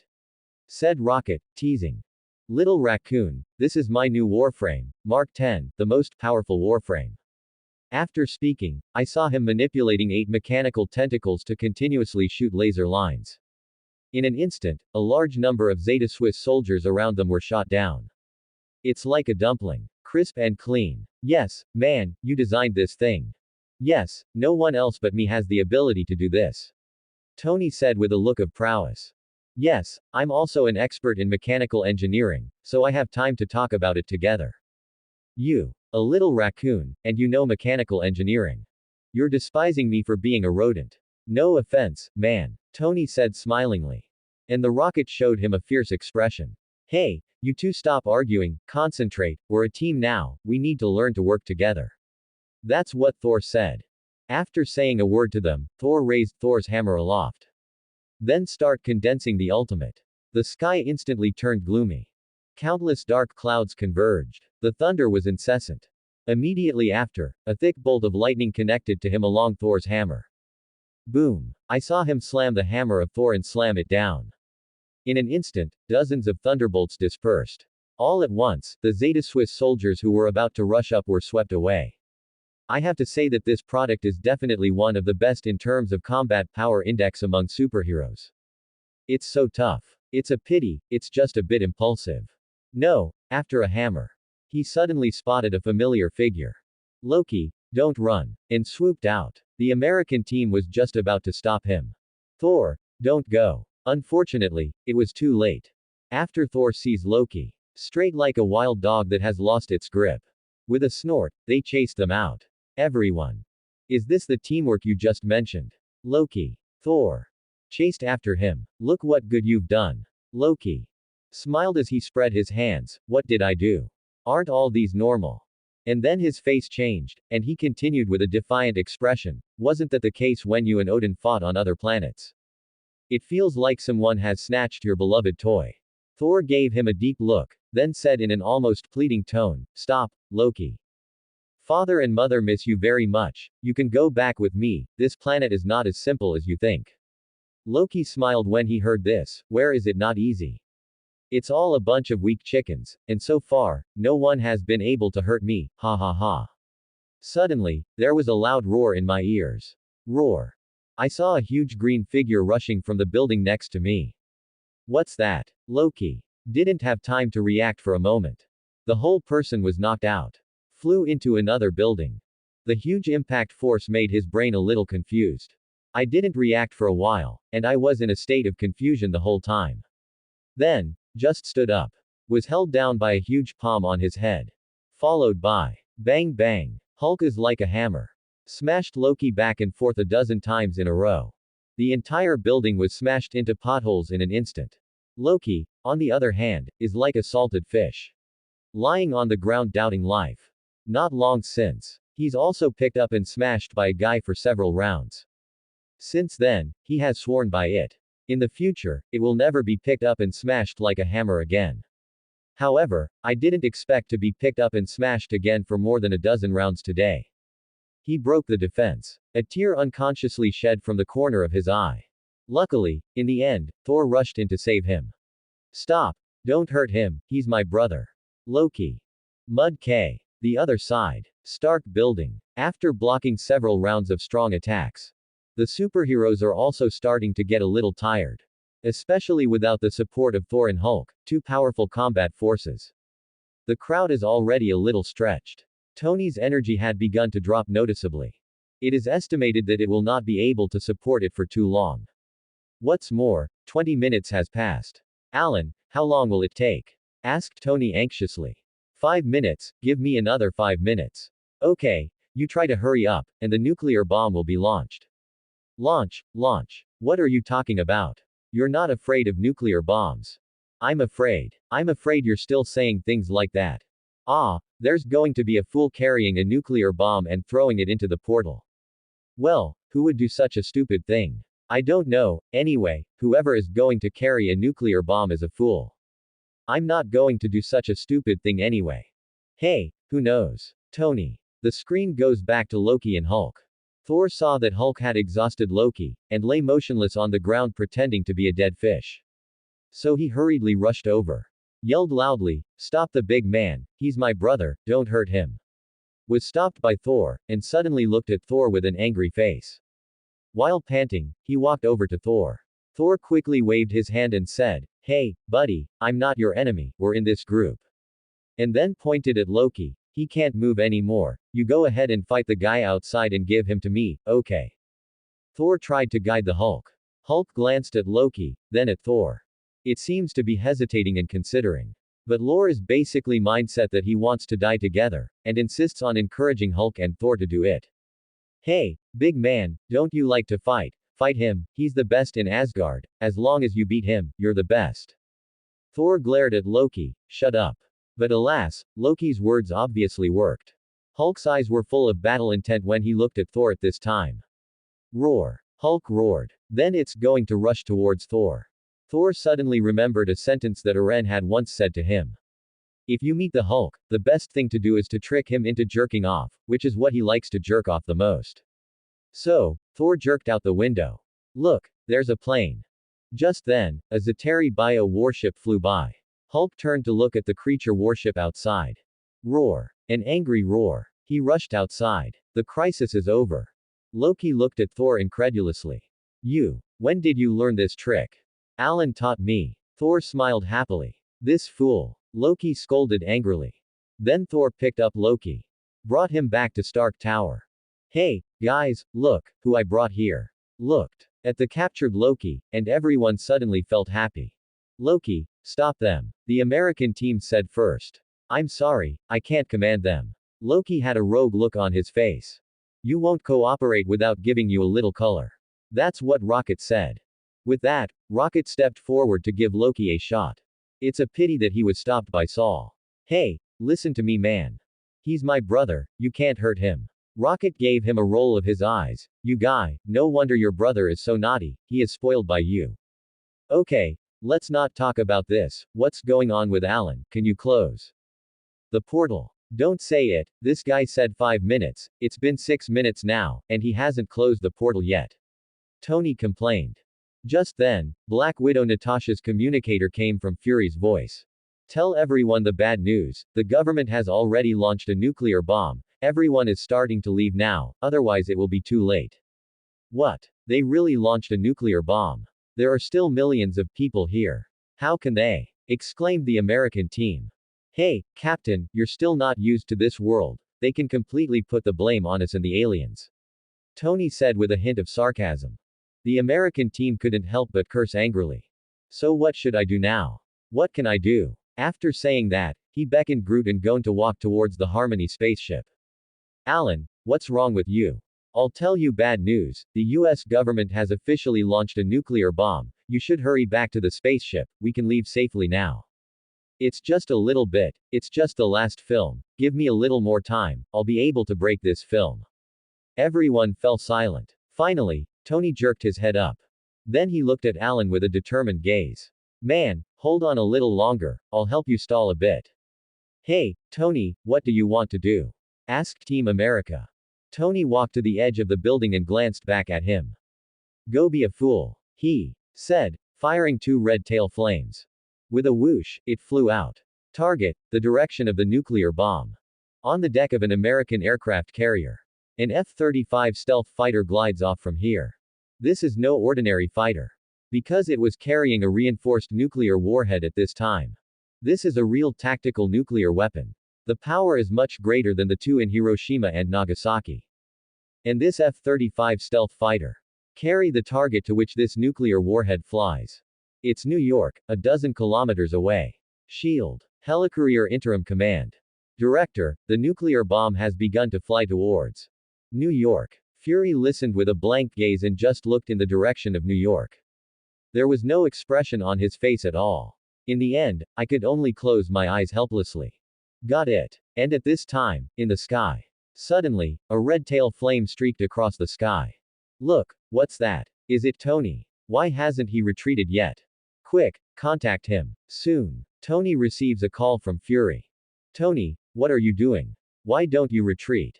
I'm sorry, director, we can't give up millions of people in New York. You're all going to die. I know, but I want to gamble anyway. Bet. How do you bet? What chips do you have to bet? Alan said he could close the portal, we trust him. So, what are you going to do? I'm going to stop them from launching a nuclear bomb. It's too late. Before I can do it, I'll fly to the portal with a nuclear bomb. Are you crazy? Don't talk nonsense, Fury. Tell me, how long will it take for the nuclear bomb to explode? 3 minutes. Okay. After ending Fury's call, Tony gave Jarvis instructions. Jarvis, get all the power to the thrusters. Okay, sir. Jarvis quickly completed Tony's order. Sir, the power delivery is complete. Good. Boom. The steel armor's rear wing engine sped up sharply. A sonic boom sounded instantly. Tony quickly flew in the direction of the F-35 stealth fighter. At this time, the F-35 stealth fighter had already arrived in the Manhattan range. The bomb bay opens. Dropped that lethal nuclear warhead. I saw that the nuclear warhead adjusted its flight posture. Auto ignition. Then, like a shark entering the sea, slowly flew towards Stark Tower. Report. The nuclear bomb has been dropped. It will explode in 3 minutes. The report is complete. Roger. After the pilot finished the report, he hurriedly piloted the fighter plane and retreated. In just 30 seconds after the nuclear bomb was dropped, Tony arrived. Without saying a word, he picked up the nuclear warhead and flew in the direction of the portal. Look, what's that? New York streets. Countless people have seen this scene. It's Iron Man. What is he carrying on his back? Oh shit. That's a nuclear bomb. Oh shit. Are they going to blow us all up here? Many people have begun to close their eyes and wait for death. Or pray silently in your heart. Natasha, what's going on with Alan? Tell him I only have 2 minutes. Tony flew towards the portal with a nuclear bomb as he called out to the widow. The widow's sister didn't dare to delay, and hurriedly asked, Alan, Tony is carrying a nuclear warhead towards the portal, what's wrong with you? It's almost good. How fast is it? 1 minute, one more minute. For me. Are you sure? You said 5 minutes before, and now 5 minutes have passed. Trust me again, this time it will work. Forget it, we can only choose to believe him now. The American team stood up and persuaded him. Don't you fools want to die? Rocket saw that it was this time, and these guys had no intention of retreating. I panicked instantly. I don't care, I'm leaving now. Harmony, take off. Sorry, I can't take off without the master's orders. Shit, you crazy people. Iron Man, with a red tail flame, is still rushing upwards at a rapid pace. Behind him was holding the nuclear warhead steadily. Sir, I'm afraid we don't have enough energy to make the return trip. Jarvis reminded. Anyway, keep flying at full strength. Tony said through gritted teeth.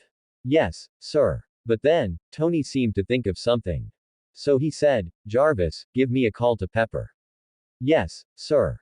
Tony was very reluctant to say that this might be the last phone call he had with Pepper. However, the phone rang twice, but no one answered. Sir, do you want to keep fighting? And, at this time, Pepper on the private jet is looking at the news with a worried face. Didn't notice the vibration of the phone behind him. Minutes and seconds passed. Soon, a minute was up. At this moment, there was a snap. There was a crisp noise in Alan's ears. Ha ha, ha ha ha, Lao Su finally succeeded. Alan shouted, instantly attracting everyone to him. Did it work? Yes, it worked. Then close the portal. Wait a minute, wait for Tony to send the nuclear bomb in. After hesitating for a while, Alan continued, for the sake of safety, Rocket and I will go to the portal to meet him. You should set up the portal on time, otherwise a large amount of radiation will be transmitted through the portal after the nuclear bomb explodes. Okay, you can go, we are here. Nodding, Alan beckoned Rocket and the others. Then he flew in the direction of the portal with the Harmony spaceship. And Tony's side. It's getting closer and closer to the portal. 10 meters, 5 meters, 2 meters. Finally, enter the portal. Go over the hole. Tony began to disappear from everyone's sight. At the same time, also at this moment, everyone breathed a sigh of relief. Because the threat of a nuclear bomb is finally gone. The only thing to worry about now is Tony's safety. I don't know if he'll be able to come back safely. The Harmony stays here. Hey, man, aren't we going in? Aren't you afraid that your tyrant friend is in danger? Rocket asked curiously. I saw Alan reply with a relaxed face, "Don't worry, he will fall off in a while, we just need to stay here and catch him." Seeing that Alan was so confident, Rocket didn't say anything more. Everyone just stared intently at the direction of the portal's opening. On the other side of the hole, Tony has also reached his limits. I saw that his armor lost its light source in an instant. The power system ceased operation. Immediately after, he fell headlong. It's like a bird that has lost its wings. Nuclear bombs, on the other hand, are in constant flight. Finally hit the giant Zeteri battle command ship. In an instant, with the Zeteri main ship as the center, a dazzling orange-red fireball suddenly erupted. Then there was a burst of bangs. The fireball expanded rapidly, until it engulfed the entire regiment of Zeteri warships. Alan, who was at the entrance of the cave, clearly felt the energy fluctuations of the nuclear bomb explosion. So he hurriedly sent a message to the people below. "All right, you can close the portal." "Roger." The people below immediately closed the portal. It was also at this time that the main ship of the Zeterians was blown up.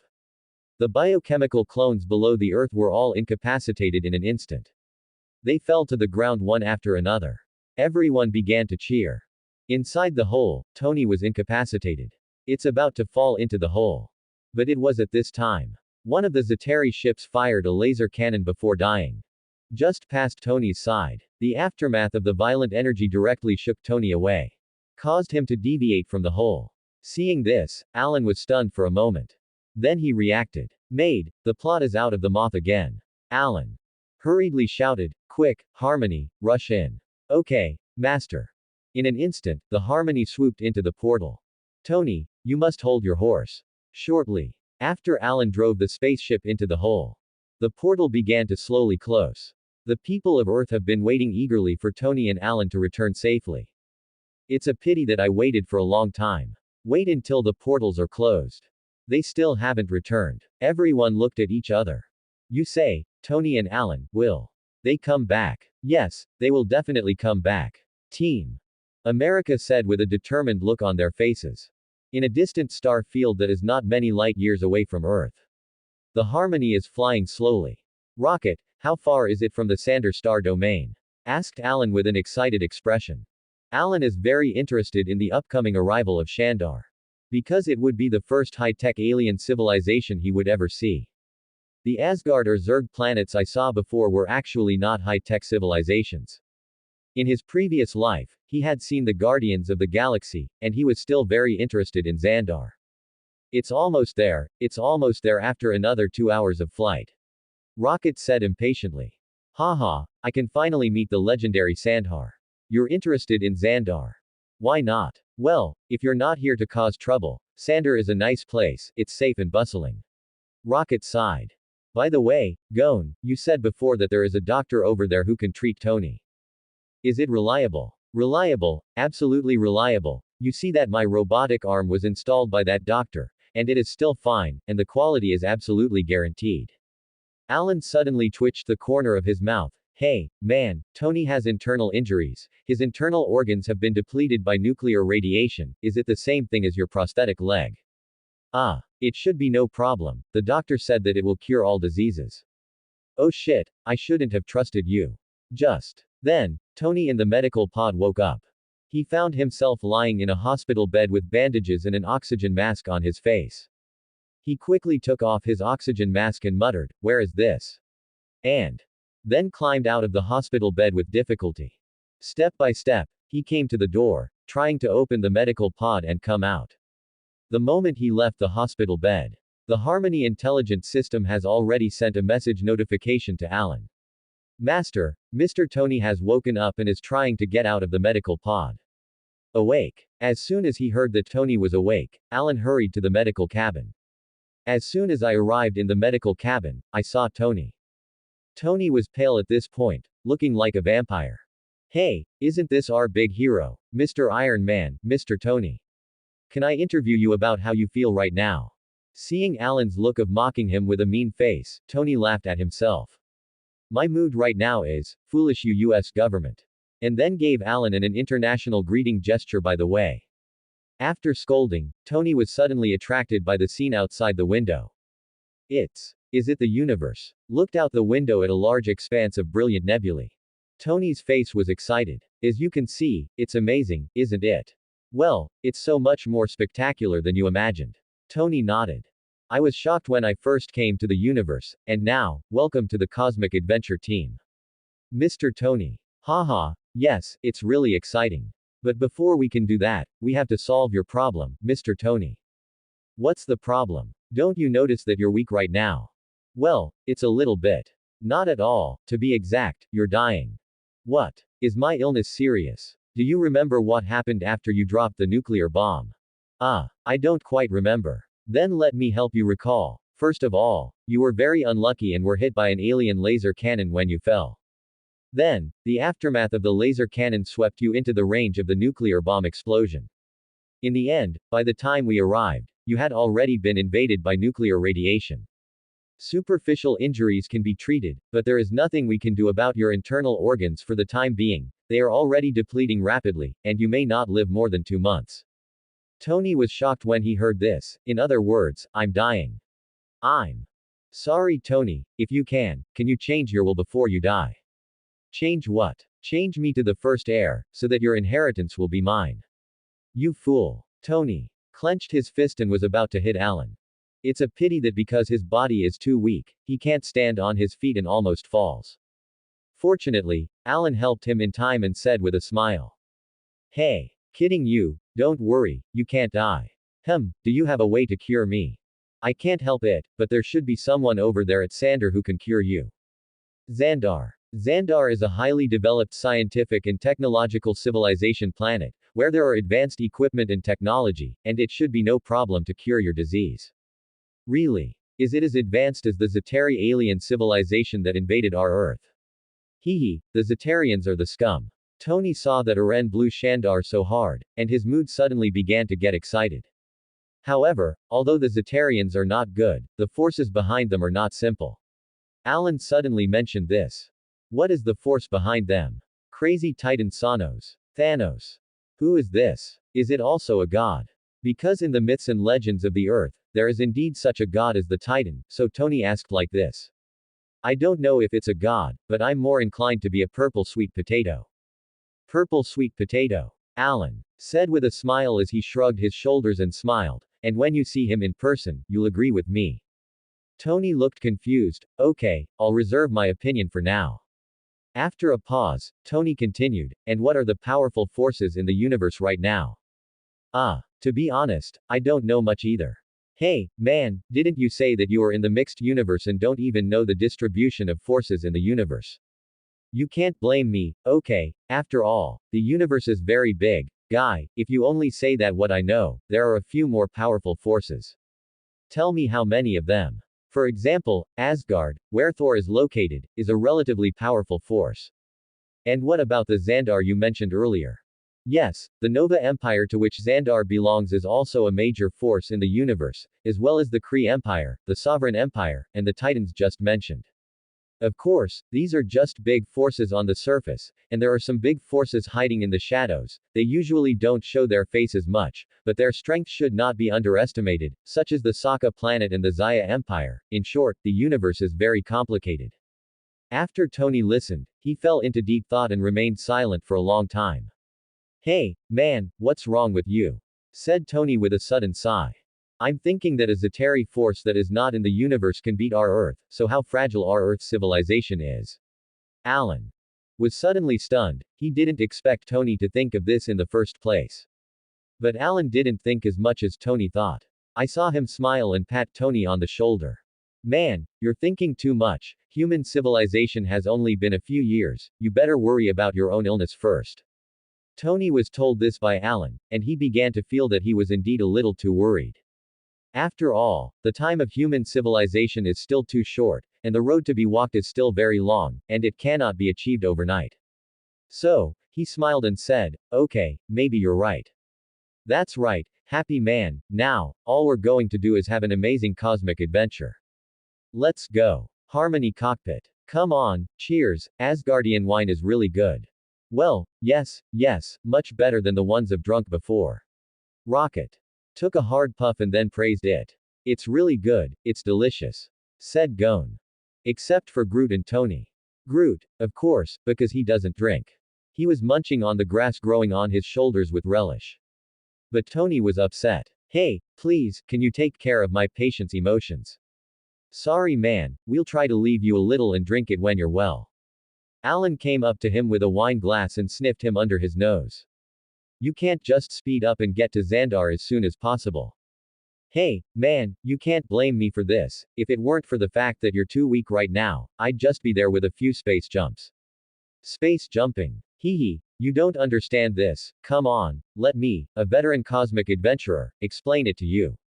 When I'm on Earth, most of the time it's Tony who shows off his expertise in front of him. Now that he finally has the opportunity to pretend to be forced in front of Tony, Alan seems very excited.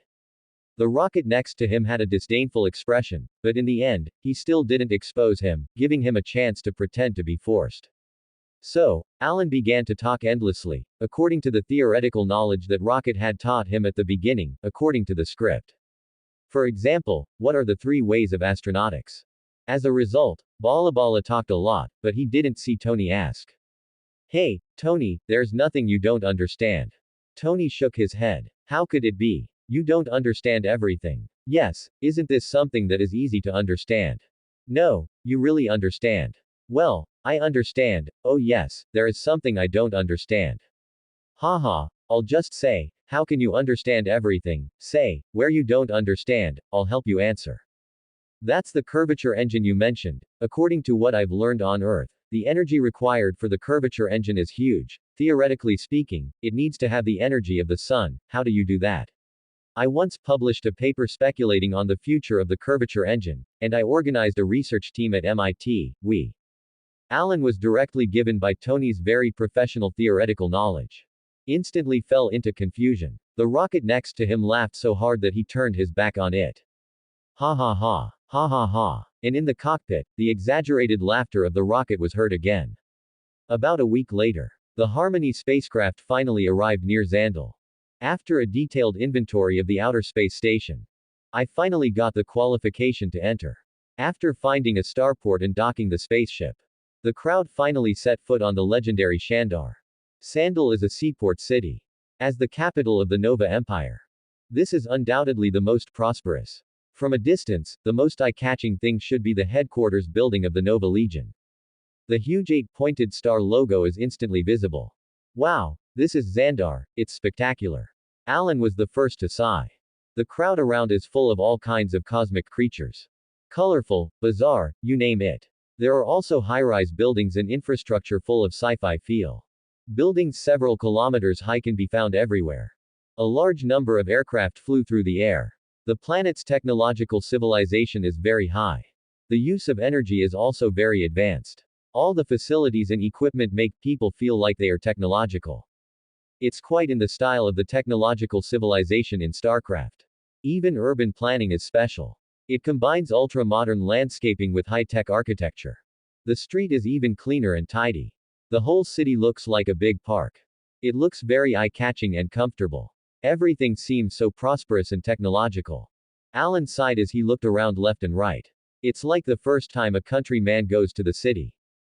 I said, man, didn't you say you're a veteran cosmic adventurer? How can you be like a turtle? Said Tony disdainfully. Ah, the places I used to go to were more primitive, and to be honest, not even the Earth. We know you're unreliable, so what should we do next? Don't worry Tony, we still have 2 old drivers on the team.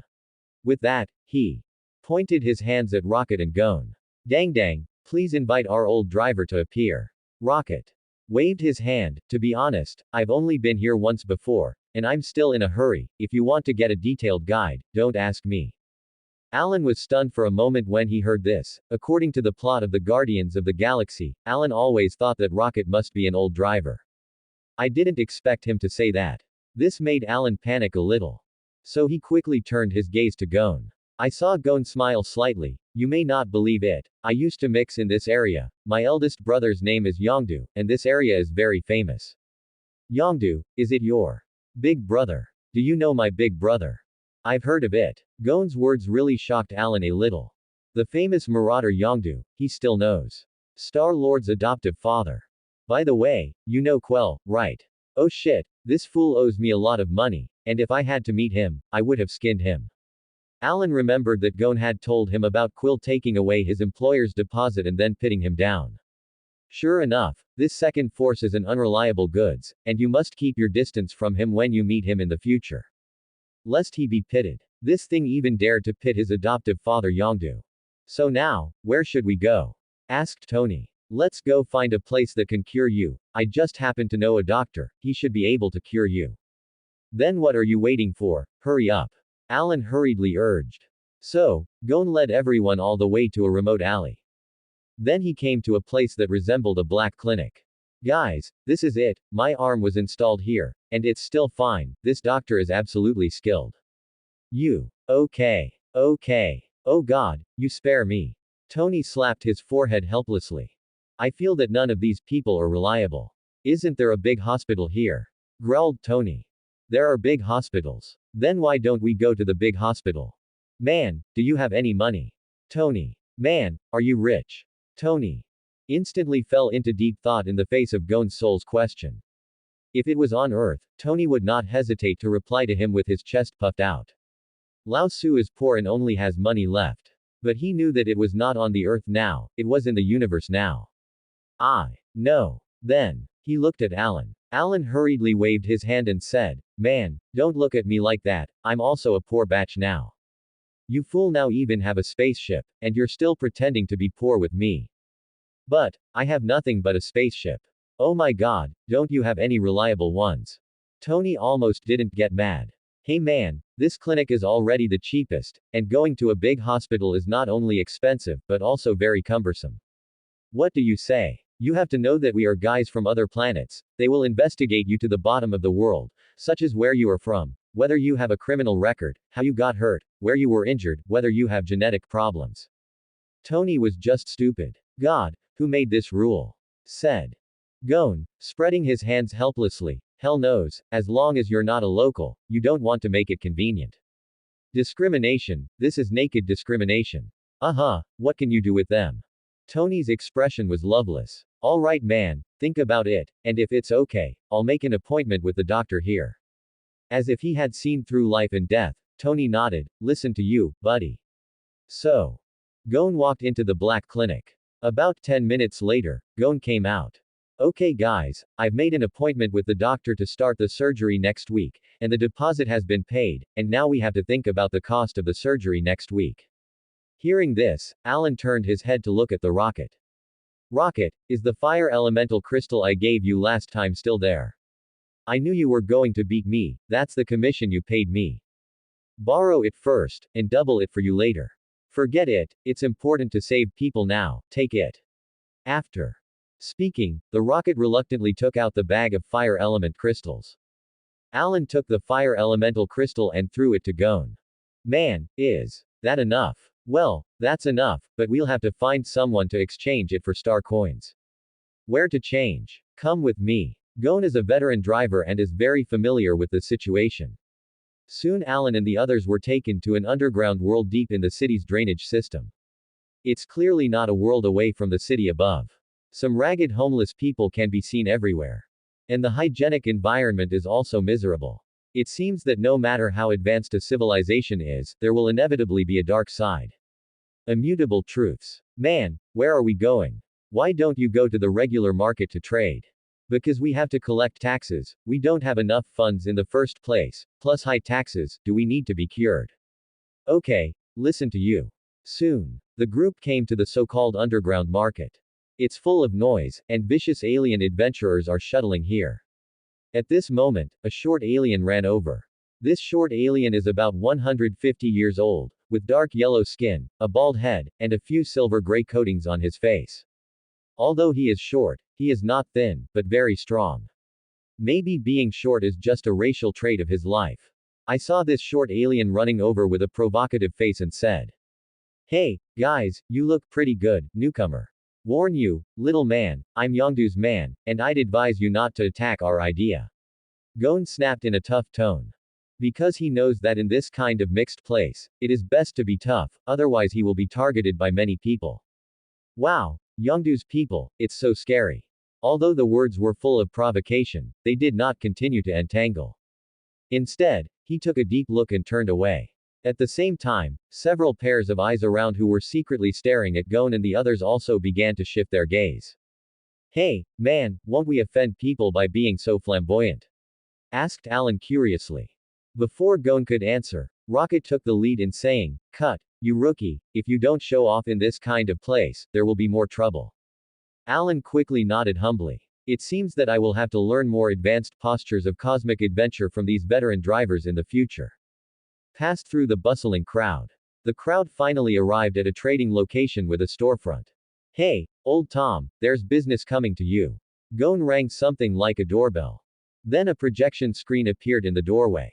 Gon shouted into the projection screen. Soon, a fat bloated alien appeared on the projection screen. Silver skin, face painted with patterns. I don't know what race of aliens it is. Hey, who did I say? It turned out to be you, Brother Gon. I didn't see you for so long, I thought you died in the universe. I'm sorry to disappoint you, I'm not dead yet. After the two sides finished teasing, the black marketeer named Tom opened the metal door. A group of people enter the store. After entering the store, Alan found that there was something in it. Unlike what you see outside, there is a lot of space inside, at least hundreds of square meters. There are neatly arranged shelves in the middle, and there are many things. It's kind of like a small supermarket on the planet. Alan and Tony, the two rookies, were very curious and looked around the shelves. Tom, the owner, knew that both of them were rookies as soon as he saw the performance of Alan and Tony. So he hurriedly ran over and said, These two gentlemen are people with status at first glance. I have a lot of good things here, do you want me to introduce them to you? What are the good things? So the shopkeeper began to flicker. Alan and Tony were stunned. But the rocket next to him couldn't stand it. Hurriedly walked over and pulled the two rookies Alan and Tony back. And said, Don't look at it, good things won't come out, it's important to get down to business quickly. The shopkeeper was not happy when he heard this. Hey, man, that's not right for you, I've got all the good stuff here. Okay old Tom, we are selling things, can you see how many star coins these fire element crystals are worth? After saying that, he threw the bag to the shopkeeper for inspection. The shopkeeper took the bag and opened it. Suddenly, his eyes lit up. But then he quickly retracted his expression and pretended to be disgusted. Now the fire element crystals are not very valuable, and the quality of your crystals is not very good, so let's give you a friendship price. 100,000 star coins, how about it? Hey, I said you greedy old fool, how did you say 100,000 star coins? One price. 200,000 star coins. 110,000, no more. 190,000. Do you want love? Just as Gon was haggling with the shopkeeper. Alan and Tony are still having fun picking on the shelves. Hey, Tony, look what good stuff I've found. I've found something weird, too. Look at me first, it's definitely a good thing. What's it? Tony leaned over with a curious expression. I saw Alan holding a box of small blue pills and handing it to him. Look, this kind of thing is also sold here, and it's much more effective than the one on Earth, do you want to buy some back? Tony took a closer look. Oh shit. You fool, I don't need this kind of thing, you want to buy it yourself. Seeing Tony's disgusted look, Alan couldn't help but mutter, it's okay to be prepared, maybe you can use it later. Then he looked at what Tony was holding on. Hey, man, what's that in your hand? Tony showed Alan what he was holding, a box with a stone in it. What stones? I'll take a look. The moment Alan took the stone, the long-lost system prompt suddenly sounded. Ding, a piece of natural lightning energy storage stone was detected. Ding, a piece of natural thunder energy storage stone detected. When he heard the system prompt, Alan was a little stunned for a moment. What is a natural lightning storage stone? Just when Alan was confused. Again, the system gives instructions. Natural thunder energy storage stone. Also known as thunder energy stone, it is a natural ore with a formation pattern formed by natural patterns, which can automatically absorb thunder and lightning, and then release it in a relatively mild way. It is an auxiliary product for the cultivation of thunder mages, and it can be recycled. Alan saw the introduction of this attribute, and immediately felt happy in his heart. Isn't this what he needs at the moment? On the other side, Gon and the shopkeeper were still bargaining. 290,000, not a penny. Gon still insisted on the price. Man, This can't be, in this way, I will lose a little, 250,000, this is the highest price. Said the shopkeeper, raising the price a little. But Gon still shook his head and insisted on 290,000. Seeing that both sides are insisting, Alan walked over with the oar in hand. Man, plus this thing, 250,000, we'll close it immediately, okay. The shopkeeper glanced at the things in Alan's hand, and then said, this gentleman, you really have a vision. This is called Thunder Energy Stone. It is a natural ore that can automatically absorb thunder and lightning, and then release it in a relatively gentle way, which is something that some mages who practice thunder magic are more fond of. What, you're interested? Asked the shopkeeper with a smile. A little interested. Alan was very generous in admitting it. We'll have to revisit the price. The shopkeeper had the expression of a profiteer. What do you want to talk about? Alan asked with a smile.